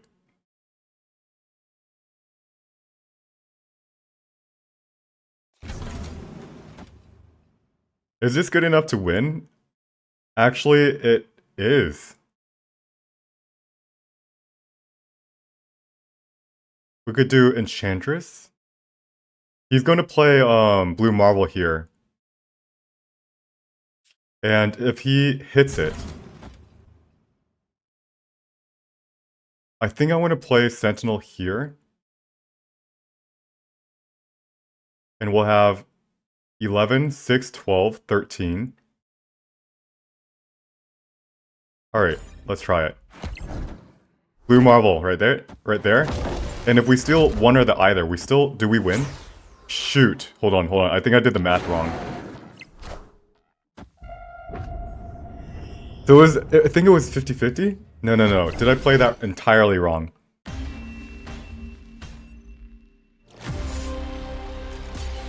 Alright, so we knew he would play Blue Marble here. What happens if we rogue Blue Marble? We win. With this play. What happens if we rogue Dino? Then the only time we win is if we Sentinel in Mindscape. So it was actually just a 50-50.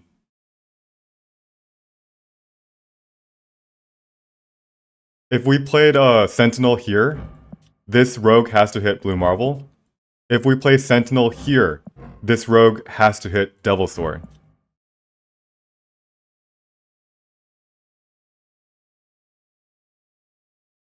And you're saying Enchantress wins no matter what. Hold on, if we play Enchantress here, how do we win? If we play Enchantress here, and Sentinel on right, but we lose right, because he has 6 power. He has 6 power in Asgard, we only have 5. So we lose here, and then we win here. Sentinel right only wins if Slot Guy has Blue Marble from Rogue. Yeah. So that was a 50-50, regardless. And we always stay in for 50-50, because it had to be leader on right. If we played leader, oh shoot! Leader on right wins, Faviro. Good call out.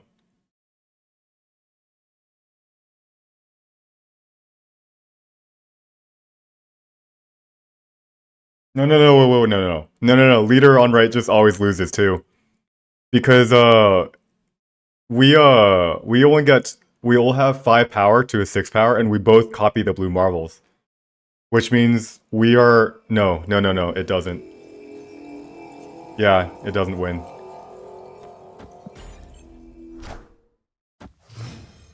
You had me for a second. I automatically discounted it. And yeah, so I made a really interesting play to play the Shang-Chi. I guess I was thinking you would play Double Sword middle.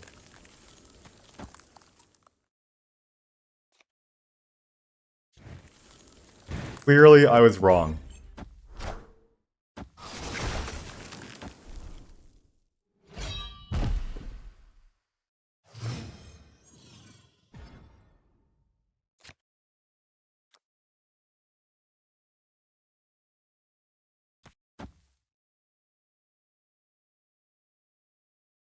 Alright, Asgard, is that actually good for him? Like, if he draws cards, isn't that good for us? It really just depends on what type of discard he is, right? If he's hella discard, he likes to be drawing cards. He has Colleen Wing, he might be Lockjaw.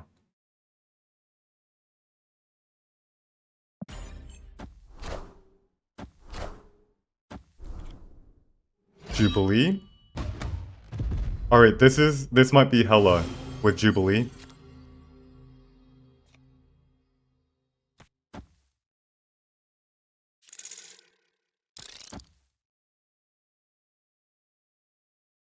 We add 2 power. Now, question, do we fill up Asgard? One thing I'm afraid about filling Asgard is he will always have a location to play Cosmo. That Cosmo cannot be covered.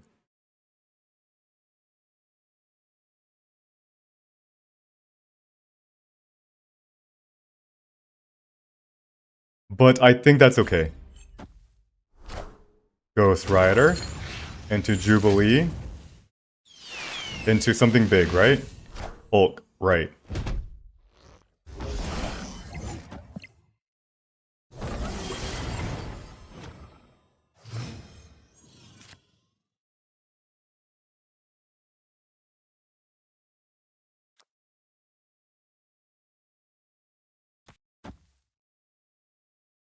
Now, question. I actually think Khazar is better than Blue Marvel. But it depends on what you draw on our last card. Khazar is gonna hit 1, 2, 3. Blue Marvel hits 1, 2, 3, 4, but we get to play an extra card, the Nightcrawler.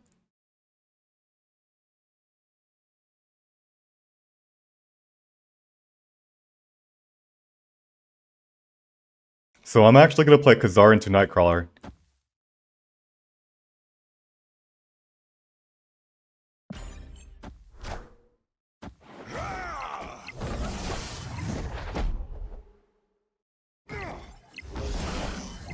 Lady Schliff gets rid of Odin. And like, we can do Shang-Chi, right? 1. And he retreats, wow. Victory. Alright, should we have snacked?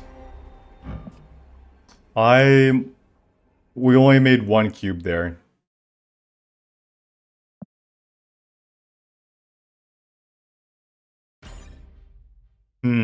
We should have snapped. I guess I wasn't super confident. Why was I not so confident? I don't know.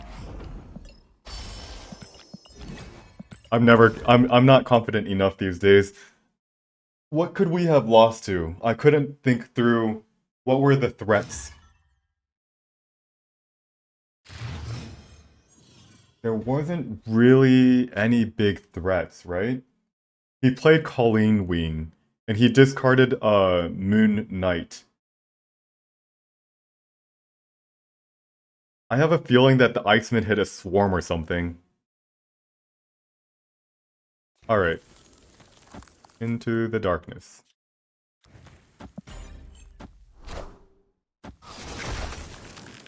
Uh-oh. Utini playing Squirrel Girl on turn 1 probably means that we're gonna get Killmongered.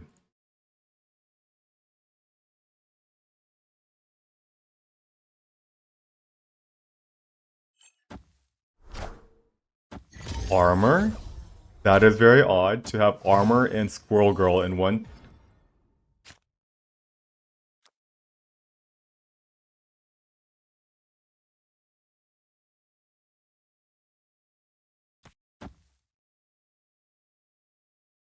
Alright, now this might be Drag Zoo. Squirrel Girl armor? Iceman. Yeah, this is Dracula Zoo.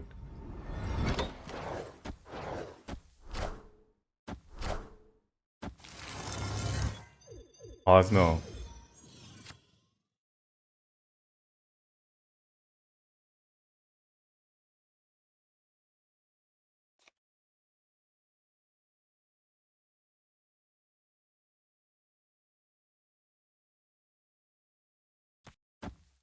Looks good. Alright, now do we snap him? We've got Khazar, we've got Blue Marble, I want to snap. I think this is going to be a Dracula Zoo. I could be wrong. I could be right. I don't know.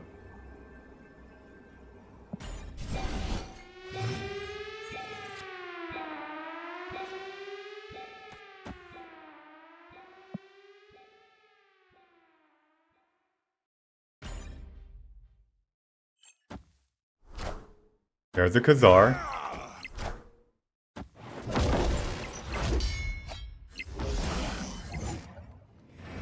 And we know this likely is a Dracula, right? Ooh, so I think we just lose, don't we? We need to put as much power as we can here.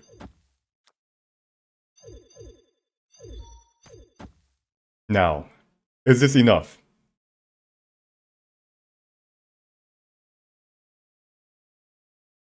This is going to be a total of 4, 7 into 11. Alright, this should be enough.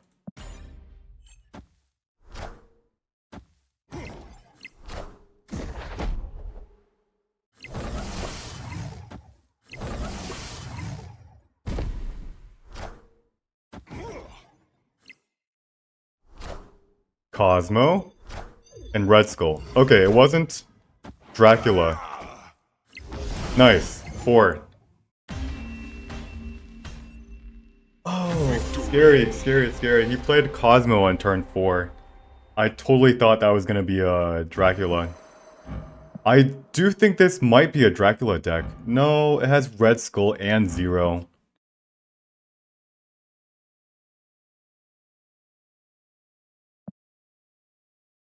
Nice. 4 cubes.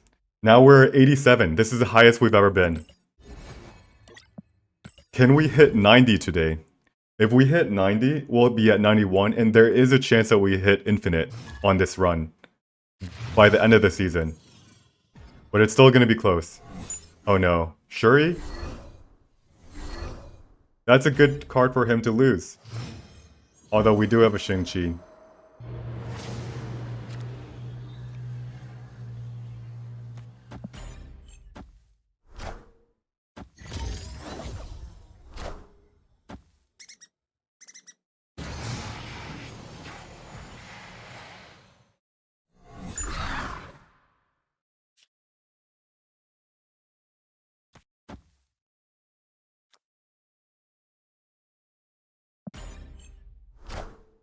We gotta play our Cosmo because of Adelan. And now...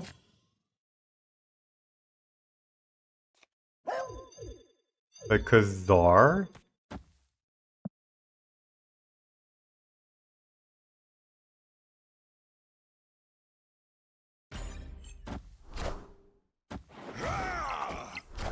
Ant-Man. Wait, hold on. What?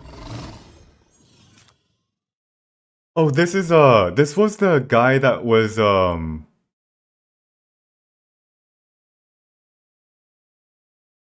right, I think we snapped this guy. Shuri, wait, Shuri. Shuri, Ant-Man, Armor, Lizard? What the heck is this? We easily win.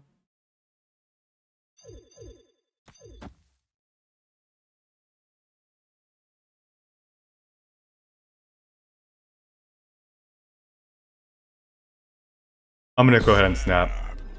But let's snap first and then let's determine our okay, he retreats. Yep. Victory.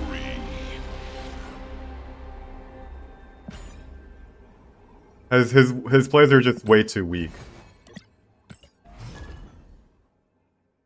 I don't remember what this guy was deck was trying to do. Ant-Man, really? Ant-Man into Destroyer? Was this guy the guy that played ongoing, the Professor X against us?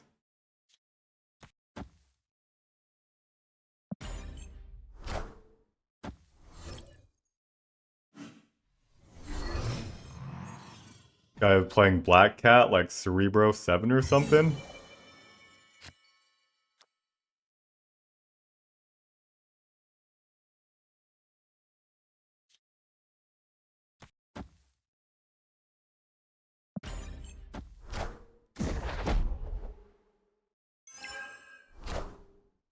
Koi? Alright, a Koi... Wait, what? A Koi into Black Cat?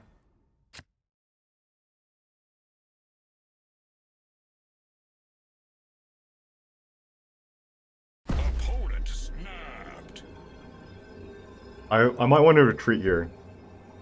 We have Blue Marvel though, into Sinister London, that is so good.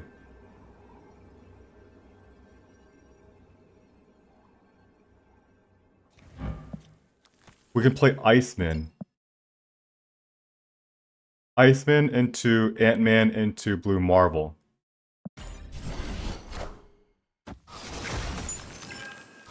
Face the might of That's a Asgard. Thor. Mjolnir. Epilepsy alert. Mjolnir. And if we draw our Cosmo, we should be in a good spot. We could also draw a Shang-Chi.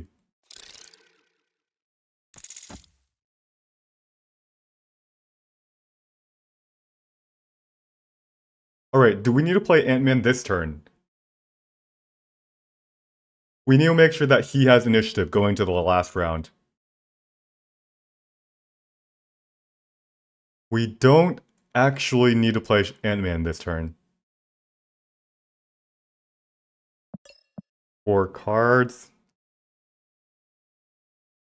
We can play Blue Marvel, then Shang-Chi, and then... Yeah, we don't need to play anything this turn. Killmonger. Oh my goodness. He had a Killmonger.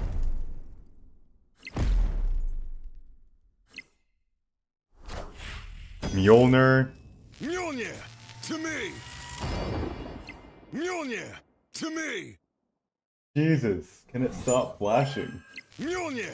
To me. Mjolnir. To me. Alright. We actually have a chance.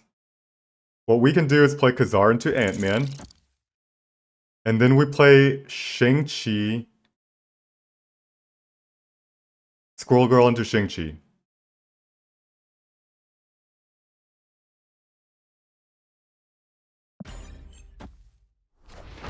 Thor.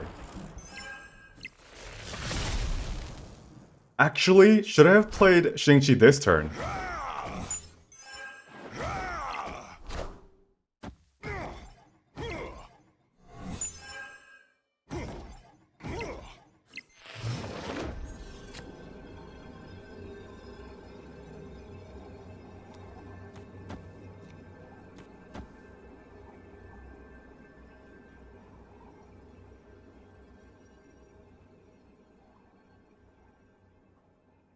Does this guy run Cosmo? Maybe. Does this guy run Arrow? Maybe. Either there's a lot of things that we lose to, don't we?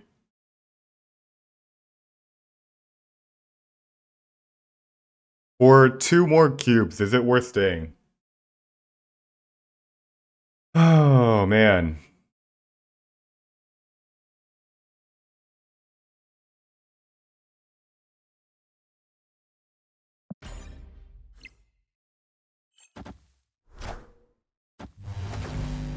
Polaris?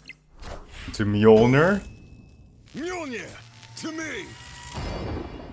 Mjolnir, to me! We might win this. Silver Surfer.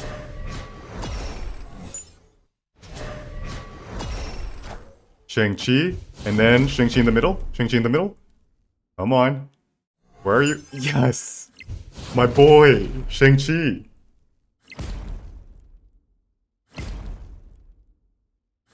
Oh, baby, a triple. Actually, I just realized I always win if Shang-Chi lands in Polaris.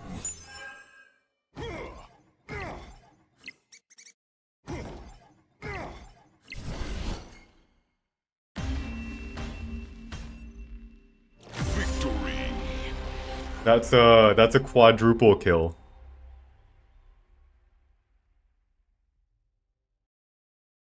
They were just not playing around Shang-Chi.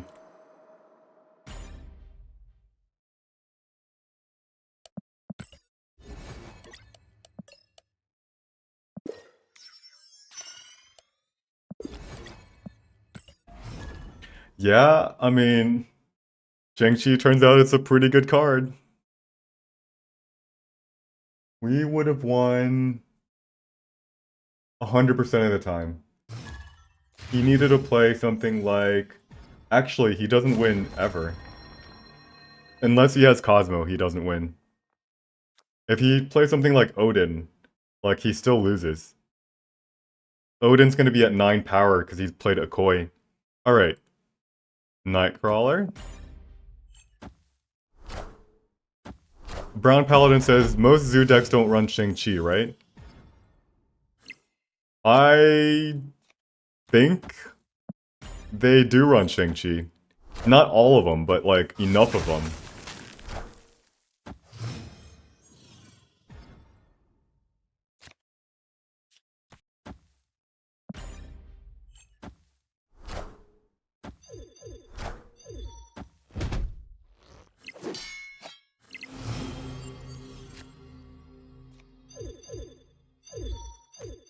Alright, Ant-Man, Cosmo, Iceman. What is this guy playing? Is this an ongoing deck? Or is this a Kazoo deck? We played another Kazoo deck.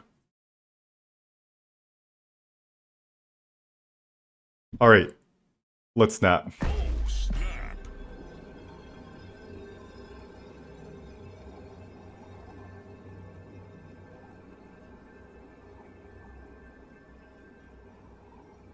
We have a total of 4, 5, and Maximus. Oh, he draws.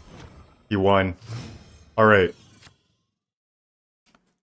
Now, wait, so this guy runs Maximus and Ant-Man and Iceman. There's no way he has a Killmonger, right?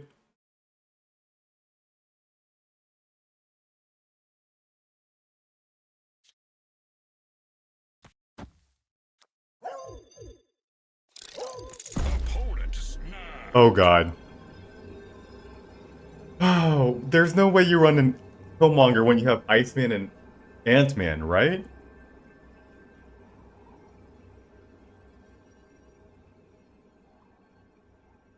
Right?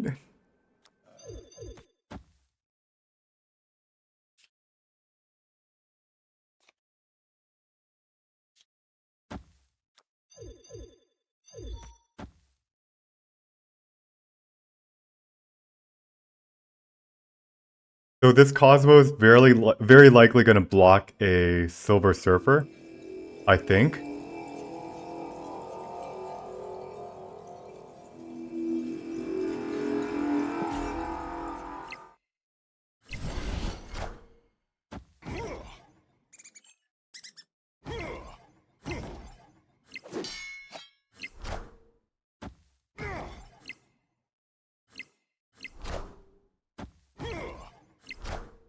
Dracula and Sunspot. But like, why Snap?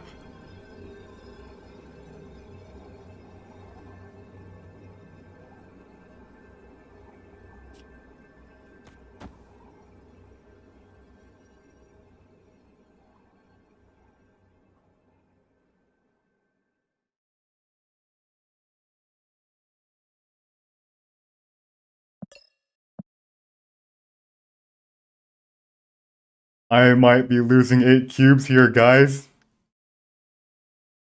The Chugia. Well, we have 10 power here. I get 3 power here. So I'm at 19.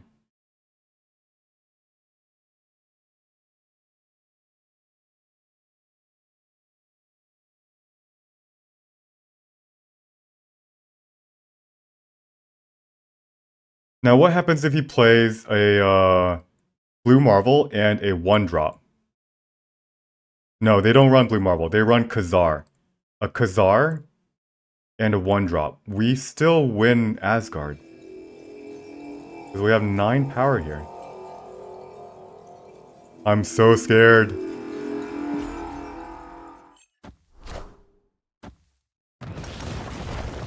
Zero into Red Skull. Holy shit. Oh god. Oh man. This is so stressful. Holy shit.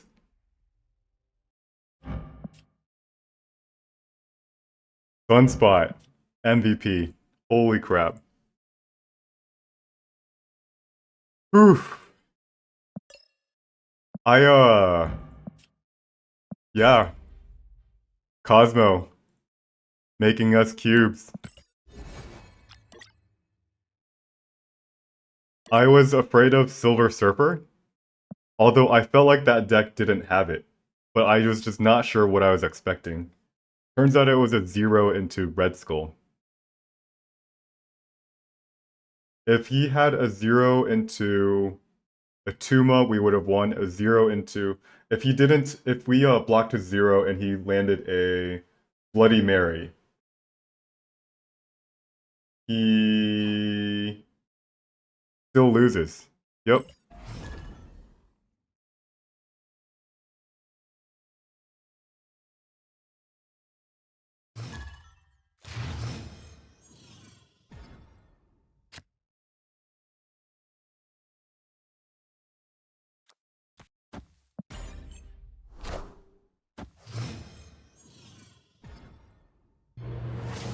Alright, we're playing all our 1-drops.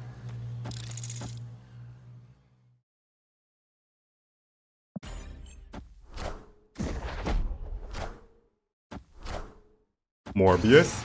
Now we Cosmo. And where do we Cosmo? Obviously gonna be here. That's where he's gonna get his discards, right? Now what happens if he gets his discards in the Altar of Death? Do we snap him though? With Adelan, he's gonna be losing cards. He's gonna have a hard time discarding.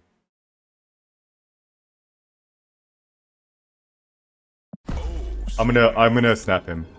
I feel like this Cosmo is gonna land. We're gonna block a discard. He might play it into Altar of Death, then we're very sad. But we hit our Cosmo. Lockjaw.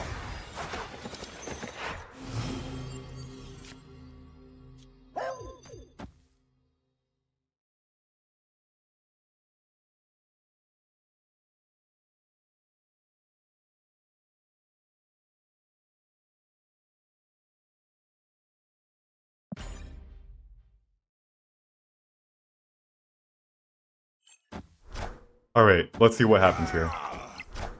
Blade gets rid of Leech. And Swarm becomes... Apocalypse. Are you kidding me? Okay. Well, we don't get a draw, which sucks. But we are we should be still okay. Like, we can do Bishop into Iceman into Altar of Death. we're gonna have 8 mana on the last turn, and if we float, it will always be able to be converted into mana from the Sunspot. By the way, I think this is his only card that he could have drawn here that would have netted him cards. So that's pretty lucky.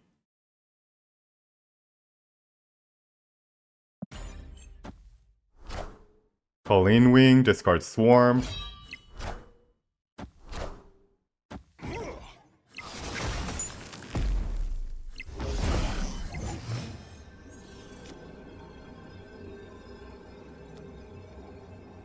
And now, he has initiative.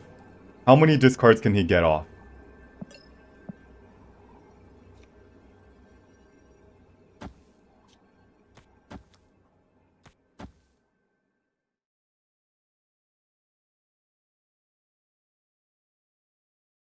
Not much.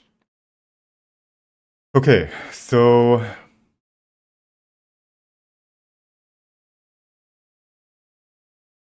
he has to play Swarm, and he's gonna win Asgard. So do we win Altar?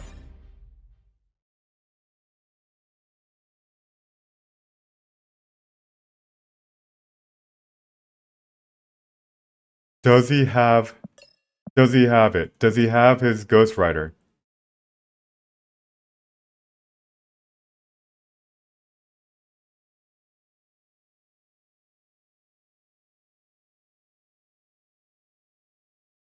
He retreats. Holy crap. Victory.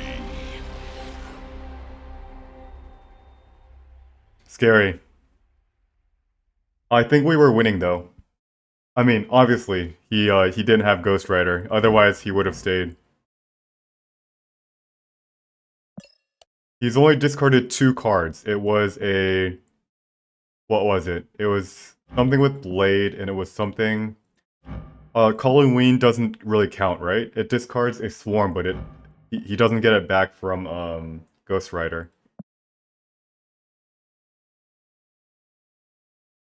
Yep, so Nightcrawler won us the match right there. Usually I rely on Mr. Fantastic and also Squirrel Girl, but we missed all of those. So we'll take that. We'll take that.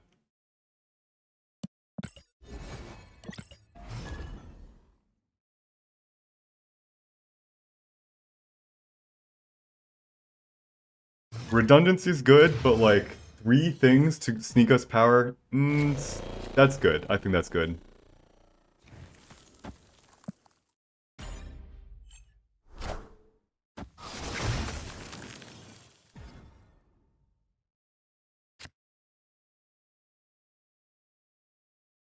Do we play Nightcrawler or do we play Bishop into Cosmo into Nightcrawler?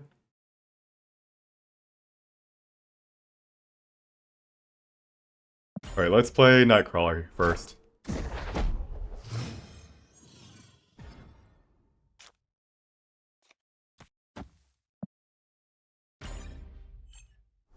Alright, he's missed first 3 turns. This is obviously a Zabu player, and...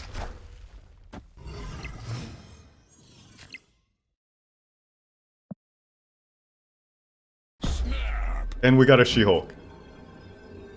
So he should retreat. Victory. This is hard to snap any earlier, because what if he hits a Zabu? I don't think we're ever making more than 1 cube in this game.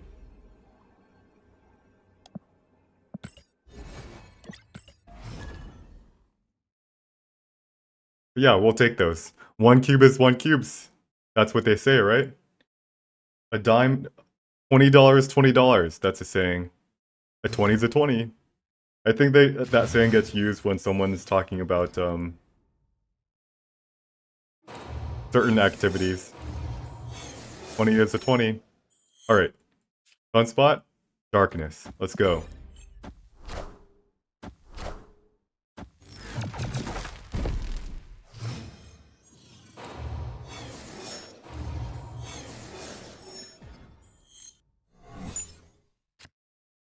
If he snaps us, we retreat. If this is a Dark Hawk with Black Widow, Subterranea just powered up his Dark Hawk by a lot.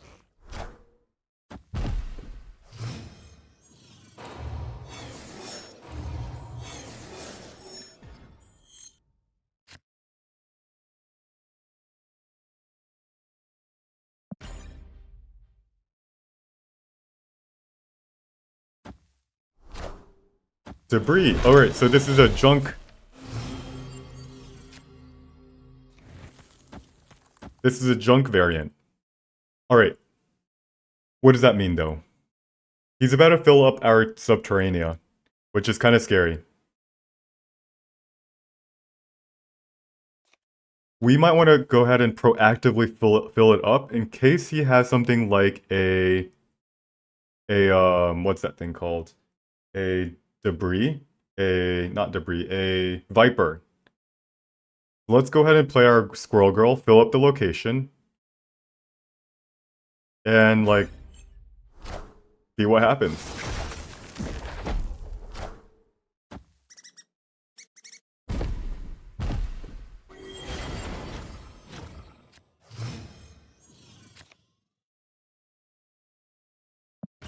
NFT says, leave a space open for Cosmo in case he telegraphs Hazmat Wong. Good point.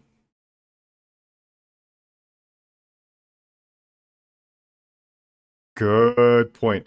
Although, let's see what happens here. Mojo.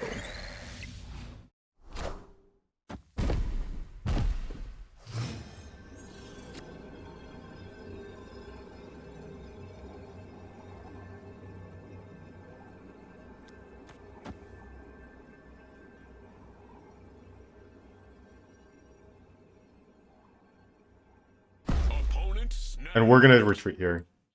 He has a 1/6. We've drawn frickin' 5 rocks.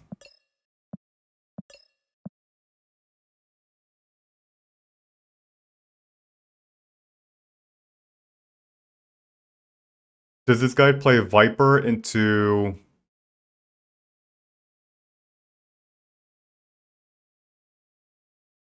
No, he doesn't necessarily have Viper. He can push power into Asgard. Yeah, let's just retreat. Yeah, that's a lot of rocks that we've drawn. Escaped.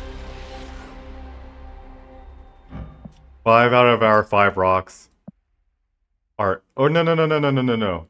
We've only drawn 3 rocks. He's given us 2 rocks.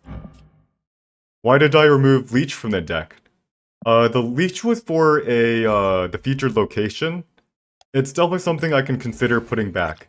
If I determine that there's people's turn 6 combos are too strong, I will definitely put Leech back. But for now, we've been able to use Cosmo and effectively play it as a Leech. Cancel out any of their turn 6 Cosmos, or turn 6 combos.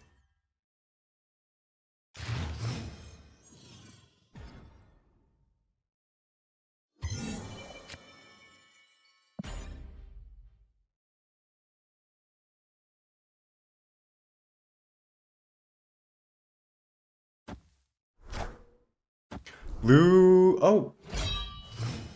I gotta do a pot check on this guy.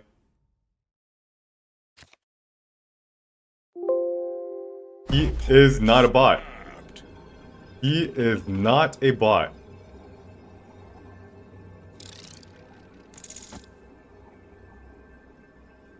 He legitimately plays Agatha into Blade. Wow. Alright, so, we have to be afraid of Ghost Rider. We could, of course, draw our...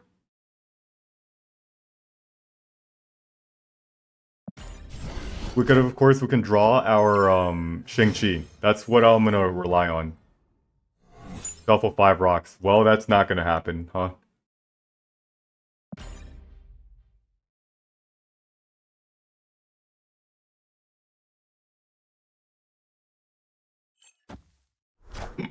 Wave. That's not good.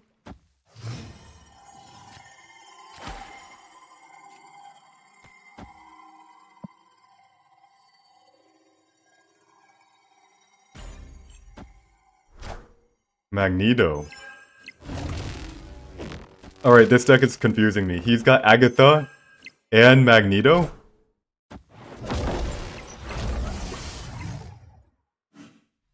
Bye-bye, Black Cat.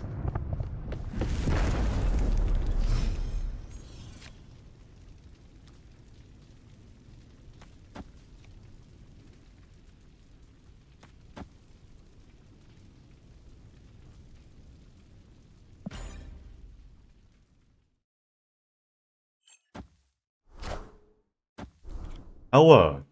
Wait, what the heck is this deck? Ella into Agatha? Ghost Rider is potentially coming out. But Ghost Riders can have it's a pretty high chance to draw garbage. Like, garbage.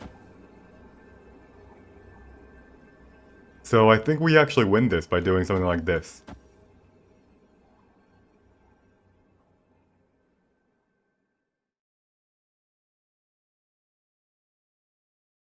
We tie Subterranea.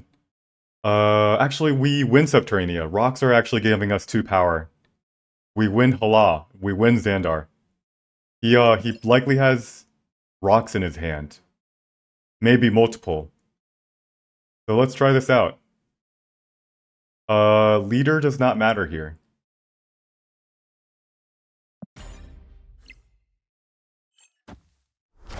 Ghost Rider into Agatha.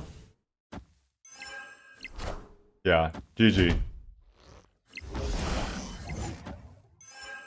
GG. Jiro Lero says you got Silver Surfer in your shop. Is it worth pinning? I would say yes, worth pinning. I would not buy it until they potentially after January 31st when they might nerf it. Homeichu says this is a retreat, right? No, definitely not. We won. As in like we actually had 0% chance to lose this round. What could he played that he would have beaten us? Leader doesn't beat us.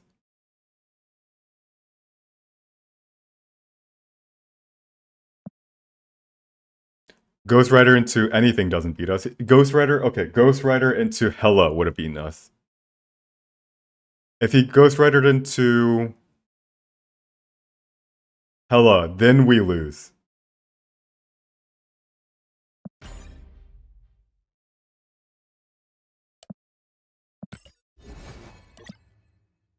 And now we're suddenly at rank 89. Where did that come from?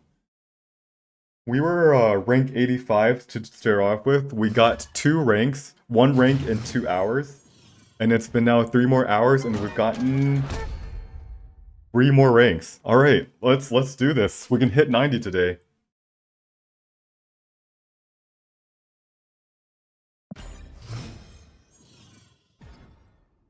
And not so coincidentally, we started climbing after we switched our control deck to the Kazoo deck.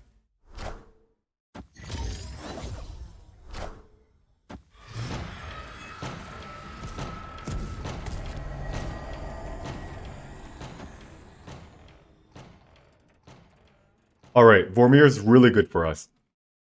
If he does not play Zabu, it's going to be extremely hard for him to get a card into Vormir.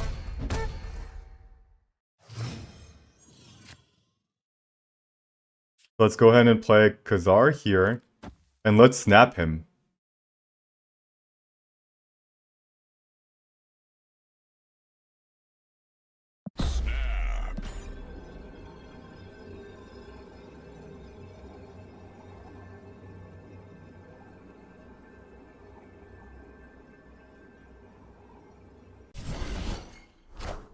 Typhoid Mary.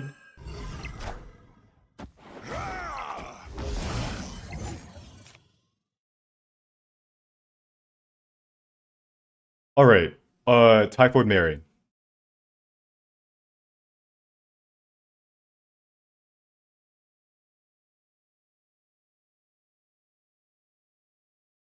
What is this guy up to? Is this something like a Red Skull into a Arnhem Zola?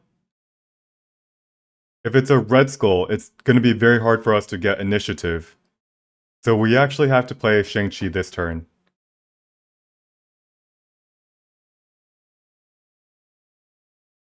And then we can play Sunspot also.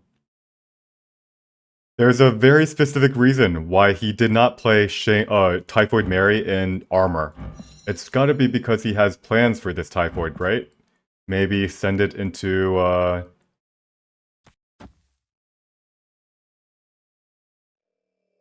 La La Land? Via Arnhem Zola?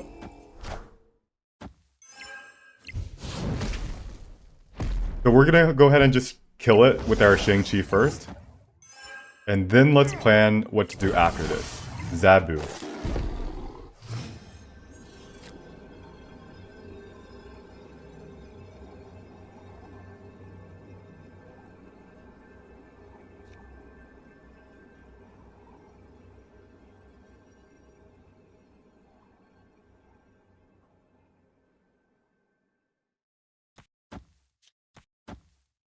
Okay, so Shuri into something like Atuma right here. But Shuri Atuma. Ooh.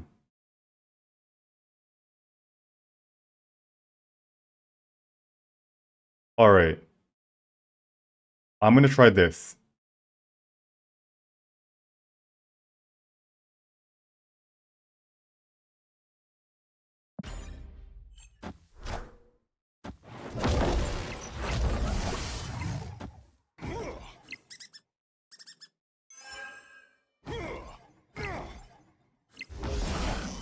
Enchantress? Uh-oh.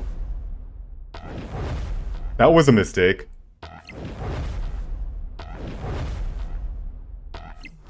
Into Dracula. Wow. Alright, clearly I made a mistake there. I forgot about Enchantress. If I had played Blue Marvel in the middle, we would have won Murder World by 1 power.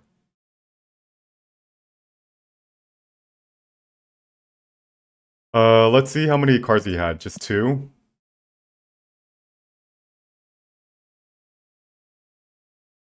Yeah, forgot about Enchantress. Funnily enough, I did remember in the beginning of the game. My plan was to play Khazar and then Blue Marvel. And then I forgot on the last turn. I started thinking about Shuri. Shuri into something into Shuri here, and then I was like, do I lose this game? So I wanted to contest Murder World. Obviously, that was the wrong answer. Alright, down 4 cubes. Dang. That could have been 4 more cubes, and we would have been so close to 90. Rolls like Royce. We've played this guy quite a lot. You learn never to ongoing double same lane. There is one time, Shiro, that you do. And it's when you're playing a Sarah Silver Surfer, and you're trying to give Rogue multiple targets to Rogue. Nova, hello, hello. But every other situation. Let's see. I do not have a Discord.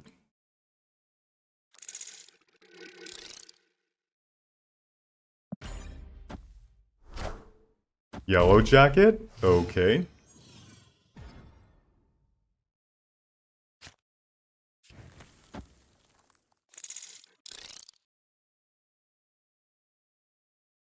Alright. We might have to dump out our hand. Reason is this dream dimension. That's a bit awkward, isn't it?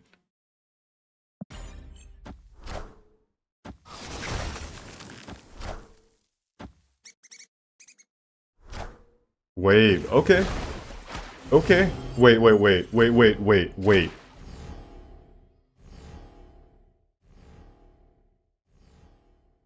Wave. This is potentially Galactus. If he snaps, I retreat. Uh-oh. Mercy on my soul. That's a Galactus. Kneel before Galactus. So we need to play Cosmo, right? So we don't get Spider-Man.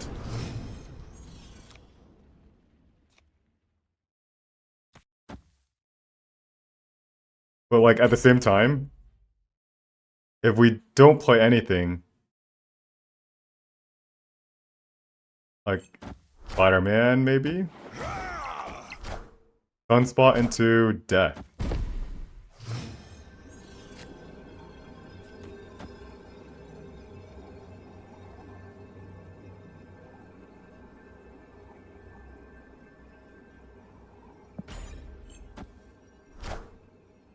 Nice. Phew. Rolls like Royce. What? Victory.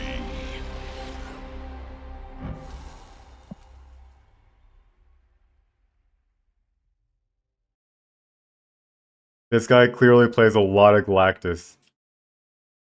But this Shang-Chi, it's a card.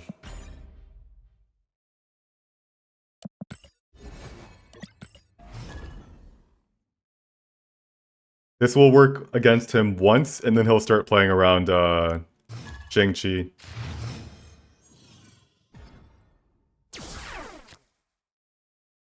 Iceman? Do we snap on Gamma Lab?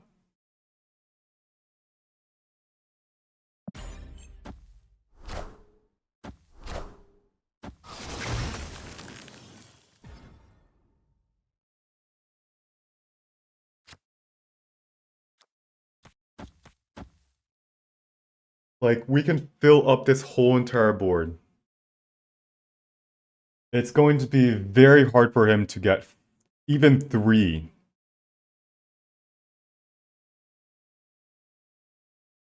Should we fill up the board, though? Should we?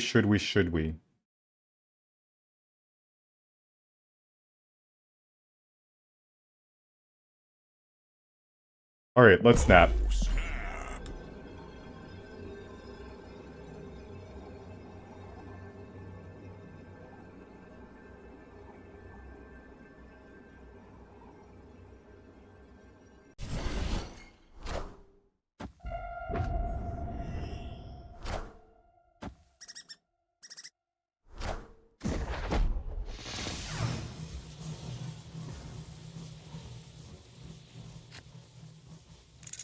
What, Ant-Man? Fill it up. And we can play Blue Marvel. Table. Uh-oh. What happens if they draw our Shang-Chi?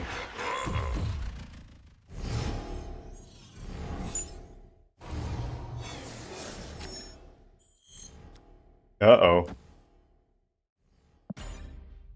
If they snap, we run. We still haven't seen our Shang-Chi.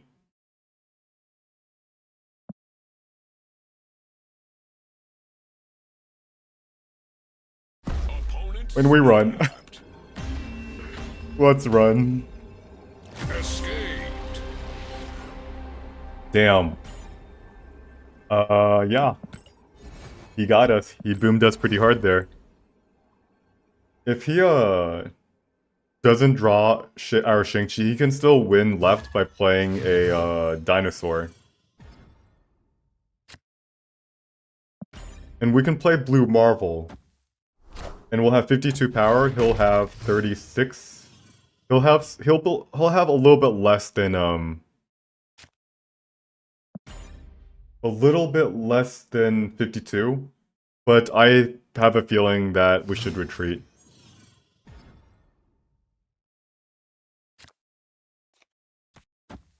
Play Bishop, and I think we want to snap on Sanctum Sanctorum. But let's wait until we see expansion first. Alright, this guy missed his Zabu. Ultron.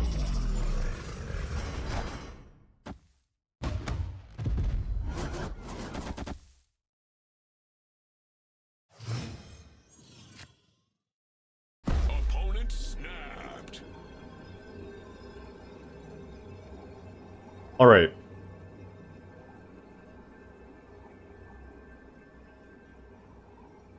We run. We run. Alright, that was bad. Alright, so do we ever win, though? I do want to think. We can play Nightcrawler. We can play Mr. Fantastic. We actually have total 10 power in Oscorp Tower. So, like, what happens if we do this? We play... Oh, no, but then Nightcrawler only has 3 power. We need both, Blue Marvel and Khazar in order to tie.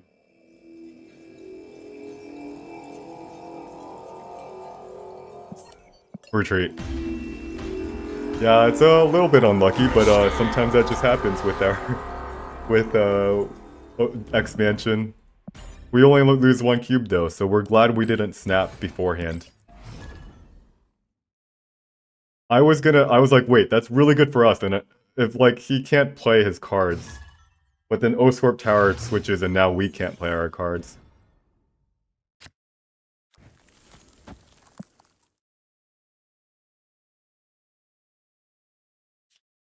But Iceman here.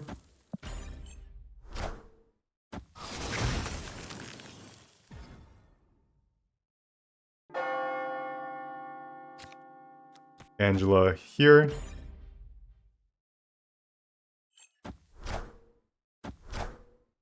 Scorpion Owl.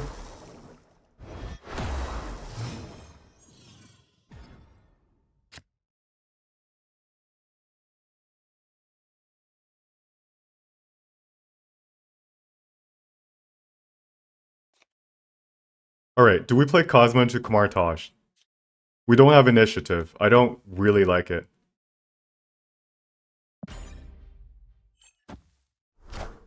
Iceman, ow. Please not hit our blue marble. Ow.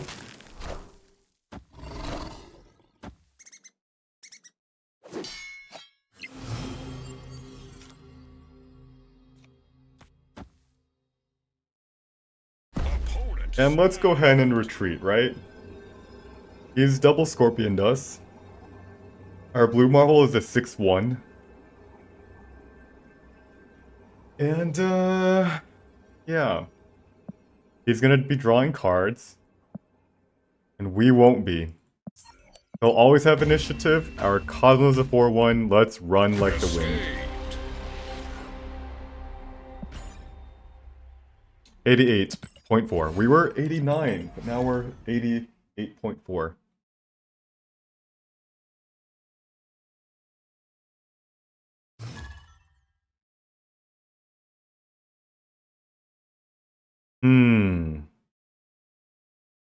Every single mistake that we make is like huge because like when you're climbing and let's say your win rate's like 55%. You'll climb pretty fast, right? But like if you go down to 54%, you're still gonna climb. When we were exactly break even, except for it's like every single loss that we do that we could have prevented it from a win is like permanent cubes. Do Sunspot here. Shiro, you got Arrow, nice. Shiro, what is your collection level? And we missed Asgard. Shucks. Arrow is pretty good card.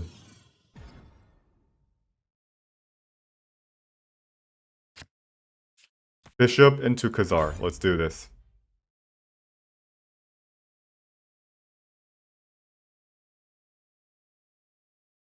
If he doesn't play Zabu, we snap. Cable. Cable's a pretty useless card for him. Let's go ahead and play Khazar. And then snap.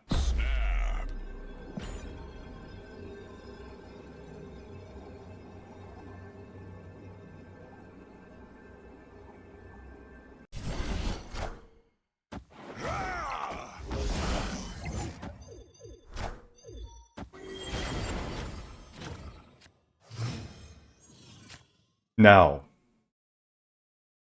what we can do is we do something like 1, 2, 3, 4.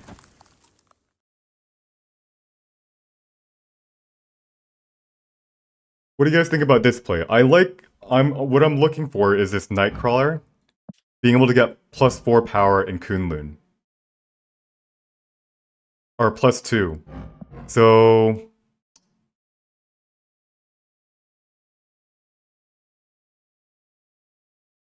let's try this. Let's try this.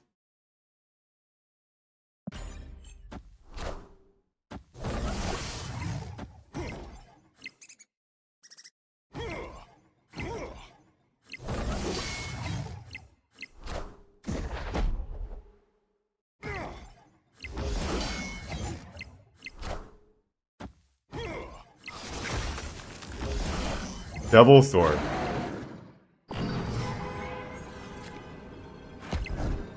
Alright. So if we move Nightcrawler here, what are we afraid of here? Devil Sword into what? No Moon Girl.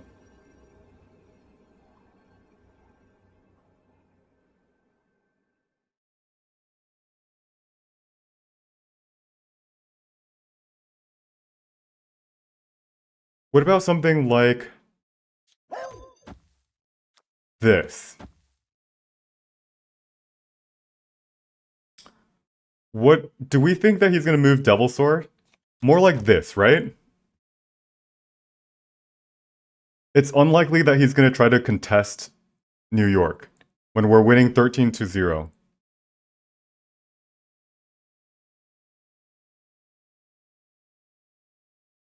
But what happens if he... Actually, what happens if he plays Destroyer?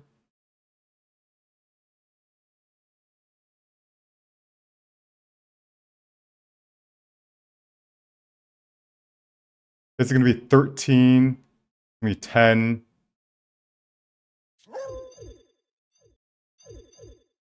We could move this here. But at that point, might as well just Cosmo here, right?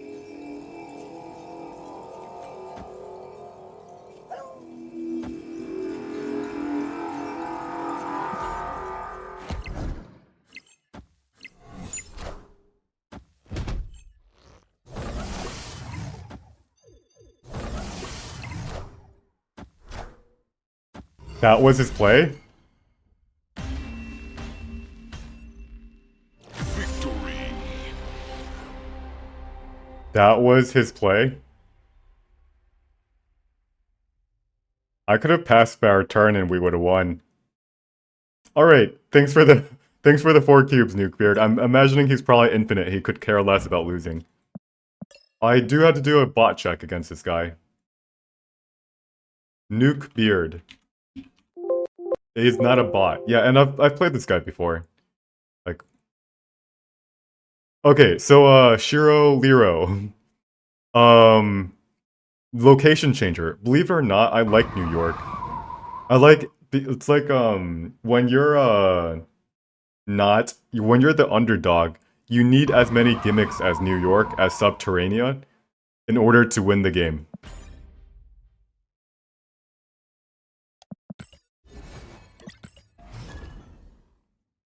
Like, the more confusing the harder it is for them to finish. Then the better it is for us. Alright. That's not good for us.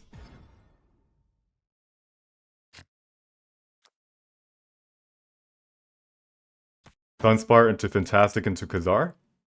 Maybe Sunspot into Ant-Man into Fantastic into Khazar? Alright, I like that. We're gonna play out our whole entire hand.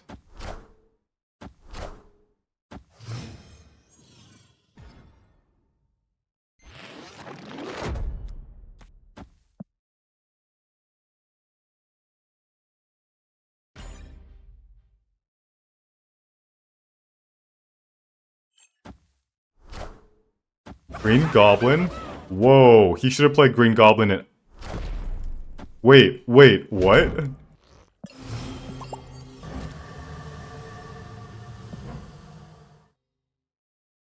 That was a blooper reel?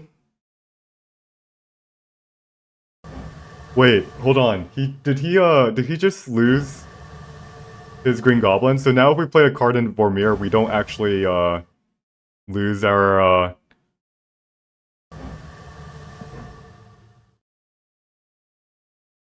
Alrighty.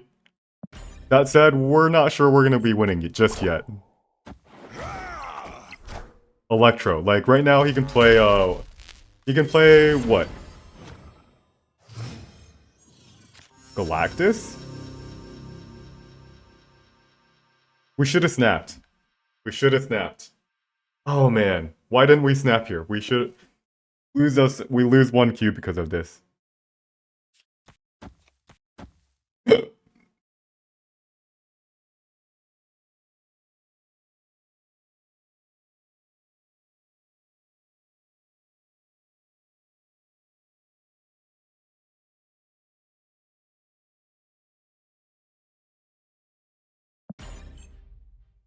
Alright, let's go ahead and snap him once he sees this.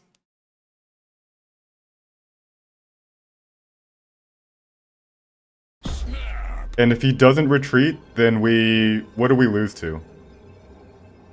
Like, he has to retreat here, right? He retreats, yeah. Victory. Yep. We should have snapped him on turn 4. But also, I didn't want to play turn 6 out. Like, he's gonna retreat every single time. I just didn't want either of us to waste any time sitting, waiting for us to finish the game. To finish the round 5 and round 6. Sit up straight. Good for your back. Now, Eternity Range is actually good for us. Let's play Iceman in the middle.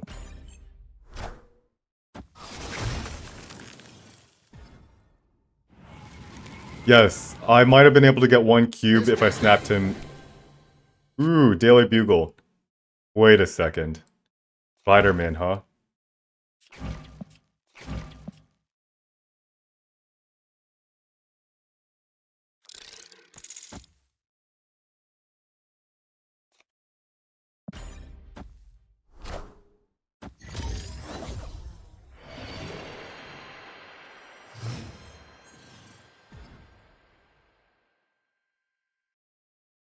Zabu, Spider-Man.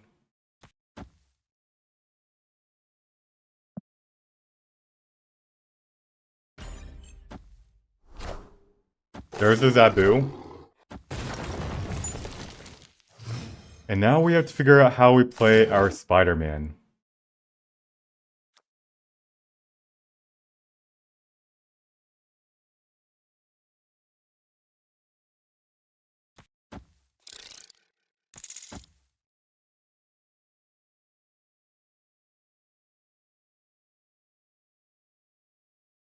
We want to play Spider-Man and Daily Bugle?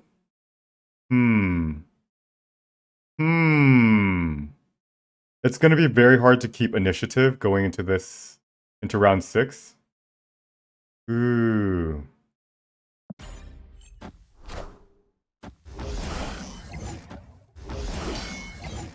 Moon Girl? Rock Slide into Moon Girl?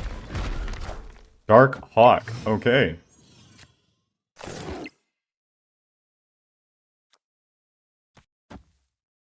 So Spider-Man is our best shot.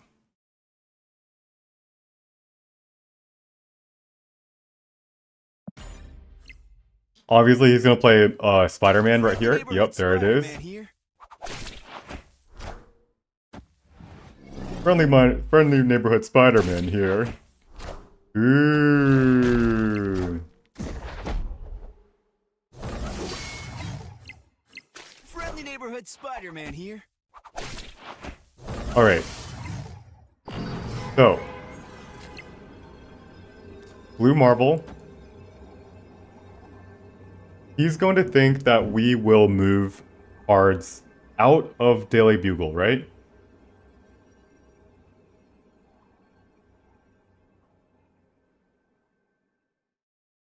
So I think we're going to be able to win Daily Bugle if we do something like this. Now the problem is, we don't really win anything else.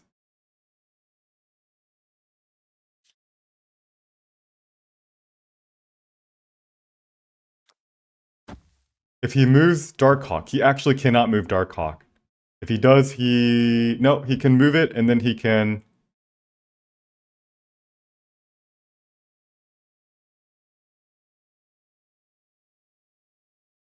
We retreat. It's not really winnable. This is 7 power. Actually, this is actually not enough power here. This is 7, 10. Yeah, this is not even power. What am I thinking about? I thought the only time it wins us the game is if he moves a card from Spider-Man over to New York.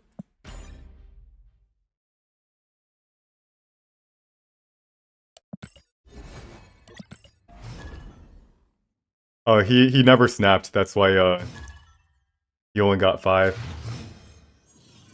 Or 1 cube. Nightcrawler.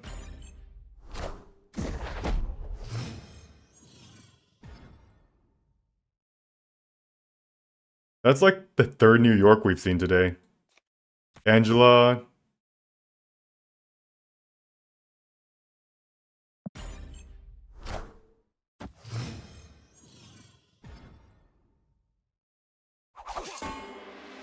Bishop.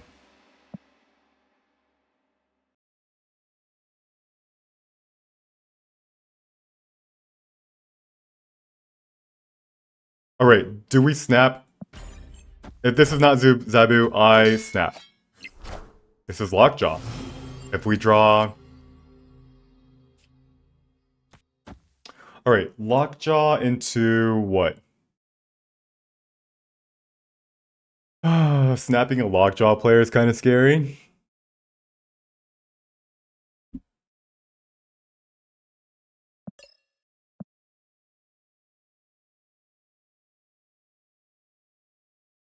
So let's not snap. Let's not snap. Alright, this is Dracula.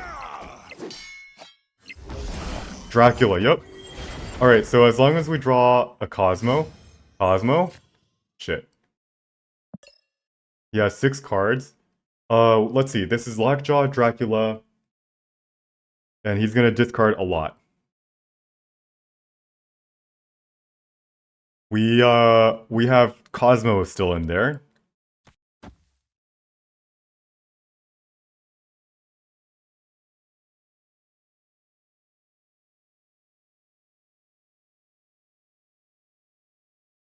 So we don't snap.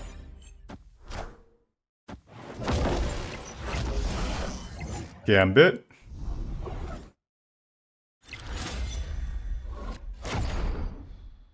It's the Nightcrawler, which is better than what we could have asked for. And Colleen Wing. Gunspot. Okay. That's better than what we could have asked for. Alright. But now what? We still need to figure out how to win. Let's disperse our power a little bit. Let's do something like this. Oh, he retreats. Okay, so he got unlucky with the Lockjaw. Should we have snapped him? What, on average, do we win? On average, if he got better luck, would we be in trouble? Because if it's based off of on average, we should be snapping.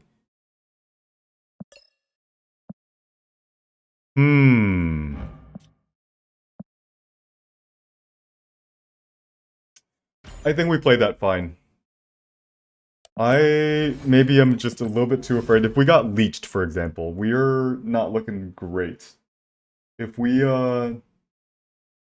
If they got an Infinite, that's oh yeah, you're right. We also had a Shang, so yeah, I think we could have snapped there.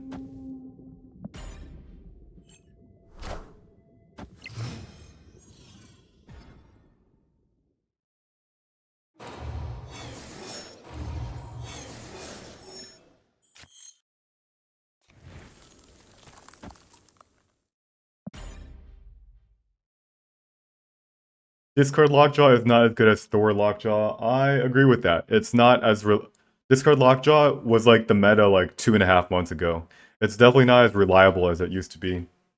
Why discard when you can play Zabu and put out up 1,000 power, right?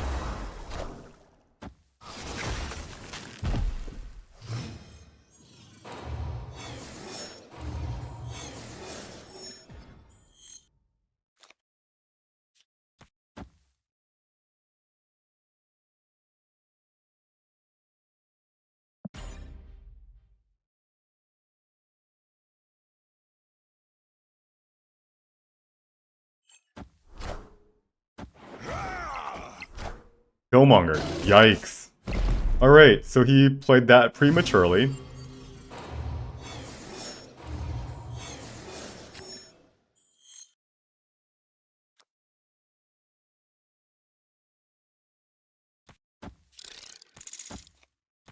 Should we go for this? We're not gonna get more than... We're only gonna get 5 mana?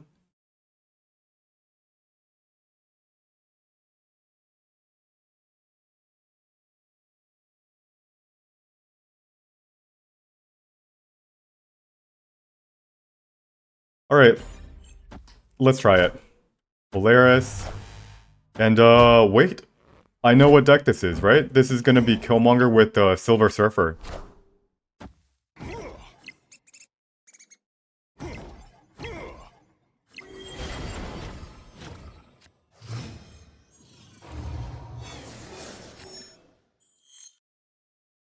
Let's go 1, 2, and then what?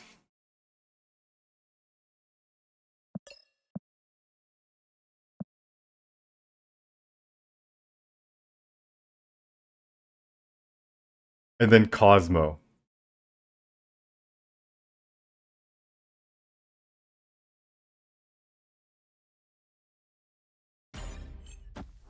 This might be a...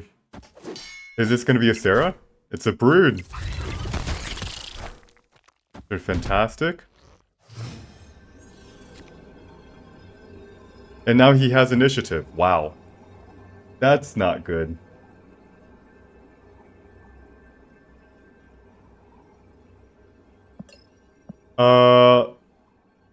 Do we ever win? No.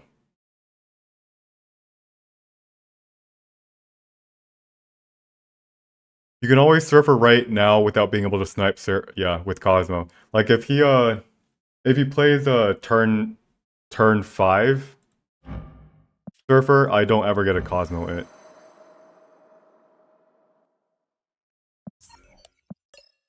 So yeah, we lose. Escaped. If we drew our blue marble, we would have been able to have initiative. I don't know if we would have been able to win though. Because he always has the right side to play a yeah, there's no way we block his Surfer ever. There goes our blue marble.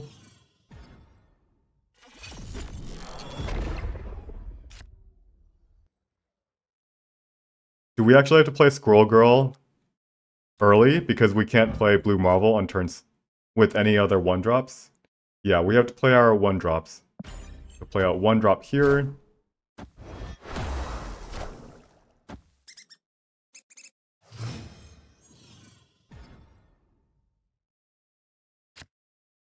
Fantastic here.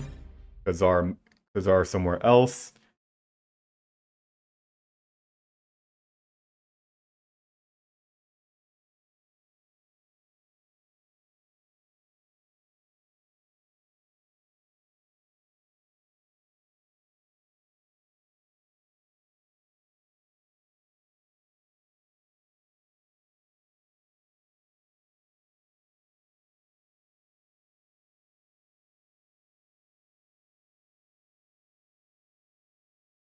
And this is probably what it feels like to be playing against me. I take forever on my... Ooh, yikes.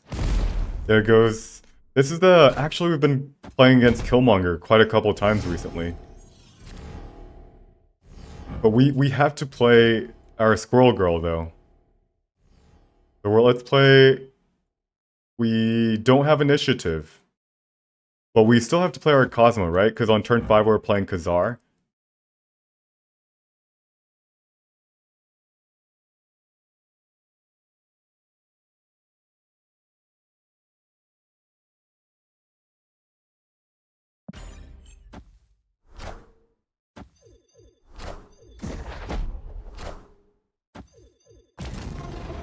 Alright.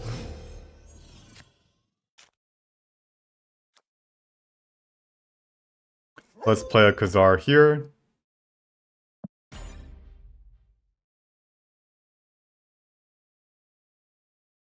They might play Maximus and Wakandan Embassy.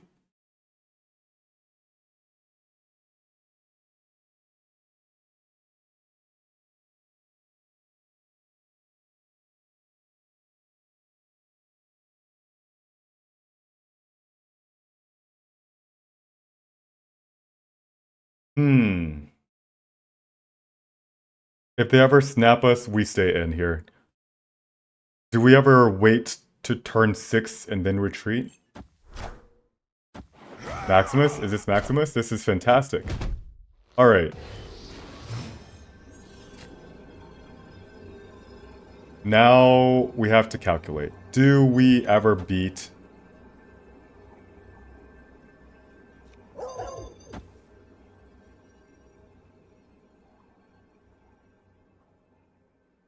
Four power. Whirlwind Hellfire Club if he has Surfer. If we play Blue Marvel middle. We're going to have a total of 13 power. 4. So we'll be at 11 and then we add, 13 power. Am I afraid, though, that he plays... So he'll play Surfer here, but what happens if he plays... Okay, hold on. This might actually be a better play. Right, from here, and then we put this here. We give up Wakandan Embassy.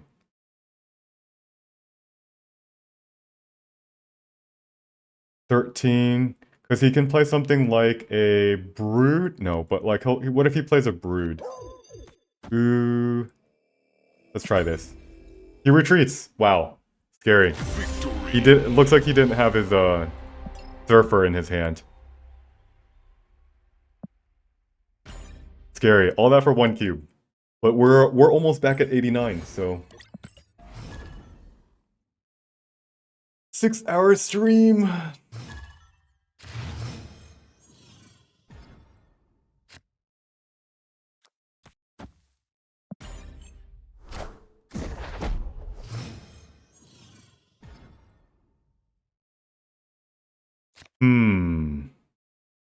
Yep, Mindscape means we play out all of our cards.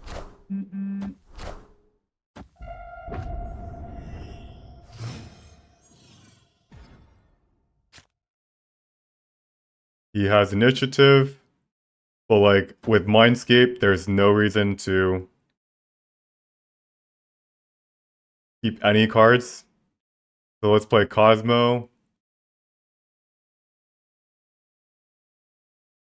Now the question is, when do we snap? Never. Never against Zabu.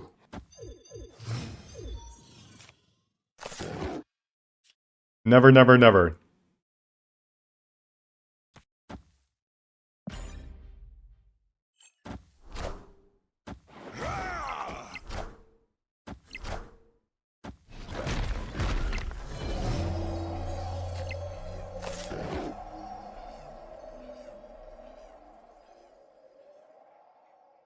Alright, so he played Dark Hawk before he played Rock Slide, which means he cannot play... He doesn't have Mystique.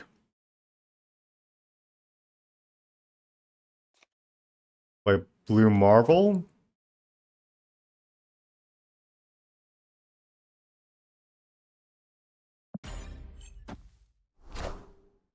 Devil Soar.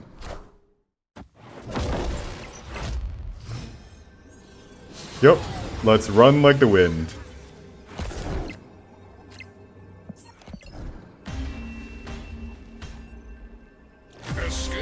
Alright. So I was actually thinking about playing our Shang-Chi.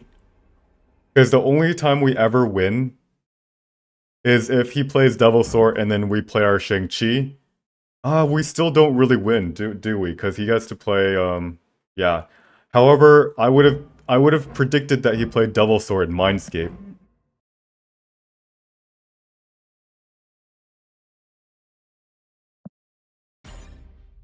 So I would have missed anyway.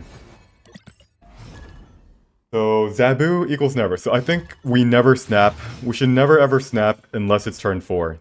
Because there's just too high of a chance that Zabu gets played.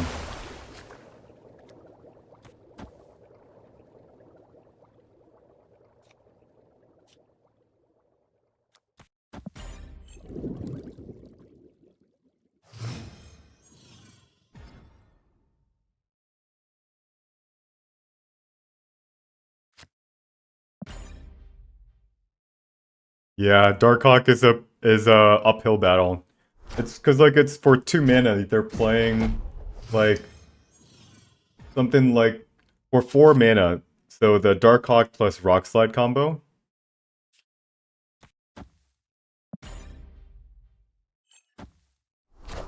Cyclops, this is Patriot. We have got a good chance. For 4 mana, they're playing 6 plus like 15 power. And I guess the question is, let's go Khazar. Now do we snap? This Cosmo is kind of gonna be pretty good. Alright, so anyways, they get to play out 20 power on turn 4, while also cluttering your deck with 2 rocks. That's pretty strong. Alright, do we snap? I feel like we should. We've got our Cosmo.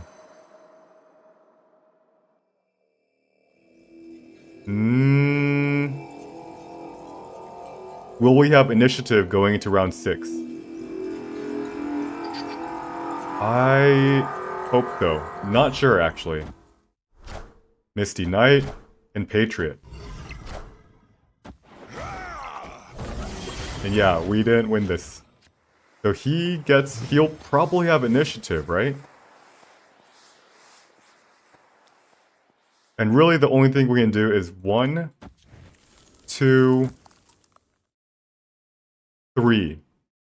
And I believe this should net us initiative. Because we're going to have 2 power here. We're going to get 3 power into Asgard. Alright, hold on. What if we do 1, 2, 3?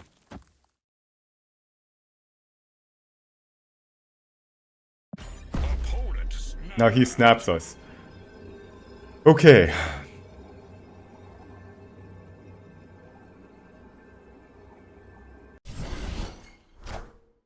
Sarah. Oh my god. Maybe I should have retreated here.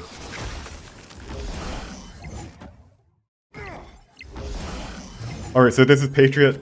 This is gonna be Patriot. Surfer. So how do we win? We need to block the Surfer. This is the situation where we wish this was a... Oh, no. If this was a leech, it still doesn't help us, because Patriot. We have initiative, which is what we've been working our whole entire lives for. Now we have to figure out where he plays Surfer.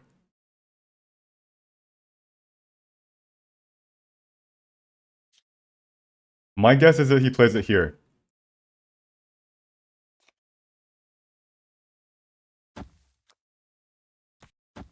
Now the problem is, even if we block Surfer, we still lose. Alright, we retreat. Okay, so there's too many things to think about. Escaped. If we block Surfer, does it mean that's a, let's just say it's a 1 in 3 that we block Surfer. And let's just say we're good at guessing. But what's really funny is even if we block Surfer, we don't actually win the game. Like if he plays Brood in Strange Academy, we have no way of winning Strange Academy.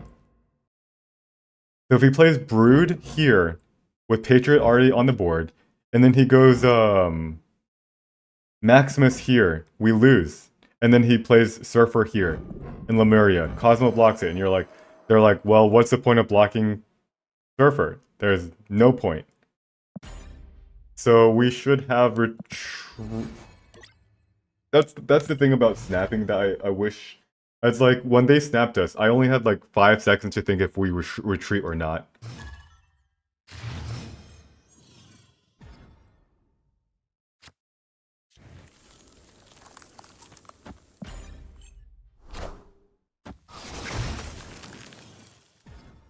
And I don't want to just like panic retreat, you know?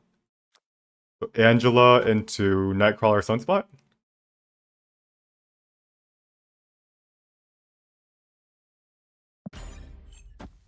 That's another Zabu card back. Ow, ow, ow.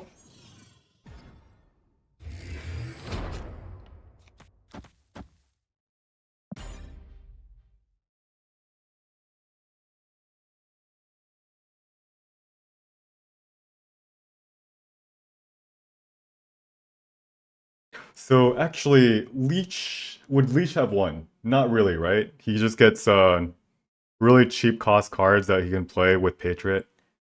So pretty much no chance of winning.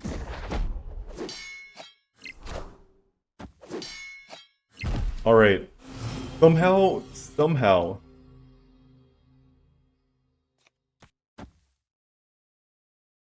We play Khazar here. This Fist Tower is going to be very, very dangerous.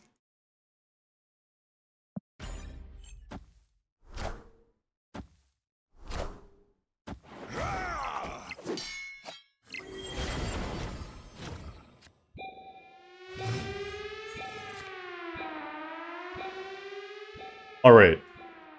Now, I think we can snap.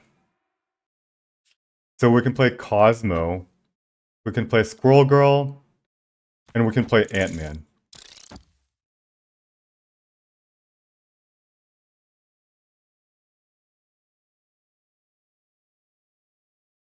And I think he's not going to play his Killmonger until it's too late.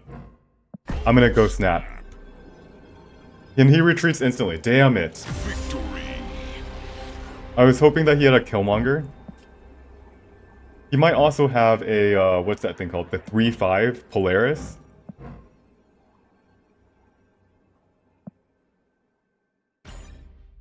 Huh. He just instantly retreats. Is it better to fill up Vault and Cosmo turn 6? Fill up Vault and Cosmo turn 6. Well, we don't need to Cosmo turn 6. And we can also fill up Vault because we have a Nightcrawler that can move. Tungsten Walk.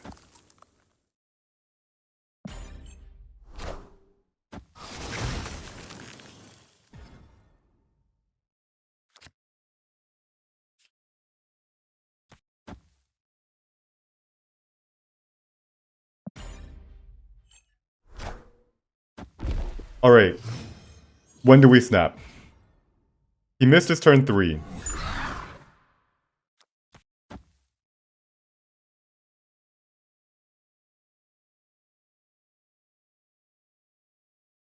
I'm gonna snap. It's pretty scary with Elysium. Raptors are good for us. We have Khazar.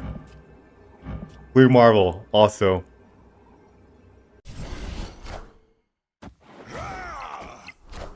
Wave. Uh-oh. Wait, hold on. Why wave? Is this the Cosmo turn?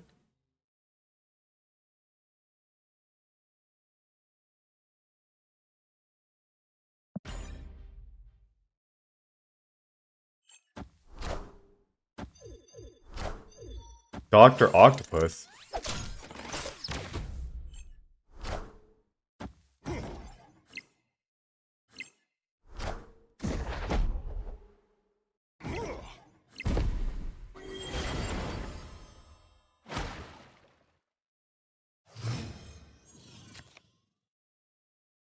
Alrighty, like now we can play Blue Marvel, right?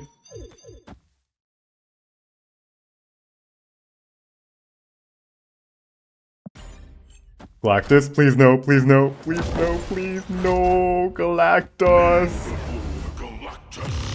Alright, so we played our Cosmo too early.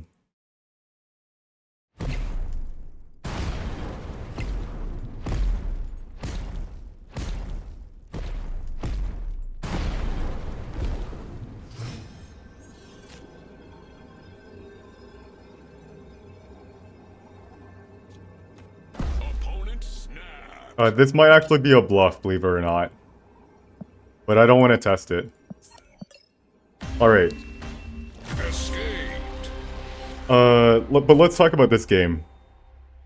So, good Galactus players don't always Galactus the first time that they're able to. So, what I could have considered was to not play. We've done this a couple times where I didn't actually play our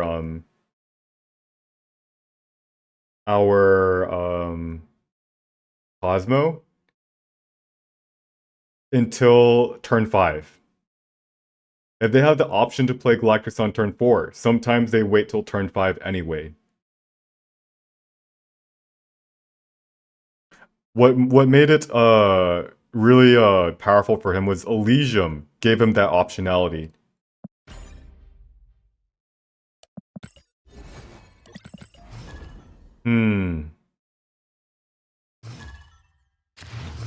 Like, yeah. What could we do? What could we do?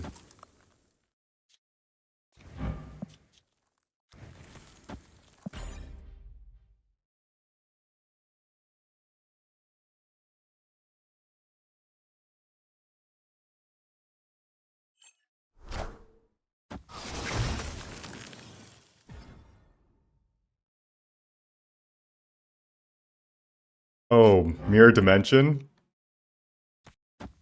Two New Yorks? That's kind of fun.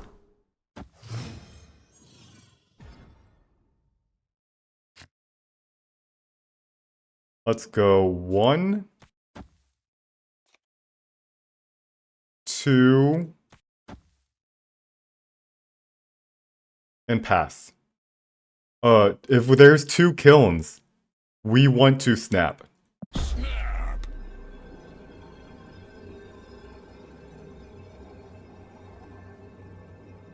And he retreats, yeah. Victory. If there's 2 kilns, we automatically win, and New York is a pretty scary location for him.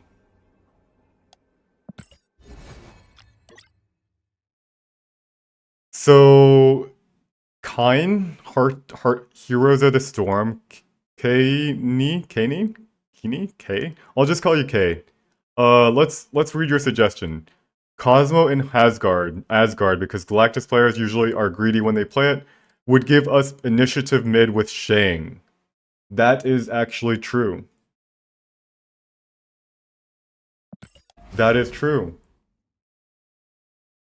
We played Cosmo. We should have played Cosmo left, huh?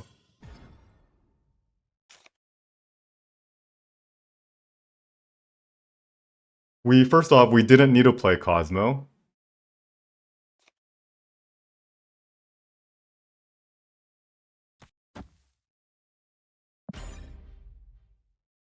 Did we not have Shang in our hand? Oh, but we could have always drawn it. Like, it's a 40% chance to have drawn it on the right turn.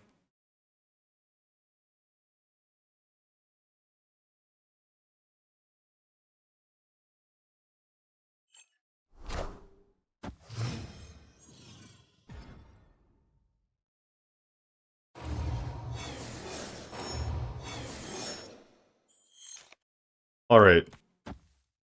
Bishop, Angela, Ant-Man. Do we just say Angela anyway? And then Bishop, Ant-Man? Turn 3? Yeah, let's do it. Rude.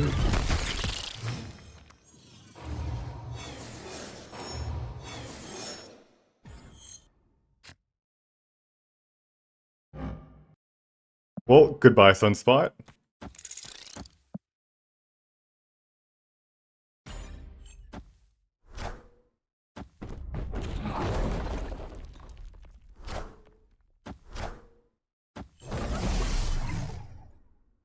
Alright. I'm pretty sure we lost this one. Oh man, that's not good.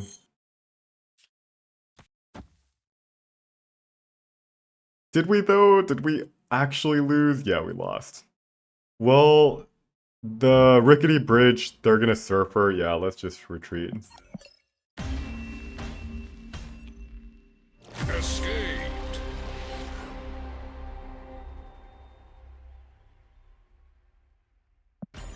That hurt. That hurt real bad. 1 cube's 1 cube, but it's at least not 15 cubes.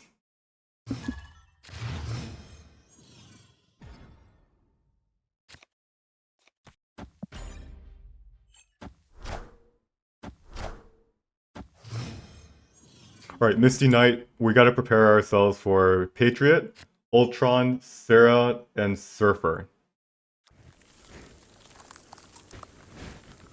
Let's play Iceman into Bishop.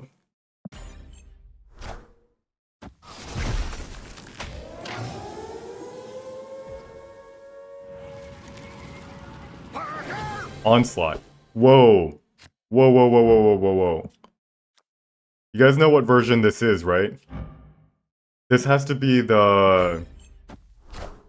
This has to be the magic version.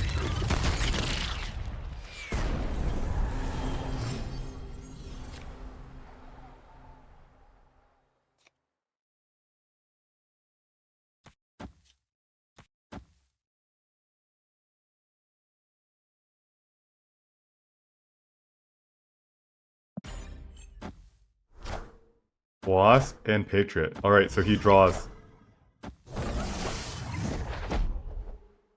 And Mystique could be an issue.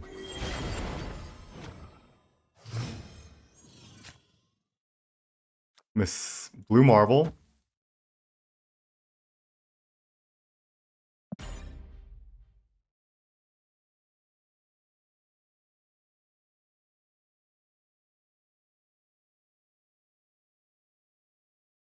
And also... Cyclops. Okay. The Shocker. Let's see.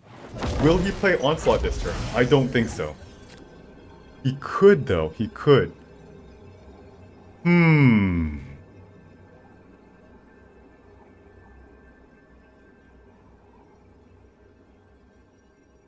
He could also, like, he has to do... He could play Sarah.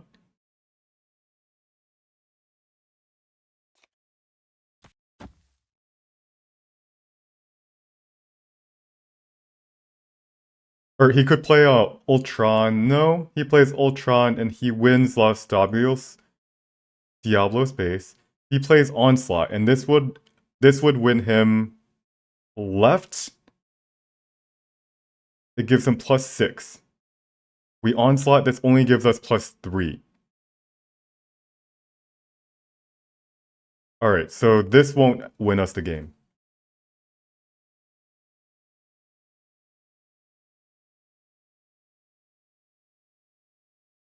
Now, is there a play that can actually win us multiple... Alright, if we Squirrel Girl, for example, we get 2 power here, 3.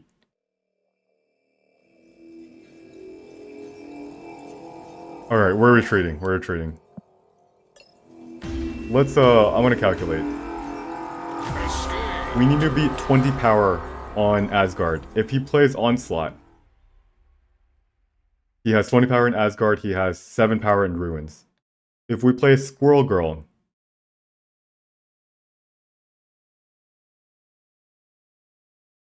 we'll have 5 power, 6, 7. We'll have 7 power in Ruins. If we keep the Nightcrawler there, we win.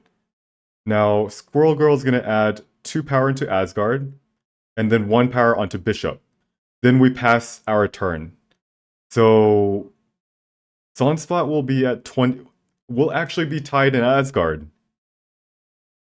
We tie Asgard, we win Ruins, but I think we lose the tiebreaker by a lot because of Los Diablo space. Okay. Would there be any other play? Actually, if we move Nightcrawler here, we win the tiebreaker. But no. Then we don't win Ruins. Because we'll only have 5, 7. We'll tie the Ruins. Yeah, that's unfortunate. There was no play here. We just lost every single time. And we're now kind of stuck around 88.5.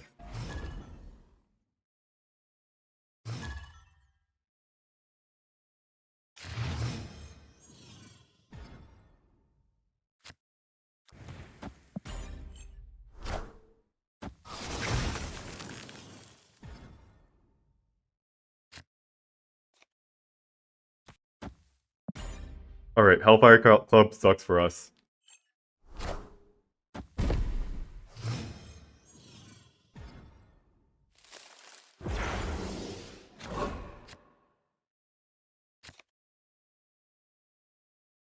Do we play Bishop? Do we play... Alright, so he probably got Zabu, and we probably want to retreat. Oh man, do people snap us on turn 3? Do we just retreat every single time? We asked ourselves this question earlier. And like...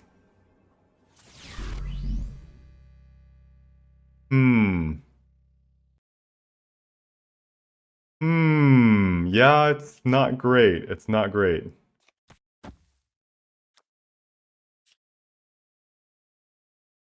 Angela, Bishop, Squirrel Girl. Alright. Show me the Zabu. Of course. Every single time it's Zabu. Every single time.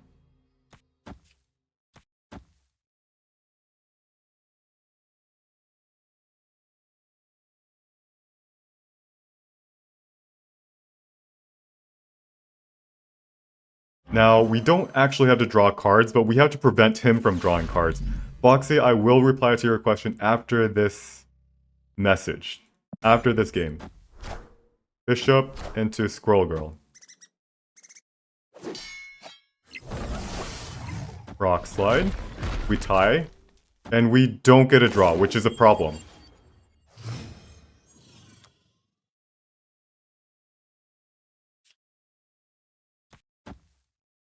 Because now we have 5 cards in our 5 things in our cards. 5 cards in our deck. And Spider-Man. Friendly neighborhood Spider-Man here. Yeah, that was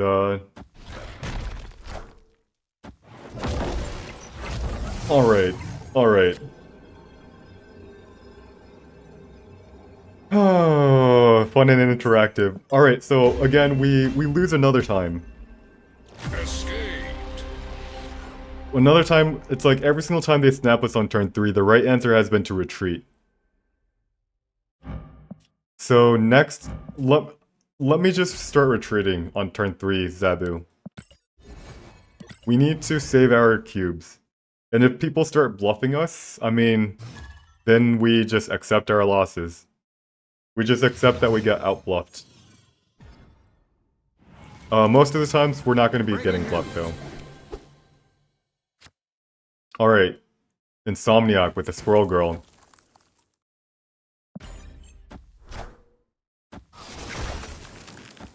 Alright, this is going to be Dragzoo.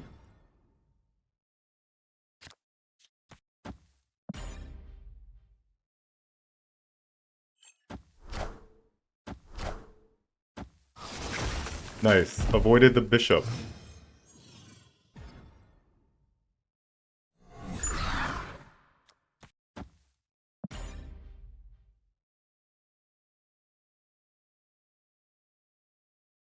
Scroll Girl is gonna be pretty useless.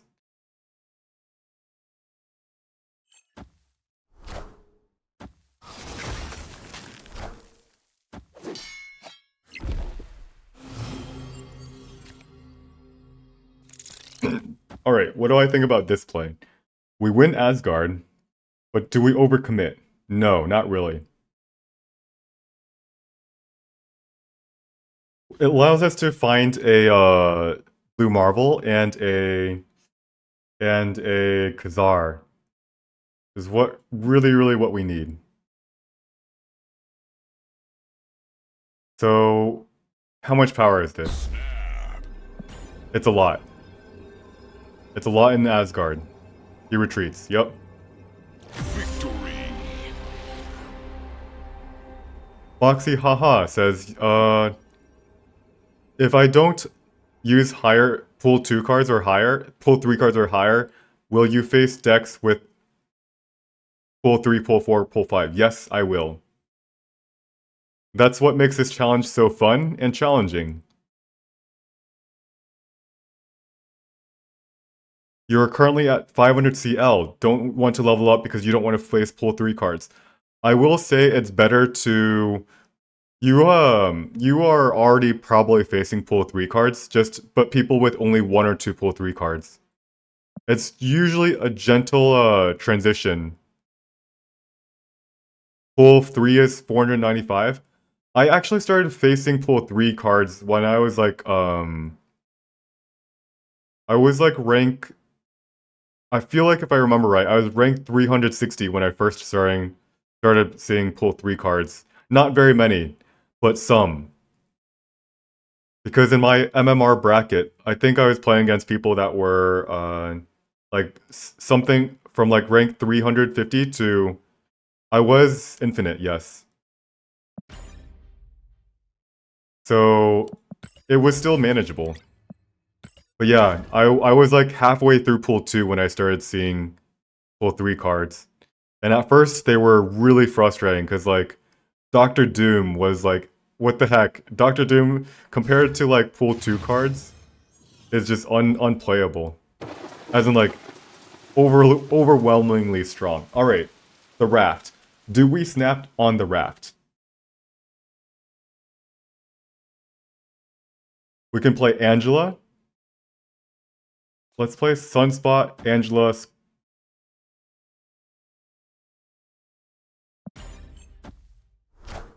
Sunspot to Sunspot.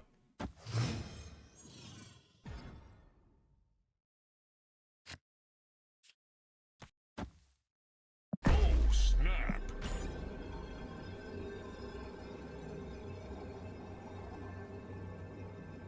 Alrighty. Let's see what we get.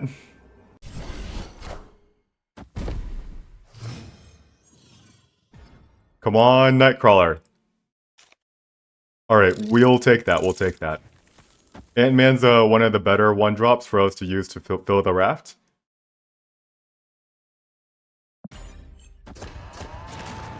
And we get a leader. Ghost Rider, he loses the Ghost Rider.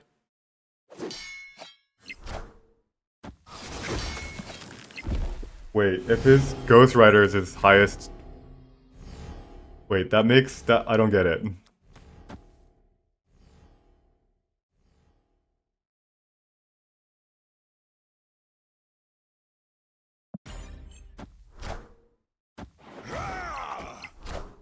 Dracula?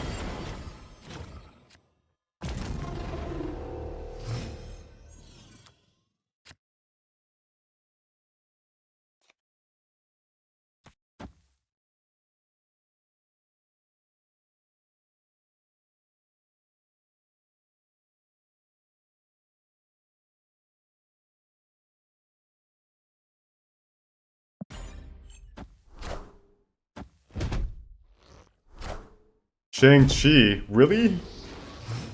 He was guessing our Shang-Chi here. So we just do 1, 2, and then 3, right?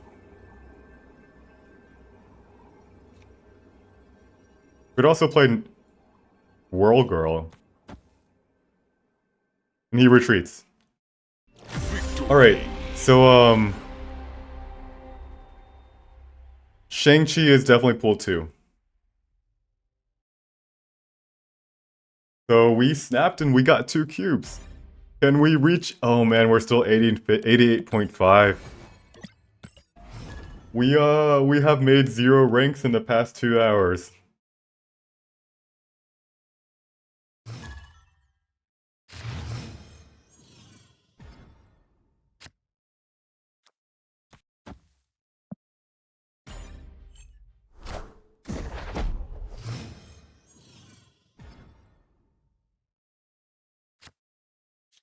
Angela, fantastic, Squirrel Girl.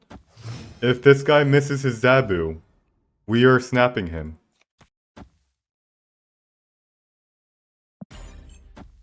Mercy, mercy. Zabu? Fucking hell. You had a 50% chance. How does it hit every single time? Alright. Let's draw some cards. I almost still want to snap though.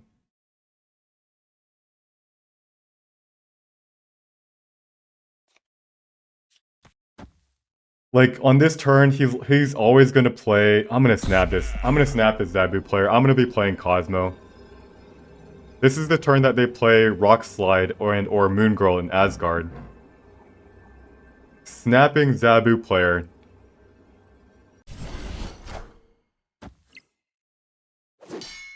Let's see what you got. Lady Schliff. We blocked a Schliff.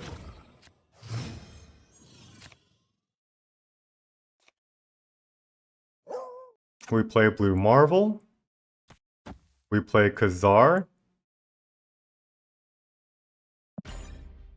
And he retreats. Nice. Did you guys see that? We snapped a Zabu player when he played a Zabu on turn 3. How are we so good at this game? The one time we beat a Zabu on turn 3.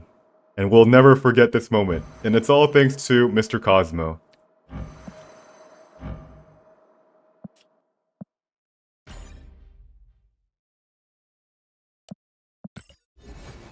Takes balls of Cosmo to beat a Zabu player.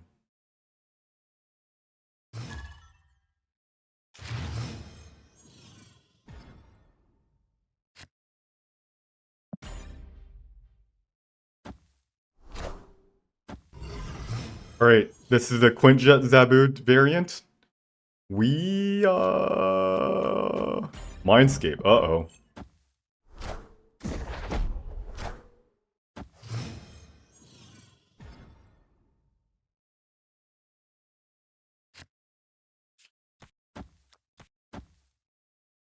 Opponent snapped. Alright, so he has Zabu, right? We just retreat.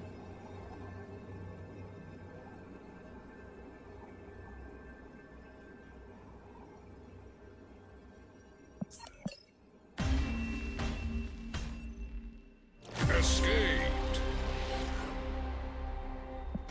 Fun. Close game.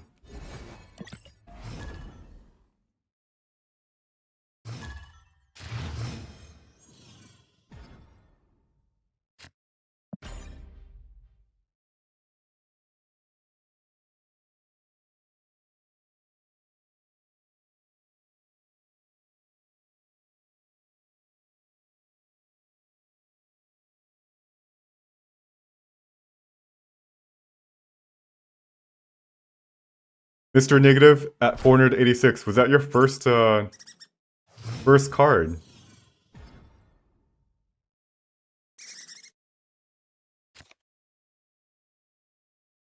Alrighty. Alrighty, we have to be very careful. Armor. Alright, so I want to snap him for that.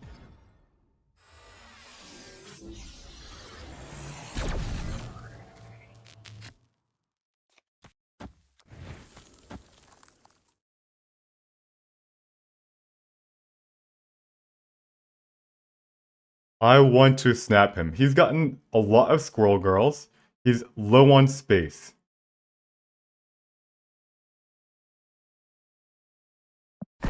I'm gonna snap him. Good luck. Good luck to me. And he retreats. Yeah, he did not like how limited. He only had 5 space left. If he tries to contest Asgard, he's gonna be closed up in Asgard. And we have a bishop in there. So he retreats.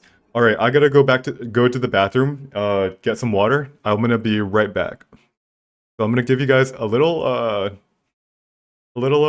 walking slot to look at for the next 10 minutes.